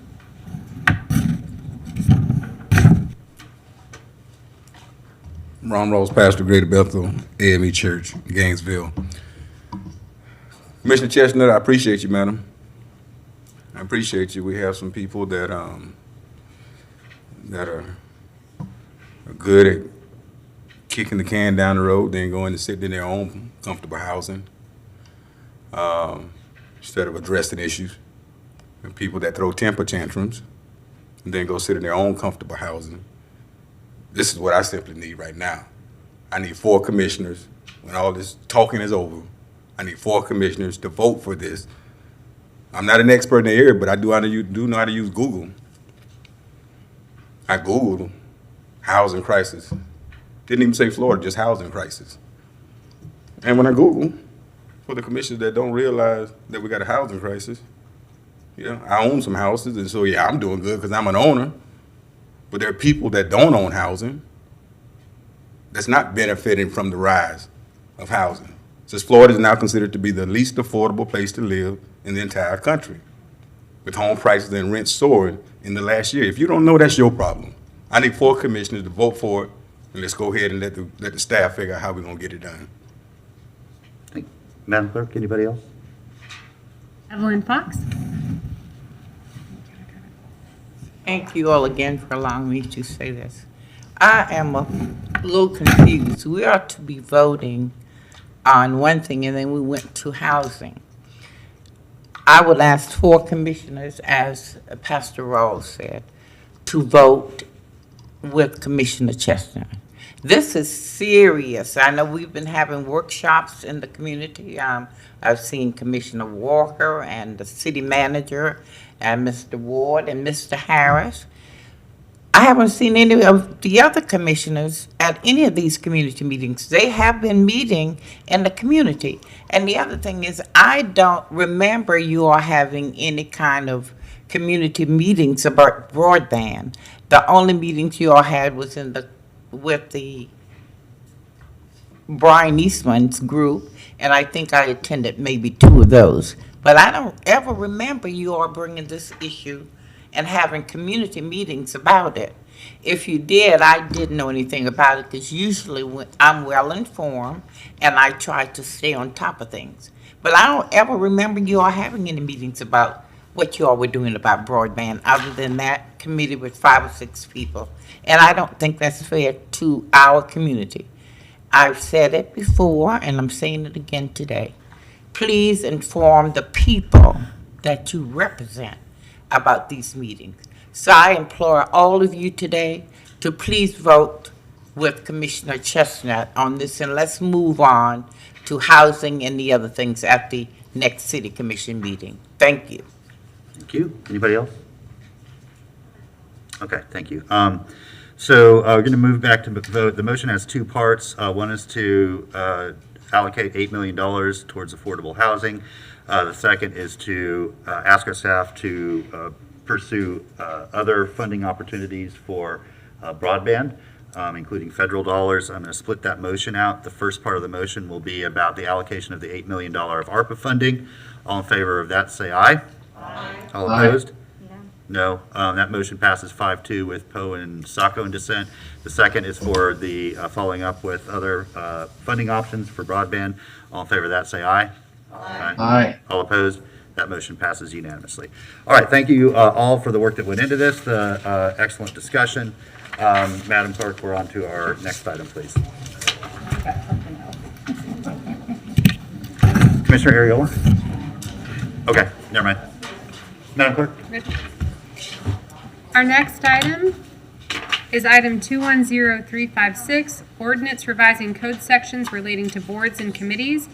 Ordinance number 210356, an ordinance of the City of Gainesville, Florida, revising Article 5 of Chapter 2 of the City Code of Ordinances relating to boards and committees, providing directions to the codifier, providing a severability clause, providing a repealing clause, and providing an immediate effective date. All right, thank you. Commissioner Ariola. Thank you, Mr. Mayor. I move the adoption of ordinance number 210356 on second reading by title only. Second.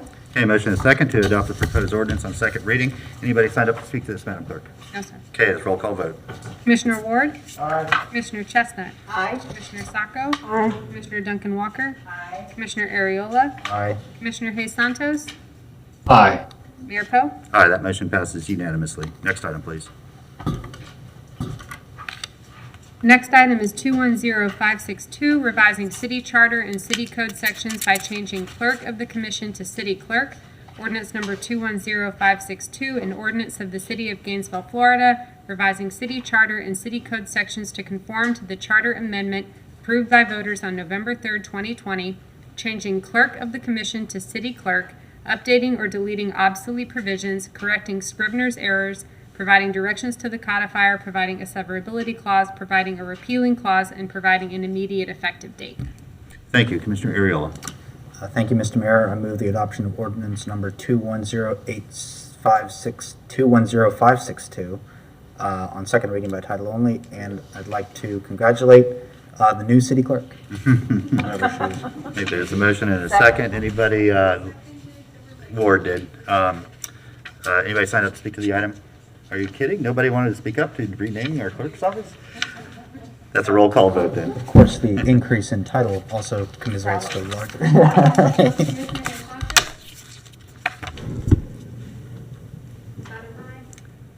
Commissioner Hayes Santos? You can just Aye.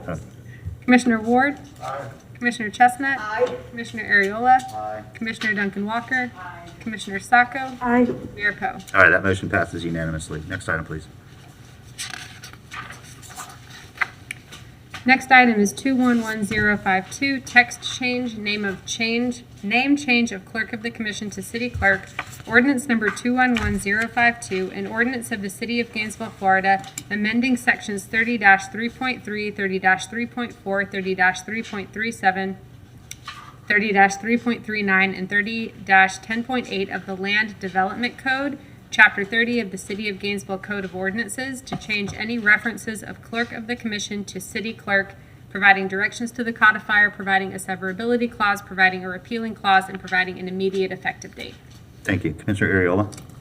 Thank you, Mr. Mayor. I move ordinance number 211052 on second reading by title only. Motion and a second to approve the ordinance. Commissioner Ward. Thank you, Mr. Mayor. I just can't help but think the I have the perverse notion to vote against it just to see how that would throw things out. I'm not going to, but just having some of it one way and some the other way is tempting, but I'm not going to do it. We're Oh, my goodness. incredibly appreciative of that. Perhaps now is the discussion to call us a city council. Anybody signed up to speak to this item, Madam Clerk? Okay, roll call vote. Commissioner Duncan Walker. Commissioner Ariola. Aye. Commissioner Sacco. Aye. Commissioner Chestnut. Aye. Commissioner Ward. Commissioner Hayes Santos. Aye. Mayor Poe. Aye, that motion passes unanimously. Next item, please. Next item is 210836, vacation of public right-of-way, 20 feet wide ROW overlaying 3 tax parcels located in the 200 block of Northwest First Avenue. Ordinance number 210836, an ordinance of the City of Gainesville, Florida, to vacate, abandon, and close certain portions of a public right-of-way located in the 200 block of Northwest First Avenue, as more specifically described in this ordinance, providing directions to the city clerk, providing a severability clause, providing a repealing clause, and providing an immediate effective date. Okay, Mr. Persons, welcome. Hey, I'm Andrew Persons, Director of Sustainable Development. I'm actually filling in for staff who is on vacation right now. And so I'm mixing it up a little bit without a PowerPoint today. This is a request for a vacation of a platted, unbuilt right-of-way. It's the 200 block of Northwest First Avenue. If I can get the overhead real quick, just to orient you. This is University Avenue. It's kind of off screen down here. This is Northwest First Avenue. This is the currently cleared portion of 238 West University Avenue, just to keep it in your mind. Northwest Second Avenue, the rear. This is the location of the right-of-way. It's roughly 20 feet wide by 170 feet long. It is unbuilt. It has never been built. It is platted, and the petitioner in this case is the adjoining property owners that have signed for the right-of-way vacation, and so we're recommending vacation. And we found it does meet all of the standards in your comprehensive plan and your land development code. Okay, thank you very much. Are there any questions, or is there a motion? Mr. Mayor, if I may, I'd like to move ordinance number 210836 on first reading by title only. Second. Okay, motion and a second that we adopt the proposed ordinance. Anybody signed up to speak to this, Madam Clerk? Okay, back to the commission for roll call vote. Commissioner Chestnut. Aye. Commissioner Hayes Santos. Aye. Commissioner Sacco. Aye. Commissioner Ariola. Aye. Commissioner Ward. Aye. Commissioner Duncan Walker. Mayor Poe. Aye, that motion passes unanimously.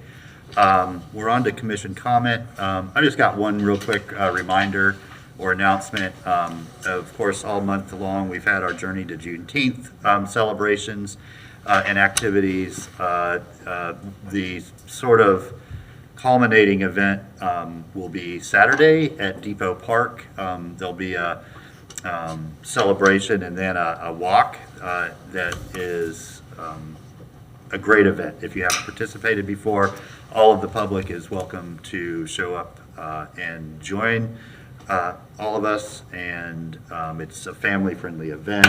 And if it's anything like last year, will be a very meaningful and special day for everyone to celebrate. And you can do that and then go celebrate your Father's Day on Sunday and Juneteenth city holiday, new city holiday on Monday. So a good weekend to reflect on both our history and our present. Commissioner Ariola.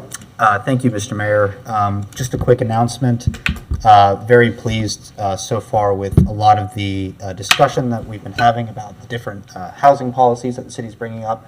I want to thank our staff for having reached out to many neighborhoods. The conversation that's been getting back to me is very lively, particularly from some of the neighborhoods that I represent. And it's real, it's honest. People really want to know what the city is proposing, and I'm very pleased with that. So on that note, I've met with the city clerk staff.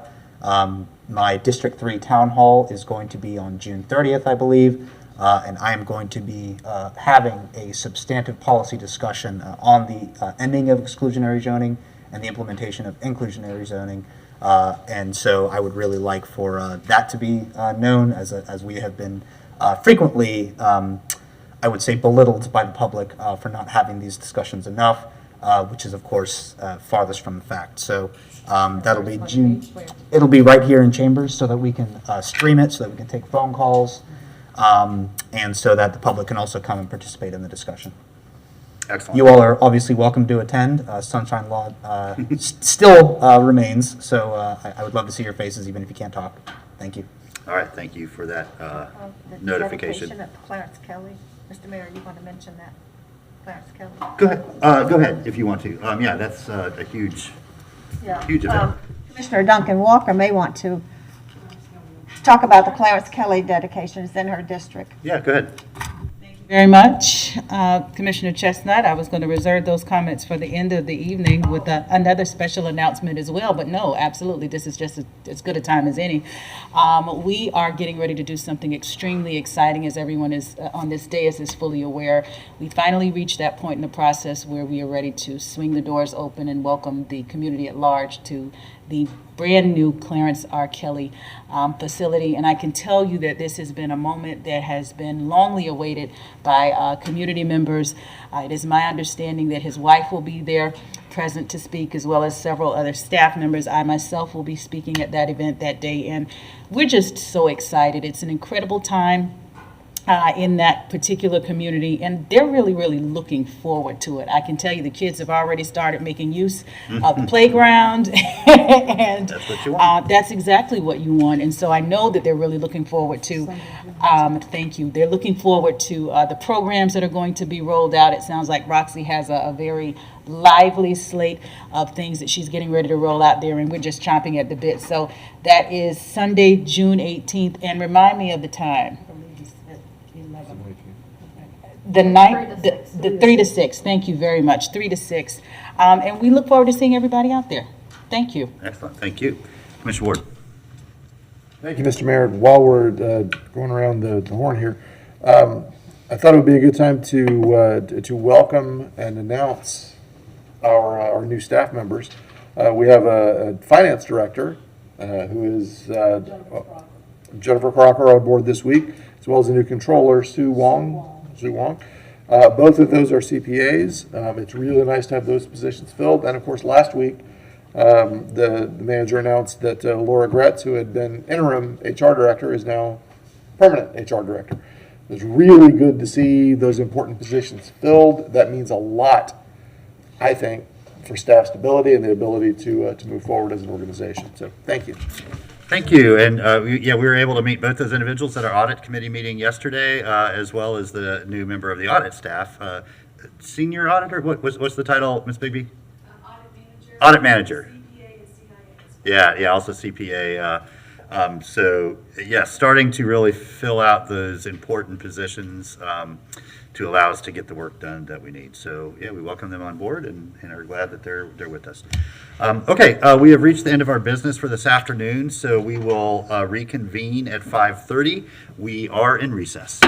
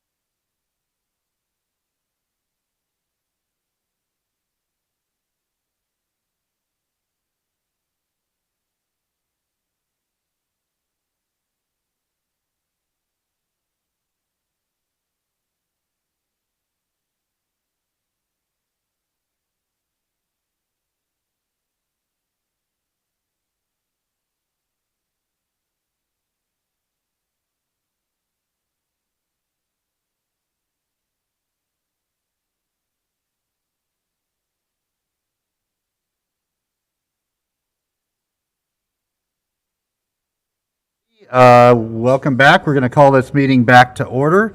Madam Clerk, I believe our first order of business is the Pledge of Allegiance. And so please stand if you're willing and able and join me for the Pledge of Allegiance. I pledge allegiance to the flag of the United States of America and to the republic for which it stands, one nation, under God, indivisible, with liberty and justice for all. Thank you, and please be seated. And Madam Clerk, our first proclamation, please. Our first proclamation is Say Gay Pride Day 2022. Okay, do we have anybody here to receive this proclamation? Hey, welcome. We're glad you're here with us. Whereas House Bill 1557 will prove to harm student freedom of expression and spread ignorance concerning LGBTQ matters. And whereas this bill would make an important part of a student's identity be considered taboo and not allowed for discussion, which would result in compounding issues at school, such as bullying and depression. And whereas officials indicate that such a law could stigmatize and dangerously isolate students and make teachers fearful of providing safe, inclusive classrooms across the state. And whereas, in response to this legislation, I feel it imperative to oppose such unfair actions through participating in our local chamber's Rethink Fellowship program to assist high school students in completing a community project. And whereas my project endeavor, Say Gay, is a mission to spread awareness through website and logo creation, social media postings, community outreach at events, interviews, presentations, dispersing stickers and bookmarks, and a 34th Street wall mural painting. And whereas June is designated as National Pride Month and June 28th as National Pride Day, when we take time to reflect on the past and continue the fight for equality for all. Now therefore, I, Lauren Poe, by the authority vested in me as the mayor of the city of Gainesville, do hereby proclaim June 28th, 2022 as Say Gay Pride Day in the city of Gainesville, and invite all of our neighbors to join me in recognizing efforts to spread human kindness. In witness whereof, I have hereunto set my hand and caused to be affixed the official seal of the city of Gainesville, Florida, this 25th day of April, 2022. And so I want to thank you for bringing this forward, and please introduce yourself and say a few words. Thanks. Okay, if I bust out some notes. Not good at remembering things.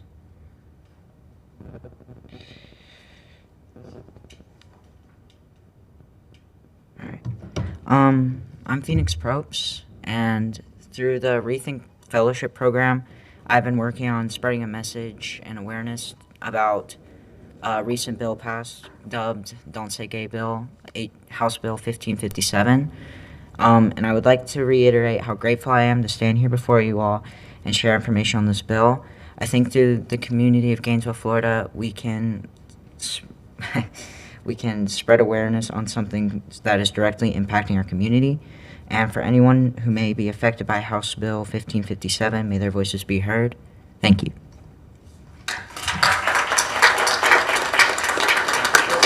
That's yours. Thank you so much for your leadership and setting an example, and we're really honored to have you with us here tonight. So thank you. Okay, Madam Clerk, our next proclamation, please. Our next proclamation is Everyone Loves One Another 2022. Okay, do you have anybody here to accept this proclamation? No? Okay. Oh, they're parking?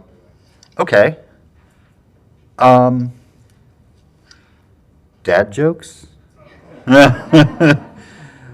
All you good people have done nothing to deserve that. I will restrain myself. Yeah, let's just wait a moment. If they're actually here and trying to find parking, then. Okay. We're just going to be in recess for a couple minutes. When they get here, we'll reconvene and do their proclamation.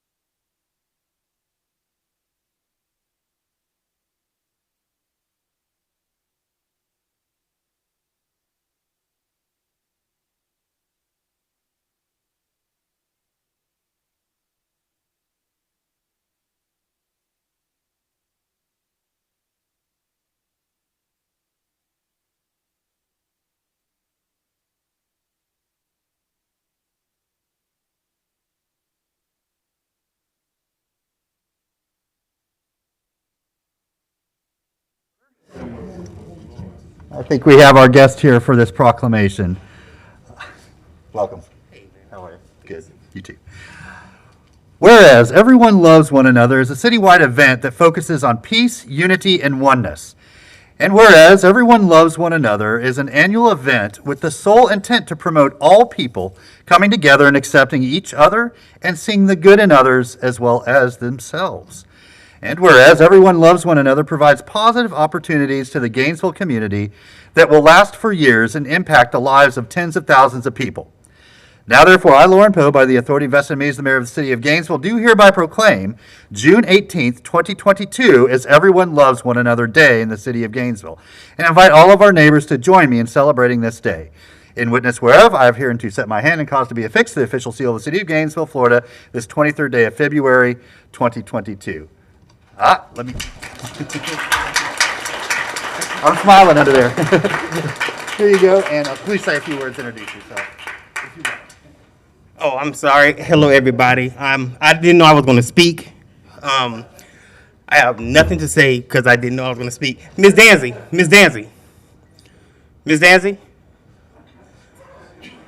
Come on. Come on in. Come on. Y'all make some noise for Ms. Danzy.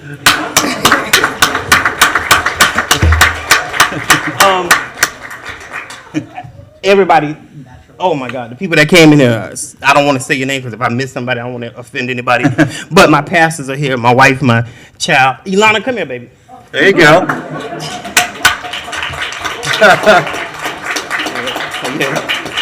Say hey. Say hey.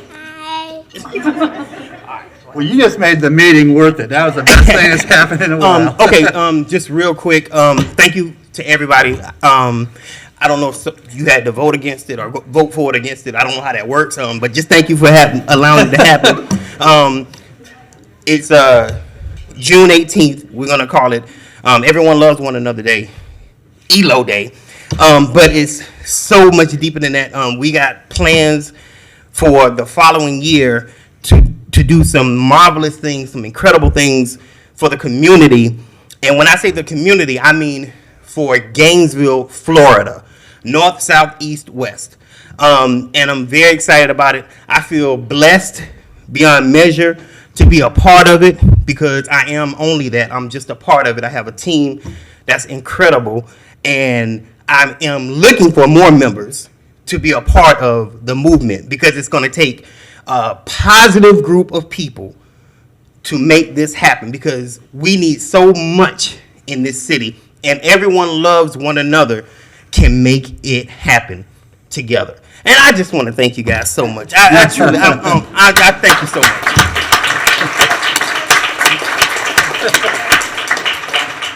We can leave? Huh? I'm sorry, ma'am. Your name? Miss Chestnut, you know me. Okay. My name is Eric Lopez. And I've been a DJ in Gainesville, Florida for quite a few years, and I go by DJ ELO, and that's my name. Yes, ma'am. Awesome. Stick around. Commissioner Duncan Walker would also like to address you. Go ahead. Oh, yes, ma'am. Thank you very much, Mr. Mayor. I was particularly excited when this. Oh, hey, I'm sorry. Look, I heard on my way. No, I'm so sorry. I heard on my way walking in here, I heard that I was called, and I'm so okay. I have a 91-year-old mother, and she has been very sick. Been in the hospital for a week or so, in and out, and it's just been one attack after another, and just the craziest things have been going on in my life. I don't put my life on Facebook. I just put like my DJ service and some funny posts and all that kind of stuff. But my personal life, very few people know I'm married. Very few people know about my baby. You know what I'm saying? Because sometimes that's all you got. You want to keep a little bit of it to yourself. But I'm just telling you guys, it's no disrespect. My mother is 91, sick, and I'm her caregiver. And that's why I just had to take care of some final little things before I left her by herself. So just thank you. And I'm so sorry, Desmond. I'm sorry. I'm sorry, go ahead. It's okay. It's okay. See, that's one of the reasons why I'm so glad that this is brought forward, because what you see, everyone, is what you get. And it's kind of what you can expect from ELO Day, which is what I'm looking forward to. Several months ago, ELO came to me with this wonderful idea. And it was this concept of love and unity and togetherness, not just of one district, but of every single district in this community. And I want to just say this too. It was, for me, very incredible and salient that he would bring it forward, because Elo is a person who has been deeply entrenched in a lot of things for many, many years in the city of Gainesville. So he says he's a DJ, and he is. Anybody who, I'm not going to date myself personally, but I remember, I remember going to events where Elo was providing his services, and one of the things that you could always count on was there was always a vibe and an energy of positivity and togetherness. So the idea that that would now be coming forward in this idea for a festival that's several days long to bring together community is a testament not just to who he is as an individual, but his vision for the city. And I appreciate that. Elo, thank you for your many years of service, your unselfish giving to community from a time when I remember when I was little, because you know you are older than I am. But I greatly appreciate your work, your energy, your efforts, and I so look forward to working hand in hand together with you and the rest of the team to bring forward an event that's going to help to advance our community for years to come. Thank you so much for this. Thank you. I want everybody up here, please, to help us out, please, however you can, you know. And do they need to know like what I'm planning? Because this been in plans, even though I just came to you, but I've been planning this for over 10 years. And I think they'll let you come back and share it a little Oh, bit. okay, all right, okay. Yeah, you just send it forward, and we'll do what we can to help you. I want to thank you so much for bringing your positive energy into this chamber. I mean that sincerely. Okay. It's infectious. I love it. And both of our guests tonight that received proclamations. Oh, somebody else got one? What? Who else got one? You need to hook up, because yeah. I DJed at his school, Lofton. Yeah, I love Lofton. Yeah, and so I mean, that's what it's all about: spreading positivity and love for one another, and that nobody's excluded from our community. So both of you, this has been a special night. It really has. Yes, sir. Thank you both for having the courage and the passion to keep your vision before the community and making sure that we are fully participating to make that happen. So yeah, send more information to the commission, and we'll help you get word out and make sure it's awesome. I need more than word. Okay, just say I need more than the word out. I can do that. I need like sponsors. I need assistance, really, from the city of Gainesville.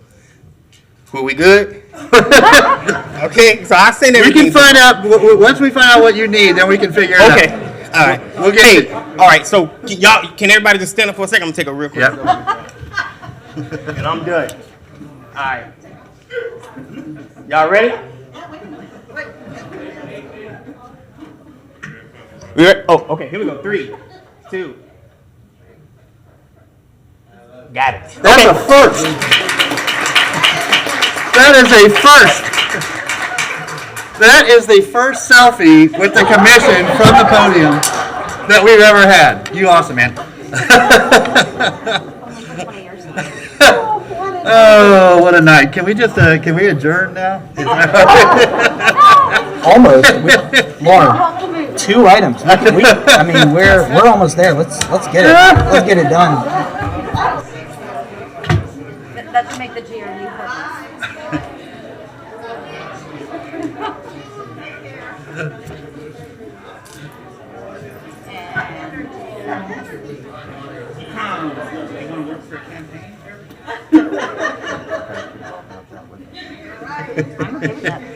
Even better. All right. Well, we're just all floating now, so this is good. We're all just floating. Okay, Madam Clerk, I think up next we have early public comment. Do we have anybody signed up for early public comment? We do. I don't know if anyone signed up. And if you'd like to speak, it looks like our crowd. Okay, early public comment for our 2 items. Okay, very good. Let's go ahead and get to our next item then. Okay, our first item for the evening business item is 211295 GRU quarterly update for the third quarter of FY 2022. All right, Mr. Cunningham. Yes, so Mr. Mayor, I propose we follow Elo wherever he's going, and we give the quarterly update there. Yeah, so I am actually really excited about this. We're going to start a tradition tonight, and that tradition is to give a quarterly update on GRU topics. As you all are well aware, our mission of GRU is to provide safe and reliable utilities in an environmentally responsible manner in a way that enhances our community. And so as part of that, the City Commission sees items that we get approval for, but there's always a lot more going on at the utility and in the City of Gainesville. And so periodically, every quarter, we would like to give an update on major projects, major investments, things that we're doing, so that the commission and the general public are aware of things that are going on. And so tonight will be the first one, and we have several of our staff here to do that. We're going to start with Eric Walters. He's going to be remote, and he is going to give the first presentation on Deerhaven Renewable Fuels. So Eric and the presentation. I see Eric on your screen. Can I do a sound check? Can everyone hear me? Good, we can hear you. Awesome. Thank you. Thank you, Tony. Mayor, Commissioners, good evening. My name is Eric Walters. I'm Admin and Fuels Operations Director for GRU. And I'm coming before you today to really give an update, an overview, and a review for some of you for DHR and the fuel status. There's been a lot of discussion lately around renewables in our community, obviously, and Deerhaven Renewable is the largest source of renewable energy in our community. And there have been a number of questions and they kind of come in waves that come up about where's the fuel source come from, how do we ensure that it's sustainable? How do we make sure that we're meeting our long-term goals and not, damaging ourselves as we go further down the road? So the purpose of that tonight is really to give a review of that. Thanks. And Eric, if you could just pause, I'm sorry, Mr. Walters, if you could just pause for a moment. Sure. Okay, yeah. Here in Chambers, I don't know about the broadcast. We've got a very there we go. We had a really nice high definition view of Commissioner Sacco and I, but not your presentation or you. So this is much better. I think we've got it fixed, and please keep going. Awesome. No problem. There we go. Next slide, please. So before you, what you see is a few pictures of the different types of fuel that we burn. There's a misconception that we are just clear cutting land and bringing it all to the biomass and we're going to burn it all, right? Well, there's many different fuel types that we're going to talk through, and so I want to start off with the first one next. Next slide, please. So there are three fuel types. There are fuel residues, or mill residues. There are urban wood waste, and then there's in-woods fuel. And so I'll go through the different attributes of those as we go through them and give you a little bit more detail. I also want to talk a little bit about the historic biomass fuel sourcing, where we were over the last year, how much of each one of those fuel categories we received fuel in, and then also talk about the minimum sustainability standards. Again, this idea that we're clear cutting land and so forth is really a misnomer. And these minimum sustainability standards are what ensures that we're being a proper steward of the environment going forward. Next slide, please. So first, let's talk about mill residues. We burned a lot of mill residues in the past, but it's really a very high quality fuel. It's a dry residual left over from milling process or making 2x4s and 4x4s that you see in the store. All of the sawdust, all of the leftover things that come after those products are made are what we call mill residues. They are very high quality. There are large volumes produced, but there's also a lot of buyers because it's so dry and such high quality fuel. One thing about it is that we have to think about the ability to surge in demand. Most of you know that we have different lows throughout the year. And so in the summer, Now there's peak loads. So we need lots more fuel than we need, say, in the February, March timeframe, where temperatures are a lot cooler and loads are a lot lower.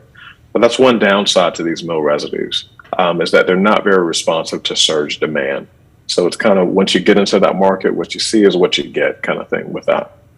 Historically, it's been about 5% of our fuel source, although we are looking to possibly up that going into the future. But it is also very expensive. So the more that we buy, the higher our fuel price goes with the mill residues. Next slide, please. The next category is urban wood waste, and it's the most variable category of what we burn. Typically, if you see limbs sitting on the side of the road from yard waste, you see tree crews going down and trimming limbs from the power lines, right? Those things typically end up as part of this category, the urban wood waste category. There's a lot of variation, as you can imagine, because of the wide area of places that it's sourced from. So the ash content, the moisture content, it tends to be very fibrous and tends to be a little harder to handle as well, right? So if you think of a very fibrous, like a spider web, you try to pull it apart and things are, or a piece of cotton, you try to pull it apart and things are kind of stuck together. That's kind of the overall consistency of this wood type.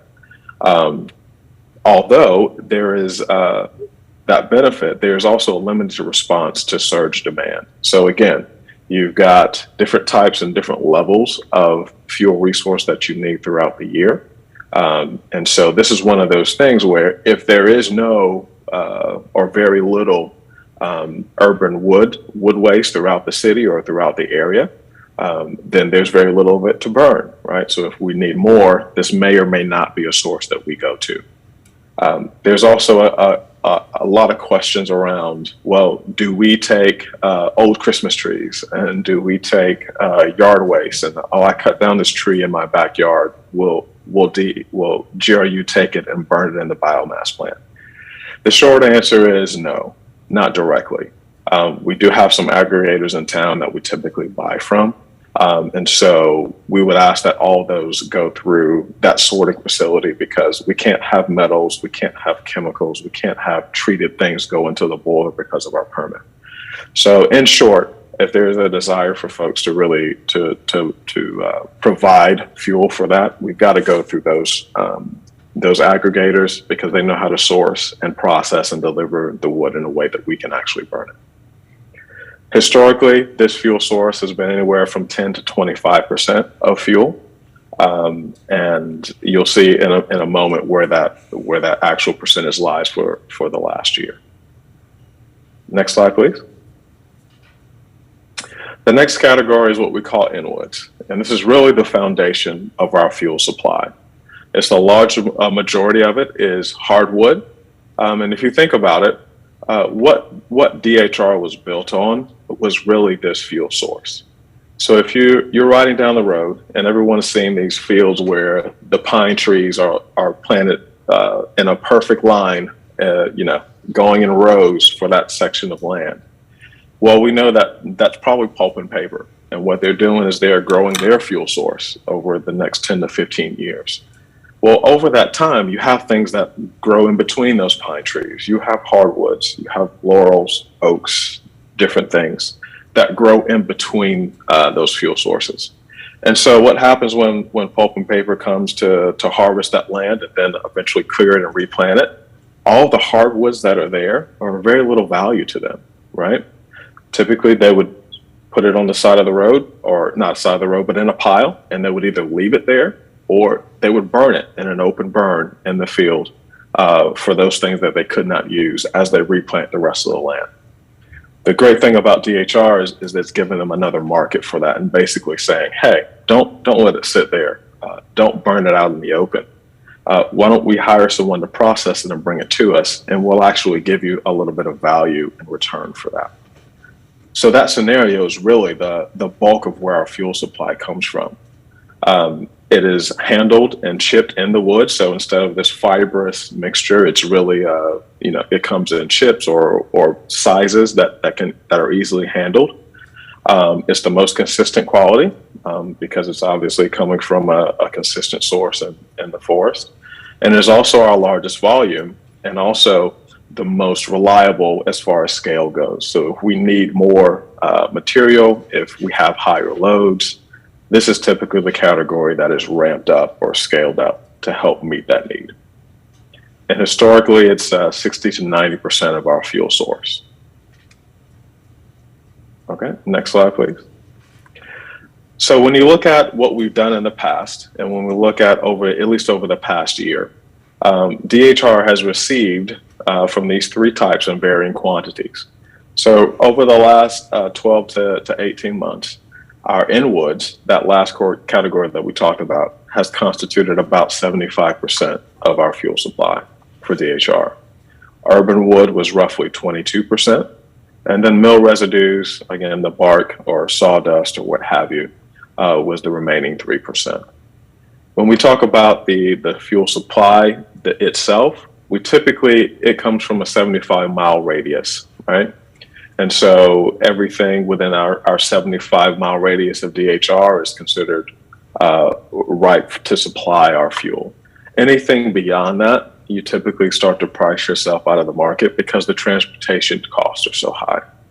So 75 miles is typically the radius, but most of it comes actually from about a 55-mile radius, depending on what's going on.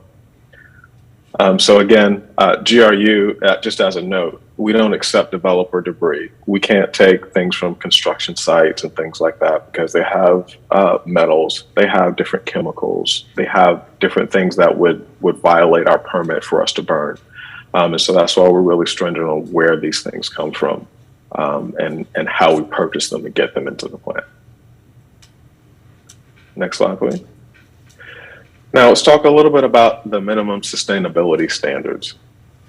So the purpose of these standards, when DHR became a reality and GRU is to go and negotiate and try to build the DHR facility, one of the first things that happened was the creation of these standards.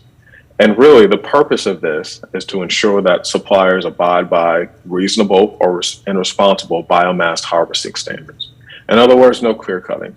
In other words, don't do anything that's going to cause long-term damage to the forest or to the area that you are harvesting this biomass from.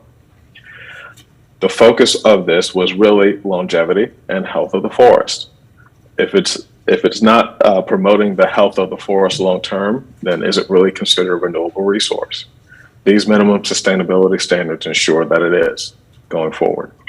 It was developed by a group of forestry professionals and consultants, some from the University of Florida, some from the private practice, and they basically got together and said, what makes sense to tell someone that they need to abide, or what rule to abide by to make sure that we're looking out for the overall health of forest. So before they become a supplier for us, they must agree to abide by these standards. They must understand them, they must know them, and they must sign an agreement that they're going to abide by them. Also, there is an annual requirement for all suppliers to attend a sustainability and best practices seminar. So that's put on by local forest professionals. And also there's a lot of support from our on-staff arborist, Joe Wolf. And they basically talk to these vendors and talk to the suppliers and say, here are the best practices for ensuring the long-term health of the land that you're harvesting from, and how that's going to benefit us in the long run. And so to make sure that everyone is abiding by these standards, there is a semi-annual audit. So twice a year, we hire a third-party firm to come out and verify compliance. So he will look at logs, he will look at records, he will visit with not only our arborist, but also another forestry professional, and go out to these different sites and verify that, yes, this was done in the proper way, that no, we don't see any long-term effects from this. And we do that check twice a year, just to make sure that all the vendors that are on board are actually abiding by those standards. Next slide, please. Oh, so that was the last one. So in conclusion, what what we're trying to do is make sure that the fuel source that we have is being sourced responsibly, that it is promoting the health of the forest, but also being a reliable source of fuel for our largest renewable energy source in the city of Gainesville. So with that, I'll conclude and take any questions that you may have. All right, thank you, Mr. Walters. Do we have questions at this time? I guess we do. Commissioner Ariola? Thank you, Mr. Mayor. No questions for me, just thank you for going through that detail. I, of course, remember quite well entering the commission, the discussion surrounding Deer Haven Renewables. One of the most compelling arguments that was made to the commission was the ability of GRU to operate and maximize not just the fuel efficiency, but the operational efficiency of that facility. So not only is it the #1 producer of renewable energy, but it is also one of our most fuel efficient and operationally efficient facilities. So for that, I'm very thankful to everyone who's been able to do that. Every year, you know, when I think about, everyone likes to say how much money the buyout was, but I look at every year the additional savings that was produced because of GRU operations taking over that facility. So it's a decision that I think we made very well. There's nothing on here that says we have to accept the report, but I'd like to move that we accept the quarterly report. Okay, we've got a lot more reports still. Yeah. There's still more to come. Yeah. So let's just wait on that. And then once the whole report's given, if there's anything we need to add or follow up, or then we can do that. Commissioner Ward? Thank you, Mr. Mayor. So I really appreciate this being included in the overall report. There are always stories about what we're burning at the Deer Haven Renewables plant, and if we can do this about once a year and remind the community. I mean, I know it's in reporting anyway, and the data is all findable, but having this opportunity to present it and ask questions about it really matters. And there are going to be some folks who could watch this and they will go tell their friends tomorrow that we're burning pellets anyway. But most people, given the opportunity to actually know what's going on, will internalize that. And this is a plant to be proud of. It's local, it's renewable. I think a lot of people don't realize how much tree farming there is in this part of the world. So that within 75-mile radius, there's plenty. There's plenty of leftover for us to use to create energy with. And I think a lot of people just don't recognize the reality of that and how quickly it all grows back, how renewable it all really is. A question that I have about this, though, every now and then somebody will call me and say, I just drove by this new construction site out in the county or in another county, and there's a great big pile of trees in the middle of the construction site that they just took down, and they're burning it right there, a 20-minute drive away from DHR. How come that's not at DHR? Can you all describe why we don't have those, and what process we could have to make it more attractive for folks to bring that to us, or for us to go get it, or however that might work? Thank you, Mr. Mayor. Mr. Cunningham, you want to answer that, or you want? Eric, you want to answer that? You want me to? Sure. So, Mayor, Commissioners, you're right. We get a lot of questions around the same thing. One of the things that we do is we contract third-party bioresources management to really manage those things. They come in, they have forestry experts on site, they have the arborist, they have the inspection, and really all those vendors have contracts with BRM, with that third party.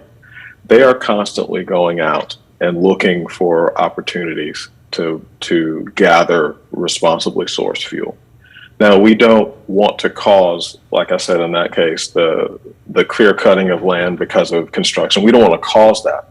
But if there is trees, our trees are biomass, and if there is an opportunity to bring that in, to process, to burn it, we absolutely want to maximize that. And so one of the things that does help, I believe, are forums and discussions like this, of getting out into the public and being able to say, hey, there is this resource. We get lots of questions about who provides that service for us, and we try to be as transparent and open with them and say, hey, you really need to go talk to this vendor. And if we hear about projects, then we'll make sure we'll talk with our BRM and say, hey, please make contact with these folks if you can, because there may be an opportunity to provide that fuel source to the plant and prevent what you just described, Commissioner Ward. So we're trying to get that word out there. We do everything that we can in a public forum or public settings like this to say, hey, it's available. There's that opportunity. And we also commission our biomass experts to go out and make contact proactively when we know things like this are coming up. A lot of the times I'll drive by and see the same thing, and I'll make a phone call and say, hey, did so-and-so contact you with this project? And then they can go out and research and see what happens with that. So it is a collective effort, it is a group effort, but I do agree that is an important part of this and part of the reason why the DHR works in our community. Thank you. All right, back to you, Mr. Cunningham. So I did have just one last, I would like to ask Eric a question, if that's okay. So Eric, at this time, the cost to generate power is a combination of the efficiency of the plant and the cost of the fuel source. So Eric, at this time, what's the most efficient plant that we have in our fleet right now? Mr. Cunningham, that's a great question, Mayor Commissioners. I'm glad you asked that question. Actually, DHR is the cheapest right now by far. It's almost a third to a half of the cost of all of our other generation units. Because of the high cost of natural gas and because of the high cost of coal, biomass has been the most consistent and still is the lowest cost option that we have. So just to give you an order of magnitude, DHR would be somewhere between $35 and $40 a megawatt. Our next closest unit would be somewhere in the 70 to 75 range. And then some go up as high as 90, depending on the price of fuel. So right now, DHR is our most efficient unit and is helping to keep costs low for our customers. So, fuel costs change, and it's not always that way, but I think it's important to realize part of the reason we have such a diverse fuel source for our different plants is for that very reason. And then with that, Eric is actually on PTO. He's at his parents' house in South Carolina, so we're going to release him from duty right now and let him spend the time with his parents for this weekend. So thanks, Eric. Appreciate it. Thank you, Mr. Thank Walter. you. So the next topic is Rachel Lockhart will be giving us an update. She's a supervising engineer for large construction and treatment plants in the Water and Wastewater Department. She's going to give us an update on a project at our Main Street water reclamation facility. It's a capacity and renewal upgrade project, and it's something came to the commission probably a year ago or more, 18 months ago, for approval. And they've made a lot of progress on planning and beginning the design, and so Rachel's going to give us an update on that project. So Rachel, take us away. Thank you, Tony. Can you guys hear me? Yes, but there's a little something going on in the background. Okay. I'll try to be as clear as I can. Good evening, Mayor and Commissioners. My name is Rachel Lockhart, as Tony mentioned, and I am a supervising engineer for treatment plants and lift stations. And so wanted to share with you guys today is our exciting project, the Main Street Water Reclamation Facility project. It's one of our largest that we've had in water and wastewater in recent memory. So we're pretty excited about it. I wanted to give you guys a little bit of history, a few tidbits about the Main Street facility. For those of you who weren't here when this was run through the commission previously. So Main Street is one of two of our water reclamation facilities. I think a lot of you guys have probably visited it, or Napa, our other one. It's rated for 7.5 million gallons a day for treatment currently, and that serves most of the area east of 13th Street is the best way to describe it. It's pretty rough line, but that's about the area that it serves. We've been treating wastewater on this site since the 1920s, so it has a pretty long history of providing service to the city of Gainesville. Our last major upgrade for this facility was in 1990, so a good portion of the plant is at least 30 years old. And so the improvements are very needed at this point. And as Tony mentioned, we came in about the fall of 2019 to ask for your blessing on negotiating our contract for a progressive design builder.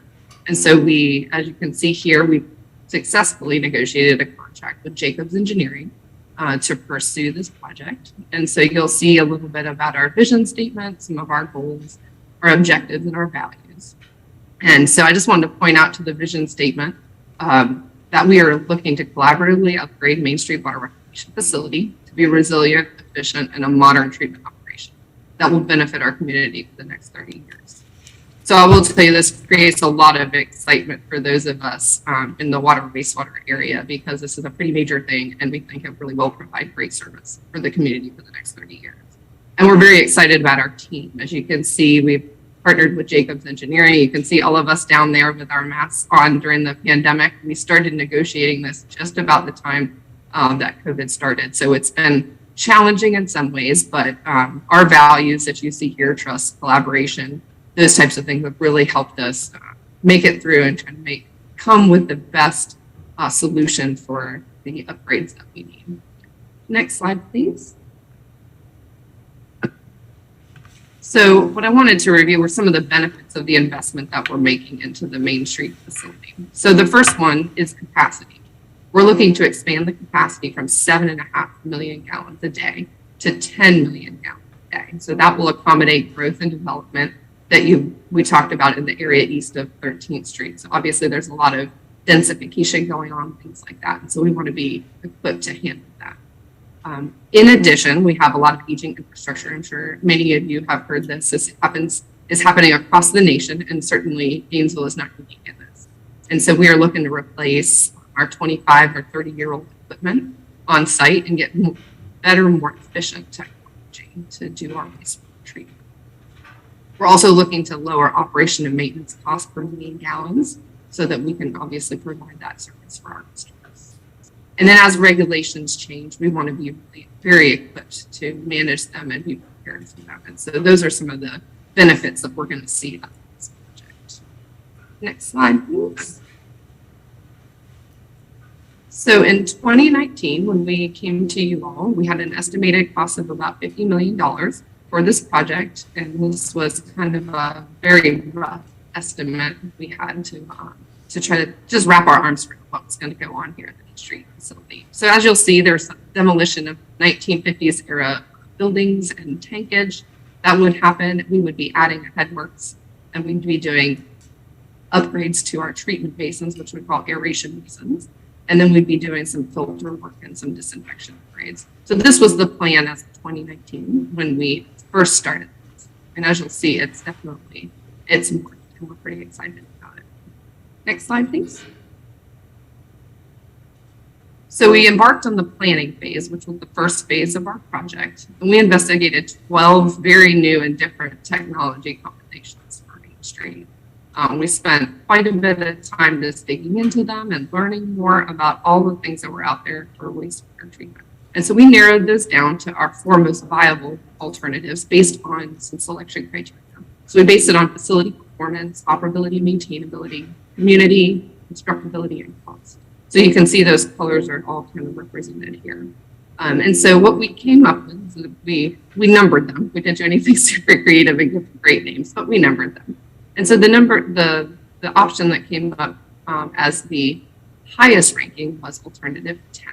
And so alternative 10 essentially upgraded our nutrient treatment and included membrane bioreactor technology, which is pretty new, but it's also what a lot of wastewater is going to. So alternative 10 was our highest ranking one, but as you can see, it came with a pretty large price tag. So with that, we decided to take another step back and revisit our rankings and revisit our options.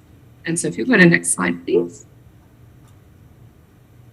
So as you can see, alternative 4 over on the left, this is where we have at this point arrived at. So alternative 4 is very similar to alternative 10, less the membrane bioreactor. And so we will pursue alternative 4 with a look to the future to eventually we have the possibility of implementing alternative 10, which includes this membrane bioreactor technology. It has great improvements, but it's very expensive technology. So as you can see, we'll be pursuing alternative 4, which is about a $30 million less price tag as we start looking at the project. Next slide, please.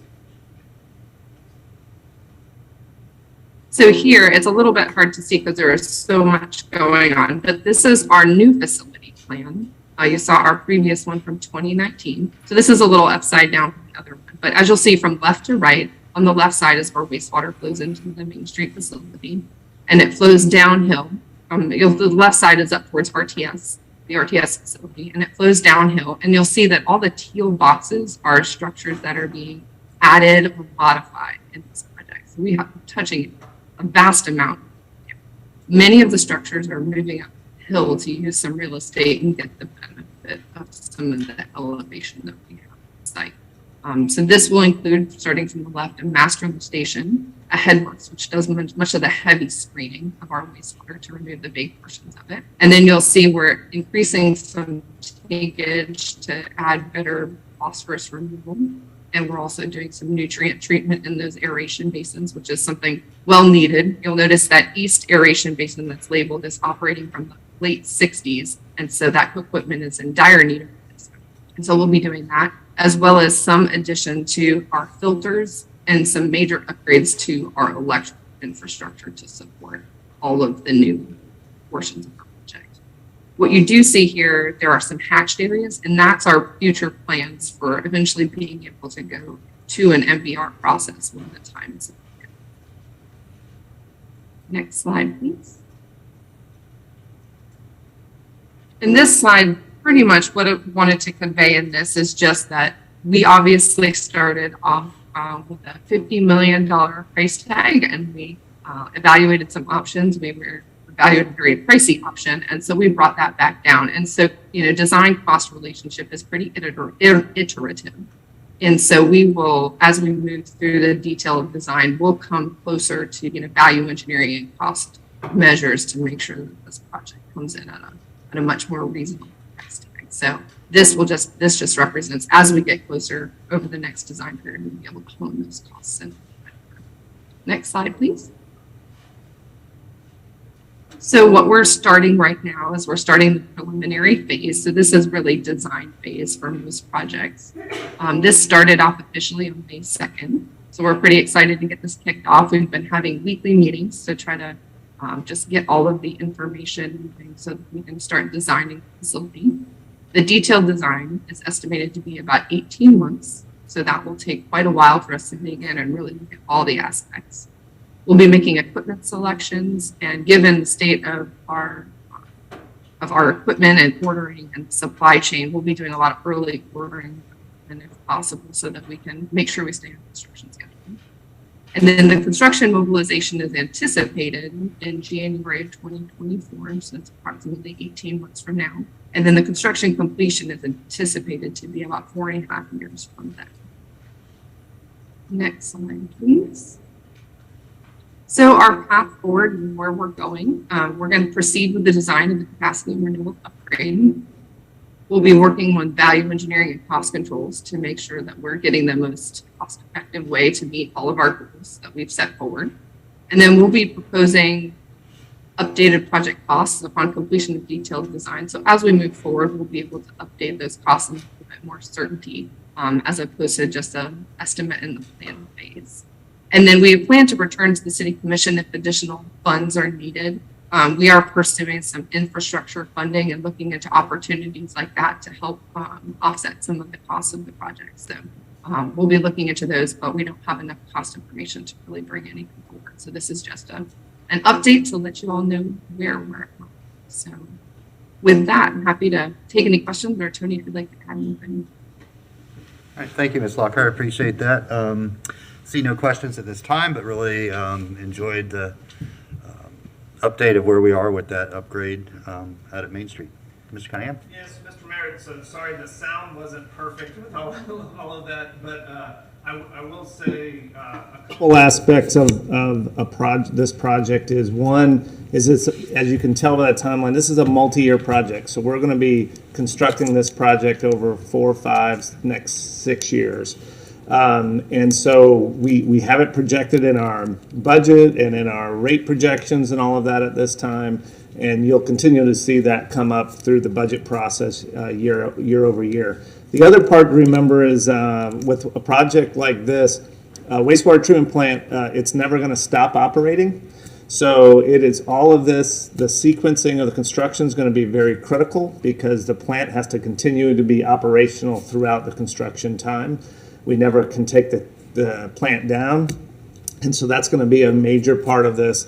And that this is a long history of wastewater treatment in our community.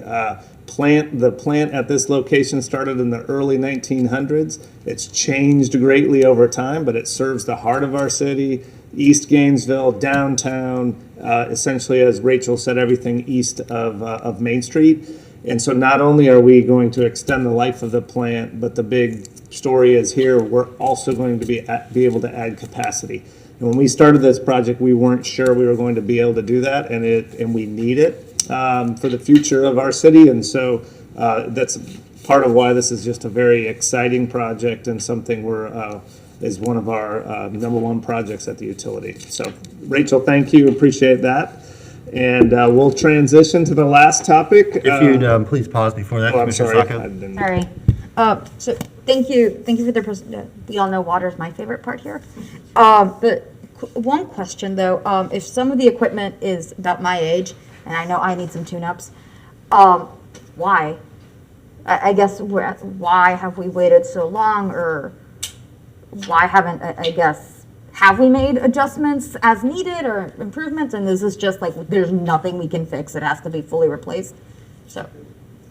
Yes, Mr. Mayor, Rachel, I don't know if you want to take a shot at that. I certainly can. Hopefully my sound isn't as terrible as it sounds like it was in the presentation. I'll try to do my best to convey. So we spend a lot of time replacing equipment and doing rehabilitation on it. But there does come a time where rehabilitation doesn't cut the mustard anymore. And so we tend to half the life of each piece of equipment every time we rehabilitate it. And so in many cases, we've been able to keep our equipment running for a very long time. And now is when it is coming due. So I would like to think that it's a pretty good testament to what we're able to do within our budget on a regular basis, but capacity need does drive a lot of this. And so this gives us the opportunity to do both capacity and the aging infrastructure. Oh, thank you. Thank you, Mr. Mayor. All right, thank you. Thank you. On to AMI and CIS. All right, so the last topic is AMI and CIS, and we'll make sure we talk through the acronyms as we present them. But what we have presenting here is Kinzon Hutchinson, who is our chief customer officer, and Chad Parker, who is our energy measurement and regulation manager. And Chad is really the project manager of the AMI project, and Kinzon is the product owner of the CIS project as the chief customer officer. And so it's really important that they're up here together. These projects are two independent projects that are very integrated with one another. And so for the success of both projects and for the city at large is for these projects to be implemented together and making sure that they're talking and working together. And so with that, I'll have Chad and Kinzon take it away. Awesome. I'm Mayor Kinzon Hutchinson, Chief Customer Officer. Excited to be here tonight to talk about the, as Tony mentioned, Mr. Cunningham mentioned, these two major projects that we've married together in order for them both to be successful. And before we really get started into this, I do want to mention that in this room, we wouldn't be successful with this project without, we do have Walt Banks, which is the sponsor, executive sponsor of both projects. Also, we have George Demopoulos, which is the project manager for the CIS portion of the project. And we have Doug Hoffman, also, and I'll let Chad mention his title. And then also Cheyenne with Sparks, which I'll allow Chad to mention their title. So Chad Parker, and some of you remember me from previous presentations, so I'm glad to be back. We've done a lot of work over the past year trying to get things ready and rolling out AMI. And like Kenzon said, I couldn't have done it without the team that we have. We have an awesome group. And with me today, I have Doug Hoffman. He's our deployment manager. And Cheyenne Sparks. She helps me with everything. So. And so to jump into the presentation, so to kind of break up some of the acronyms, so the CIS, it's the Customer Information System, known internally as Project ICE, which is improving customer experience, which with these improvements, of course, we're looking to actually help with our customer experience and also communication as well. Next slide, please. Yep. Next slide, please. Okay, so AMI. AMI stands for Advanced Metering Infrastructure, and AMIs quickly become the best practice in the utility industry, and we refer to them sometimes as smart meters. So through two-way communication, AMI tracks near real-time usage of electric, water, and gas consumption and sends it to the utility so we can monitor the health of our infrastructure and provide better service to our customers. Next slide, please. So why is AMI important? So we've narrowed it down to 4 key areas here. So improving operational efficiencies, customer benefits, environmental improvements, and better customer engagement. Next slide, please. So breaking down operational efficiencies. So we'll have more efficient and accurate meter reading. So there's a lot of elements that go into reading meters every day, different factors. Ever-changing workforce, high turnover, the weather, you know, we have hot days, cold days, rainy days. So it's becoming a challenge to read meters every day and keep up. So with AMI, we'll read more efficient and we'll have accurate meter reading. We'll also eliminate truck rolls. So all of our move-in reads, our move-out reads, every time a customer moves in and out, we roll a truck to go get those reads and enter them for billing. So we'll eliminate all those truck rolls. We'll also do the same for remote disconnect and reconnection of electric meters. We'll improve safety. So without having meter readers in yards every day, we'll drastically reduce things like dog bites. I mean, we get them all the time. There's a lot of near misses. There's a lot of yards with dogs in them. And sometimes we know, sometimes we don't. And so, yeah, we'll reduce a lot of things like that. We'll have faster response to customer outages. Right now, we rely on customers to call in when there's an outage. With AMI, all that data is going to come back. We're going to see those outages near real time. And by seeing those outages, right now they call in, our system looks at, you have a call here, you have a call here, you have a call here. It's hard to pinpoint where that outage may be. With AMI data, we'll be able to see that in a collective area, and we'll narrow it down to particularly an asset or a fault somewhere, and we'll have quicker restoration. Next slide, please. And so some of the customer benefits that we will have, of course, is improved outage restoration. So it'll be easier for us to identify where outages are located through the marrying of the two. Also with real-time usage, and I want to clarify, with real-time, it's 15 minutes for electric, and then all the other services will be every hour to where you can actually look at the consumption. Leak detection, assisting customers with water conservation. So the more you empower customers with information, the easier it is for them to make better decisions. Assist customers, reduction in estimated bills. Like Chad mentioned, there are times where it's difficult for us to actually get out to read meters. And so this would actually help us to prevent us from having to estimate bills. And also power quality improvements and notification. Next slide, please. This is actually beneficial. So we don't have an app, but it'll be a mobile-friendly web portal that you can actually go in and view all of the information to help us empower our customers to make decisions.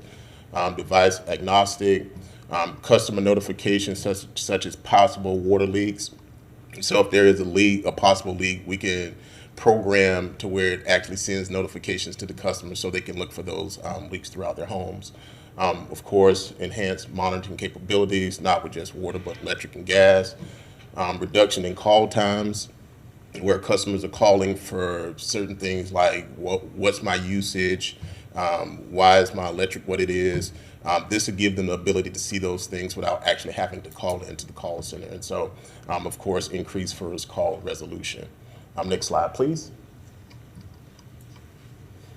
Chad mentioned, of course, we'll do a lot less truck rolls to do turn on and turn offs. And so, of course, we'll reduce the carbon footprint, enhance insight into resource losses, leak detection capabilities, of course, reduce fuel consumption, no truck rolls, less gas that's out there, and of course, reduce the emissions. Next slide, please. Okay, so how does AMI work? Next slide, please. So each day, meter information, meter data is collected, is sent through what we call them collectors, but they're essentially routers that are located around our city territory. There's different types of network devices, but they all collect the data and send it back. And once they collect this data, the meter data and information, this is alarms, alerts, all the notifications, they come back into our head-end system and send that to our meter data management system where that data is processed. And once it's processed, we do validating, estimating, all that stuff, making sure the data is clean. Then we send it to our CIS system and our billing system to prepare bills.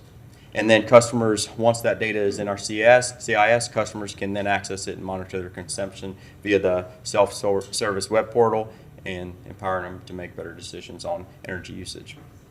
Next slide, please. So how did we get here? So more than 75% of U.S. homes are equipped with AMI. And since the time that I started coming here and talking about this, it's increased probably double. So in 2021, the commission approved $46.8 million for AMI implementation and $32.5 million for operations and maintenance. It's a 20-year contract that's been negotiated with Itron. That's our vendor. It'll be hosted in the cloud, and they will provide the hardware, which is the meter endpoints and network gear.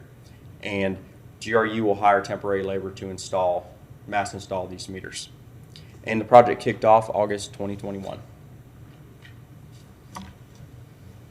How did we get here? Next slide, please. Okay, there you go. How did we get here with the CIS project?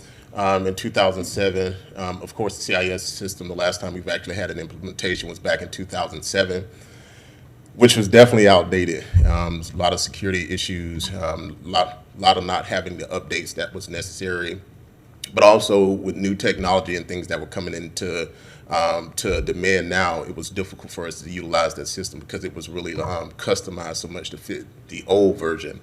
And so the commission approved $30 million for us to do an upgrade or re-implementation of our CIS system. We went into a 10-year contract with Vertex One, which is a cloud solution, which at that point we'll be able to get real-time updates, software is updated, security patches and all those things that's necessary to run the utility. We'll have those things in place. Fully hosted and managed, which allows the high availability of business continuity. Project kicked off March 2021, and then we're looking for a go-live date February 2023. Next slide, please. So where are we now?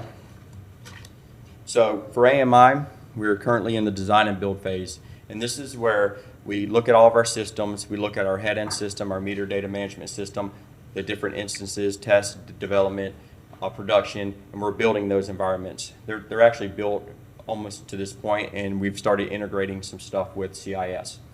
As of this afternoon, I'm pleased to say 95% of our network infrastructure hardware has been deployed. So these network devices are out in the field right now. So as you're driving around and you see something that looks different, it might be one of these AMI router devices. And we're on schedule and on budget for the project. Next slide, please. So this is the fun stuff for me. This is the stuff we've been working on and putting in place that are kind of behind the scenes. No one really knows what's going on. So these are some things I want to talk about. So our meter farm.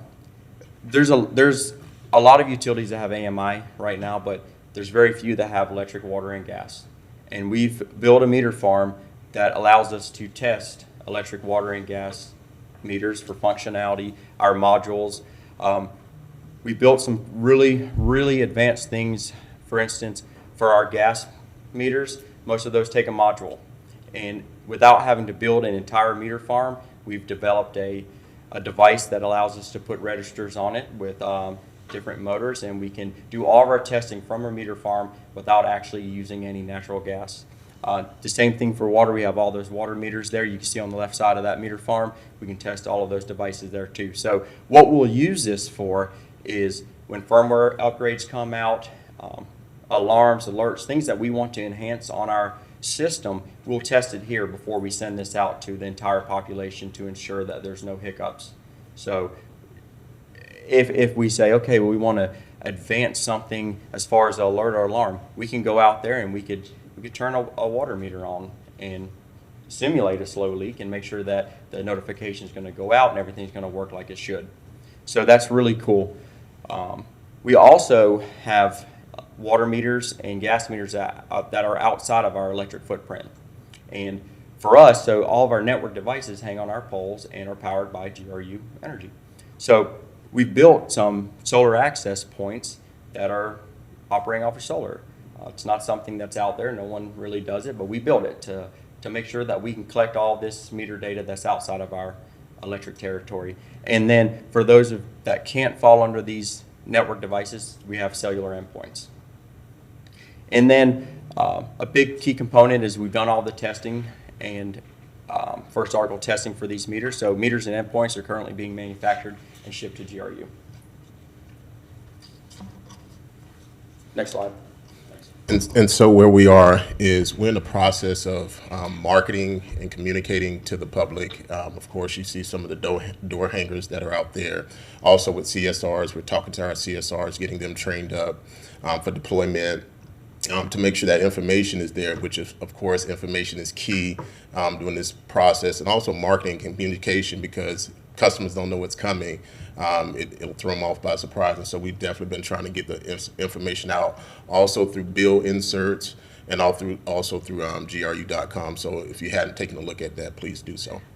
Next slide. Another cool thing that we do have out there automatically is we have an online bill payment portal, and if you take a look at there, it really helps with information for its usage, how to conserve different tools like that. So if you hadn't taken a look at that, that's just a snippet of what we have, both English and also Spanish. Next slide. All right. Next, so where are we headed? Of course, Water Smart program, like we mentioned. It's beneficial. The more information customers have, the easier it is for them to kind of manage. And so we'll have this tool out to where they can help with conserving. And I think we're number 2 in the Southeast. I think that's water challenge. I think we fell at the end a little bit there, but we still did quite well. We did not win. Just for the record, we won the SEC. So we won our conference. Which was our goal. Not the national championship, but we won our conference. Yeah, we wanted to set it up for the new ball coach, show him how it's done. So yeah, we did all right. And so this is a tool out there that we can use for customers in the near future. Next slide, please. So where are we head on AMI? So phase 1 is going to be mass deployment of all these meters. So we're going to install somewhere around 212,000 electric, water, and gas meters and modules. We'll have an installation of an AMI communication network, and like I said, we're almost done with that already. We're going to implement a meter data management system. We're going to integrate between AMI and the new CIS, and we'll transition to billing using all these AMI system reads. And we'll also integrate to outage management system. And in doing all of this, it's been a non-blocking strategy to allow us to do other things phase 2 if we choose to do so moving forward. Programs such as time of use, prepaid solutions, distributed intelligence applications, and smart lighting. So I did want to say, so our network that we have now will allow us for smart lighting now. So the nodes that we put out there, the smart street light nodes that we put out to collect some of this data would have that capability. So, next slide, please. So this is a timeline of kind of the 2 events together. So in the blue, you'll see CIS. We're going through the realize phase. We're in sprint 3 right now. So we're building and we're getting close to testing these systems out. In the green, you'll see some of the things that we've been doing on the AMI side, defining, designing, and building. And we're also working with our legacy CIS system because we're going to be deploying meters under that system. So it's taking some work. As Kenzon said, that system is old and outdated. So we've had to do some additional work to make sure that we can deploy under that legacy system. And you'll see mid-August, we're anticipating deploying our first production AMI meters in City of Gainesville. So that'll be our solution validation area. You'll see it there as SVA. And we'll do 4,000 meters. We'll test all the functionality. We'll test reads. We'll make sure everything's working. And then once we complete that, we'll roll into mass deployment.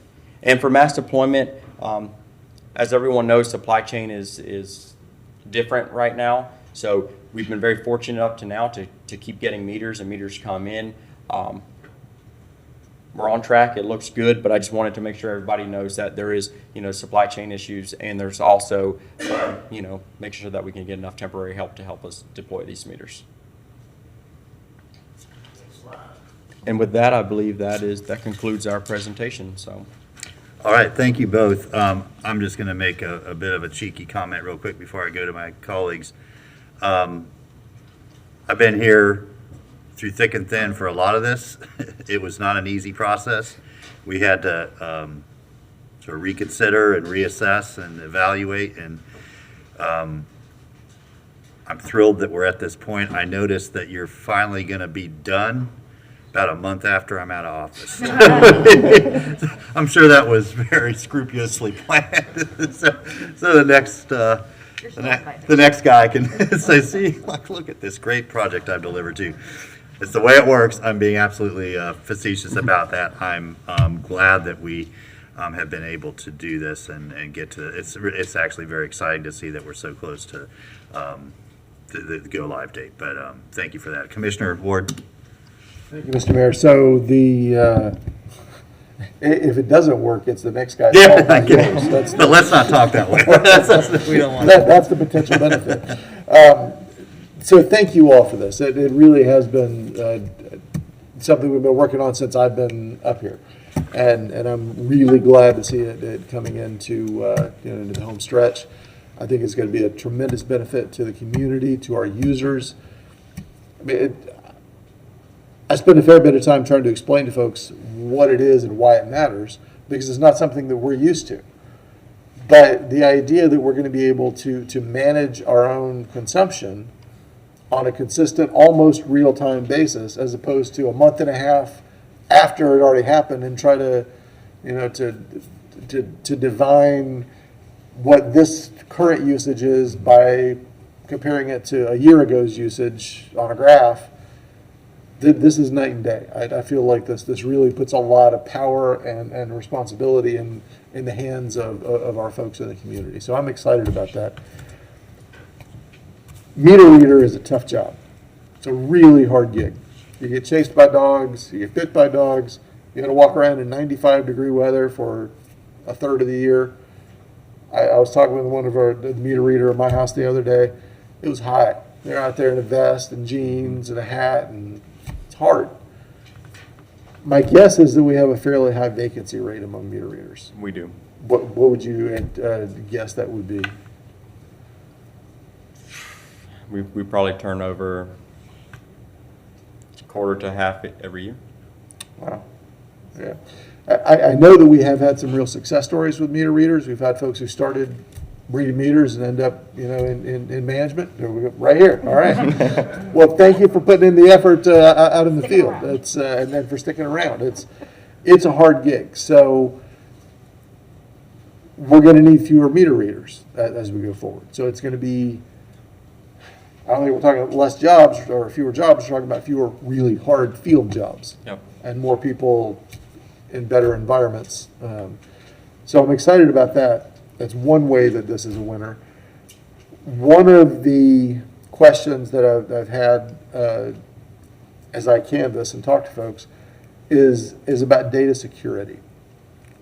I feel really good about this. We had a lot of conversation about it in committee over the years about how we try to be really careful with all the data, but we do still have some folks who are concerned that, well, if I can see my data in real time, who else can see my data in real time? Who knows that I'm not home? That my usage is dipped, and So can you talk a little bit about how we manage that security? And because not everybody asking that question, but there are enough folks asking it that there are questions. So Banks, I can speak to some of that. So we've made sure that when we negotiated this contract that we've held up all the standards that we have for customer data. Okay. And most of the data that's going to come over from AMI is not going to have customer information tied to it. It's going to be a meter number.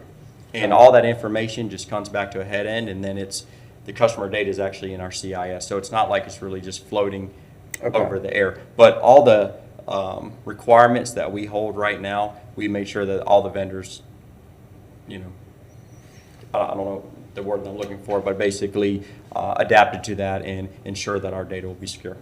So that's an important point, that it's identified by number, not by address or name.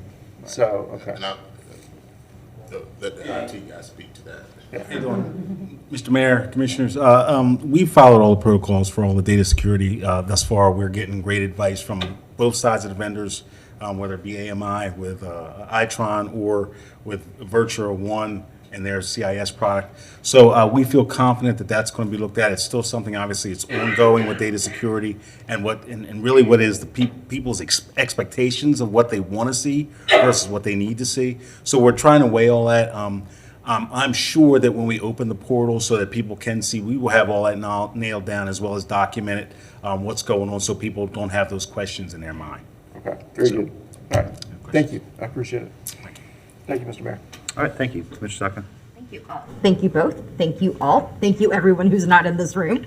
Thank you to the folks who are going outside and 90 feels like 115 weather. I'm really excited about this one. And backtrack. The phrase meter farm is adorable. I love it. I wish we would call everything a meter farm because that is the cutest thing. That's just a personal part. But no, whatever education campaign you're doing to let folks know, like, this is the future of GRU, this is what we're trying to do, this is going to help you, it's already working. In my 5 minutes of spare time, I like to sit on something called Reddit. And Gainesville, GNV Reddit is usually full of questions. There's a lot of why would the city and or GRU do X? And a couple, I've always seen a couple, just as they do on Facebook, Twitter, what have you, of why is my bill double? And, folks are encouraged, like, call in. It could have been a misread reader because if it's a 90 degrees, it's 90 degrees, I'm dying of heat stroke and there's a dog chasing me, I might get a number mixed up because I'm human. So folks call in, they're like, oh no, it's actually much less. And they're like, I wish we had a better system. How do you just not know? And so folks who are not me, so I don't have to lift a finger, are like, actually, we are doing that. And they provide links and then, a small bubble of people at a time get further informed. But I saw a lot of excitement. That's the word, sorry. It's late. Excitement as folks are like, no, we are going to do this. This is great. So I think this is going to be a huge help for folks. They'll feel a little more in control. Fewer surprises or misreadings. And I think that's going to help a lot with the relationship that we have with our neighbors. I recently moved. My bill is much higher than it used to be because it's a larger space. And I had to, you pull out the bill and you see the number and you're already upset. Kind of like when we get our taxes. And then I remember it's my fault. So that's kind of the beginning of that, where you're like, this is a ridiculous number. So the relationship's already on a bad foot, even as they contact, and your folks are lovely. You won't have that step necessarily. You'll be able to follow along. It'll be more accurate. And I think it'll start mending that relationship where folks feel more informed, more in control. And they will come to see just how amazing GRU is.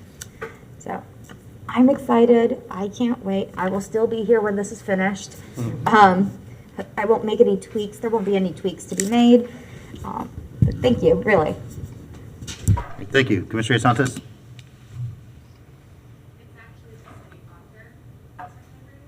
Oh. I've not hand raised. I can say, I'm excited to see this happening. I'm in your same boat, Mr. Mayor, that it's going to go live a month after we go out. Yeah. So funny y'all enough. make sure to try to find us where I'll make sure to leave 3 of my digits of my phone number with somebody. I can, Madam Auditor, I'm sorry, I thought that was for Commissioner Santos, but did you have a question or a point that you wanted to make? Yes, thank you, Mayor and Commissioners. I wanted to just mention that we did do a billing system pre-implementation audit at the invitation of GRU management that reported in March 2021. And we did look at configuration related to privacy and use of customer data. So management was definitely taking those recommendations to heart. And then we also have a post-implementation audit on the audit plan once the system is up and running. Excellent. So I guess I will not be part of that audit committee when you do that post-implementation, but I'm already seeing the light at the end of the tunnel. Y'all, thank you. I mean, it really, unless you've been here for the long haul through this thing, this was not. This is one of the most complicated things.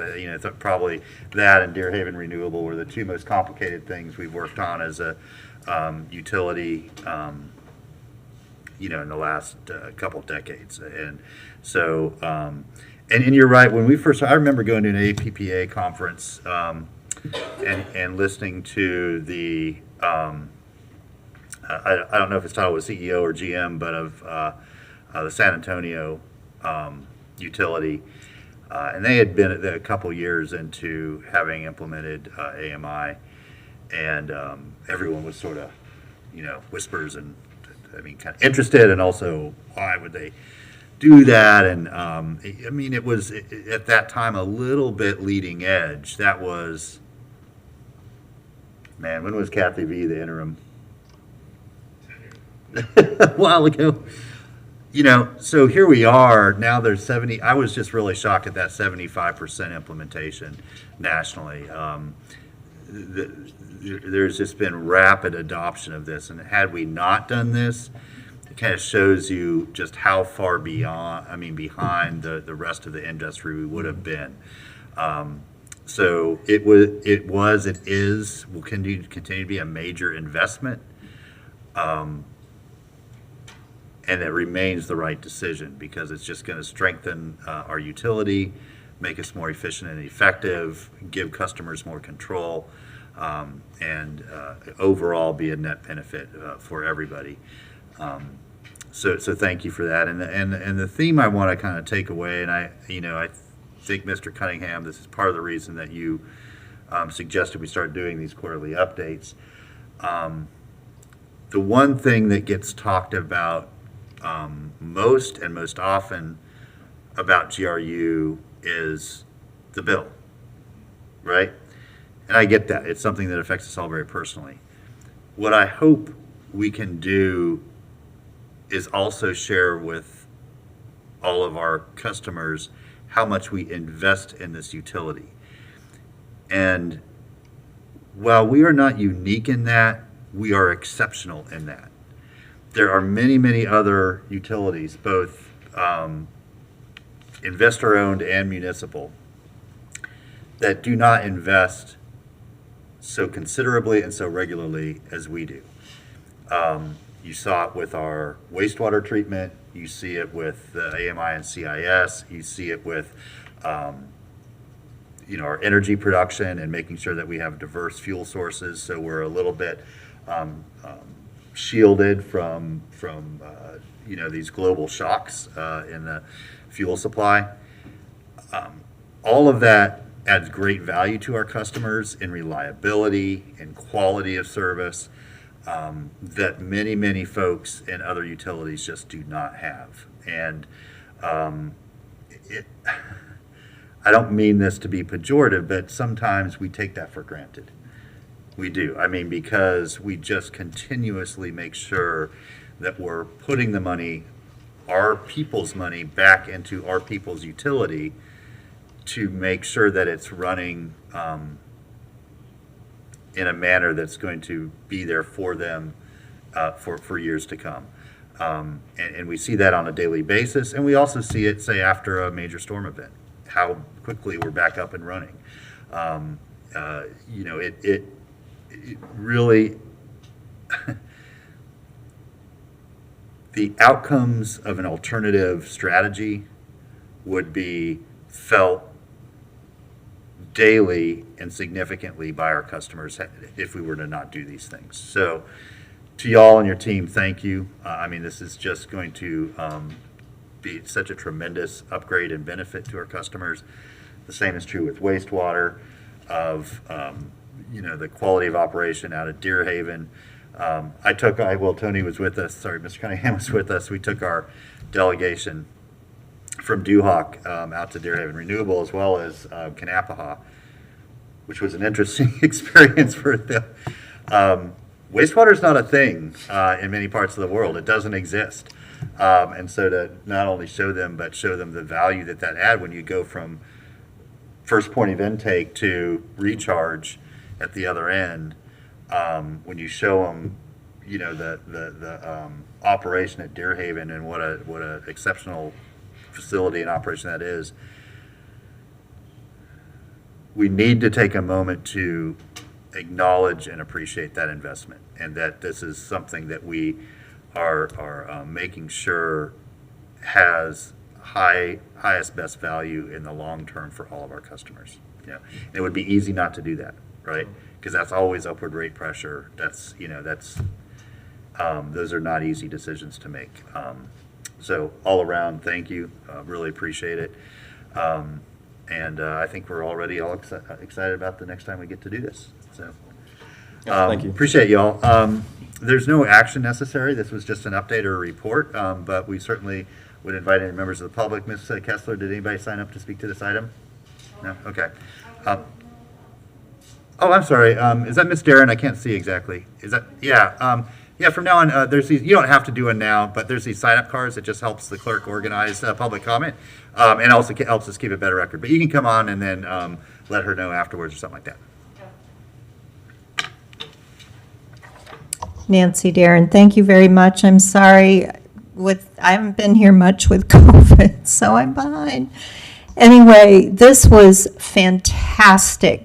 I am so glad this is going to be a quarterly review, because people don't know. Our economy is energy. Energy is the economy, and we have such an outstanding utility. I appreciate your words, Mayor Poe and Mr. Ward.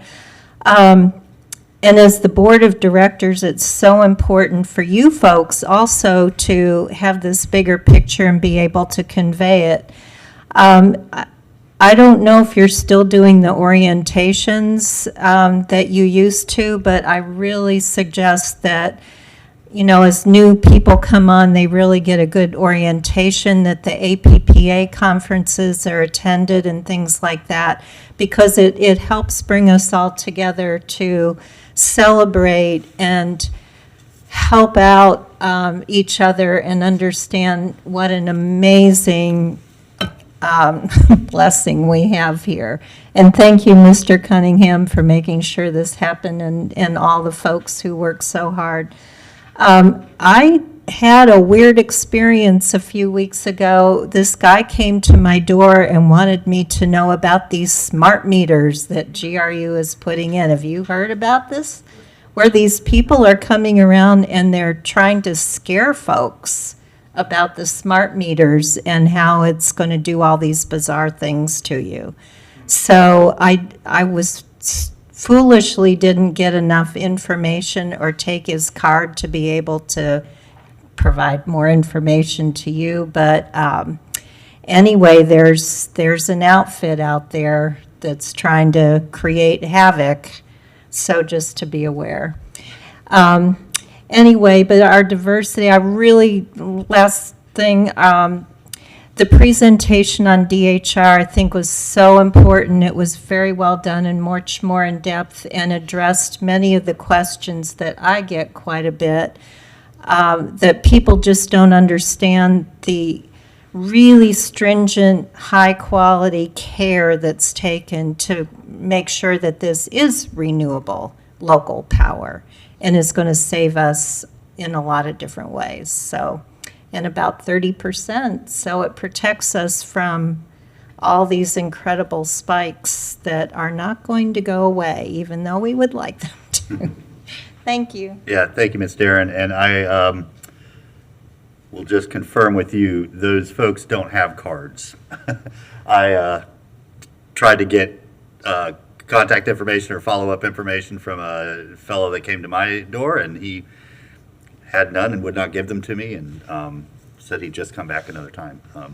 So that's the level of sketchiness they have, that they don't even have a piece of contact information to give to you. So yeah, we need to make sure that we're making folks aware of that. Commissioner Ward. Thank you, Mr. Mayor. I just briefly wanted to say a couple things about our total renewability. We're consistently between 25 and 25% and a third in any given quarter renewable. Now, that's not where we need to be, but it's so far ahead of the statewide average of 4% renewable energy production. We have a long way to go. We've got hopefully a 50 megawatt solar farm, in the works. That's 10-12% of our total load. I'm hopeful for that, but whether that happens or not, we have to plan for what's next, and for another 50 and another 50 in a variety of places. So that's certainly in the back of my mind, and I know it is and with other commissioners as well. And I know that we're working on that for the next version of the IRP, and I really look forward to that. And I probably will have some questions before then about where we could place things. And to be candid, people ask me all the time. Not 2 or 3 days goes by that somebody doesn't ask me why we don't have a solar farm at Deer Haven. So we need to be able to address that very straightforwardly and with good, reliable information. So those are some of the things that are coming down the block. And I don't need that tonight, but just be aware that that's a thing that's out there that I'm interested too. I mean, we own that land. So those are some of the questions coming down the road. But I'm really excited about where we are and what's possible and what's next. So thank you. Thank you. Mr. Cunningham. Yeah, Mr. Mayor, I won't answer that completely, but I will use this opportunity to just talk about the integrated resource plan. So we are kicking that effort off, and a big part of the integrated resource plan this time is going to be public outreach and public engagement. We want to work through this process with the city commission, other governing boards, and the public as we talk about our roadmap to net zero and what our future energy needs look like. So solar is obviously, additional solar is obviously going to be a part of that. But the integrated resource plan process will identify other opportunities, incremental improvements we will make over time, and a roadmap to that. And then we'll also look at a process that's iterative, where we're going to be doing this on a regular basis, so that we're able to keep up with new technologies and new ways of doing renewable power, and be able to be adaptable to that over the next several decades. So yeah, definitely we're excited about that process. All right, great. Well, thank you, everybody. Appreciate you being with us this evening, including those that joined us remotely. I think that your tour of duty may have ended, so you are welcome to stay around and listen to our discussion of our GPC agendas for the next few weeks or months. Or you're welcome to leave. So, Madam Clerk, if you please introduce our last item. I know. An agenda item about meetings. The next item is 211268, administrative session. Okay, thanks. So we've got a sort of draft calendar for our fourth quarter GPC meetings. Our June 23rd meeting is during a recess, so that is canceled. So our next meeting will be July 14th. Can we pull that up? You do. Yeah, as opposed to me reading. There we go. Just scroll down a little bit. Yeah, so it looks like we have room on the July 14th meeting. Madam Manager, is home specifically the home from HUD dollars, or is that more our housing ARP? It is housing, it's HUD. The HUD home. It's the $1.9 million from HUD, but it is our HUD. And it is for the vulnerable. Yeah, okay.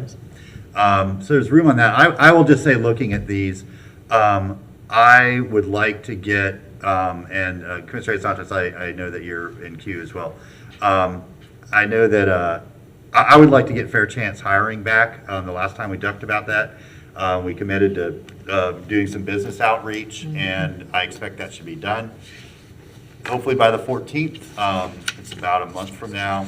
I've had some discussions with the Chamber Policy Board, as well as some other business folks, but I think we need to do one last push there and then get that back in front of the commission so we can give some direction to staff of what we would like to see them draft for that ordinance.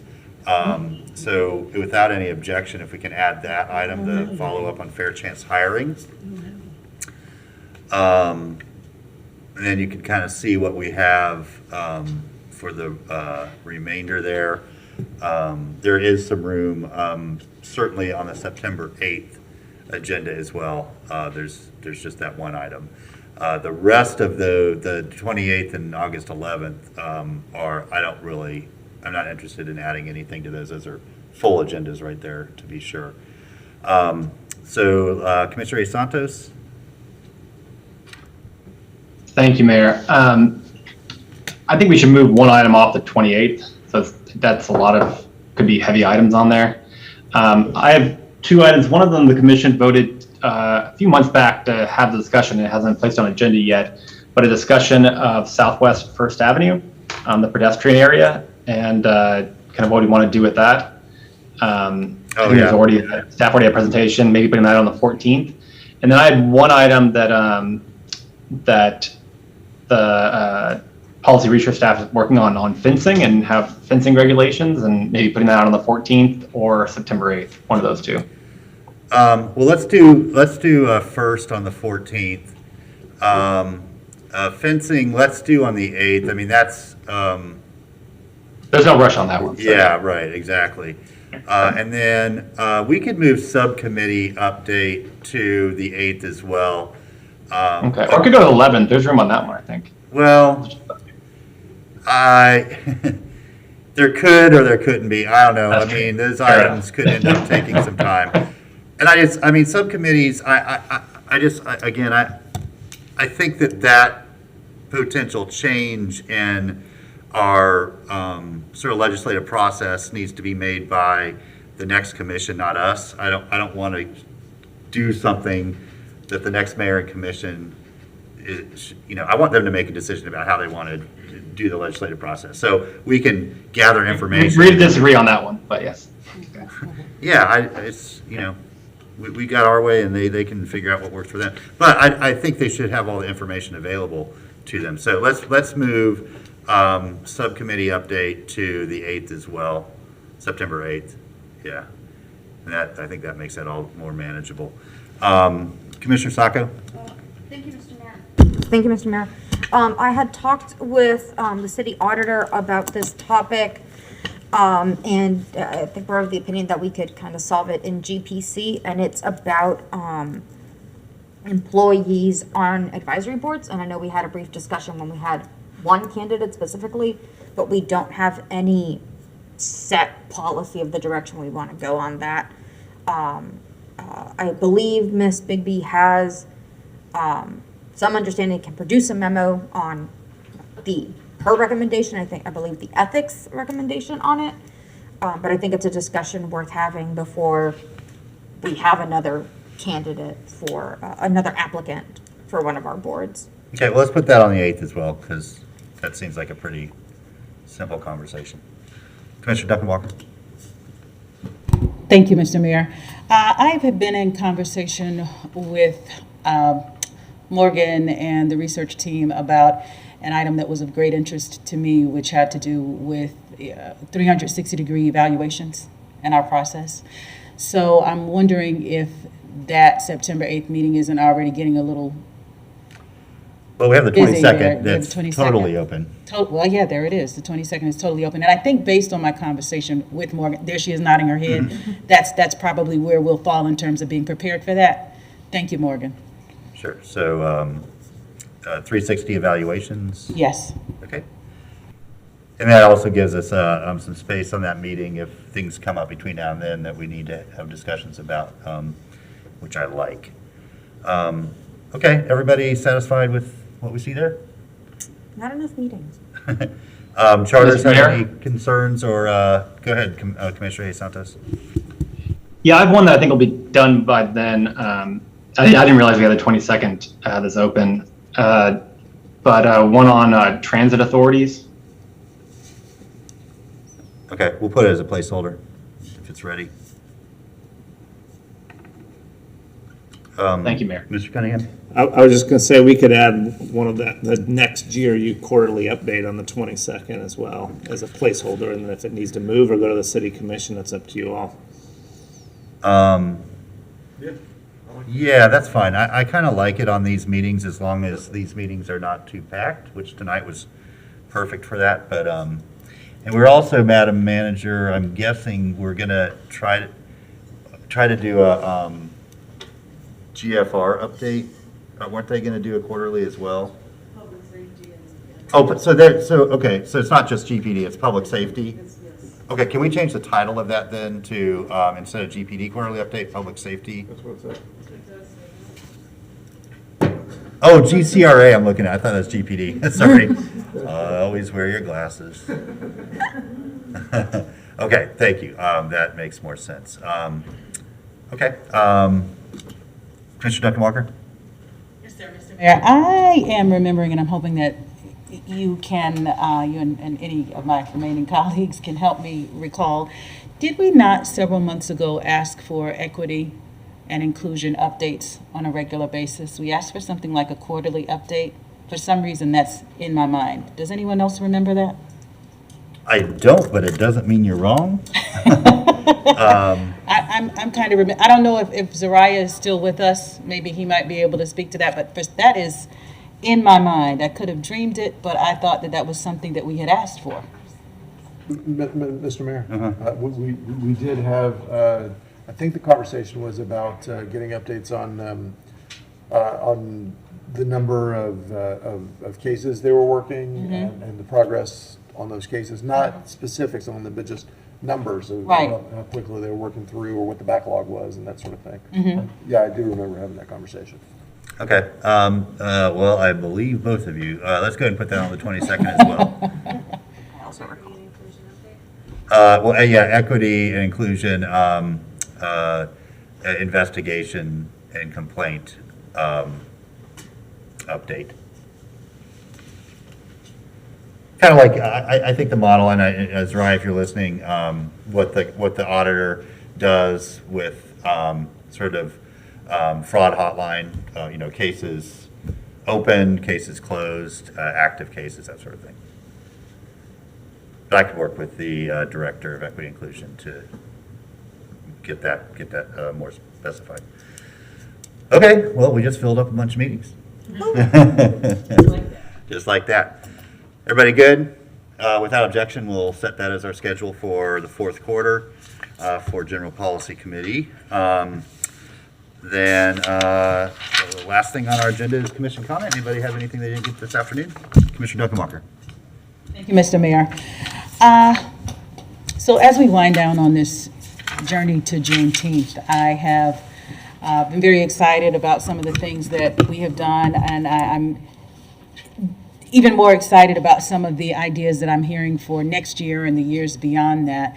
I was approached, I didn't get a chance to make the press conference the other day with the people from Archer and around the Regis project, but I had been approached by some members of that community and people who had worked on that project about a potential resolution, and it made me just recall how important it is for us to make sure that we are not just doing the programs, that we are not just doing the events, and that moments like Juneteenth and the journey to Juneteenth are the times when we should also be focusing on policy. And I think we have done that, but I certainly know that there's room for more. And so as I looked at and heard and listened to the concerns of the people from Archer and continue to hear concerns from people in District 1 and throughout the community, I am excited to bring forward in the next few weeks ideas, well, a resolution and ideas for policy that continue to advance us in the way of racial and environmental and social justice, but also equity and equitable development. Because Juneteenth, as a powerful and poignant and salient and important moment as it is, it really doesn't mean a whole lot unless we marry those programs and events to the stuff that's actually going to move us forward, and that's the policy and the promise of our commitment through that policy. So I look forward to bringing those things forward, and I've enjoyed this celebration and look forward to next year already. I hear we're already starting some plans, so that's exciting. Thank you very much. Thank you. Yeah, it's 1 year is a novel celebration. 2 years begins a tradition.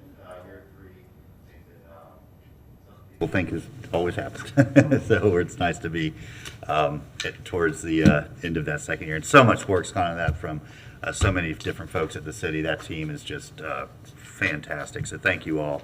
I'm excited to see you all and give credit where credit's due on Saturday.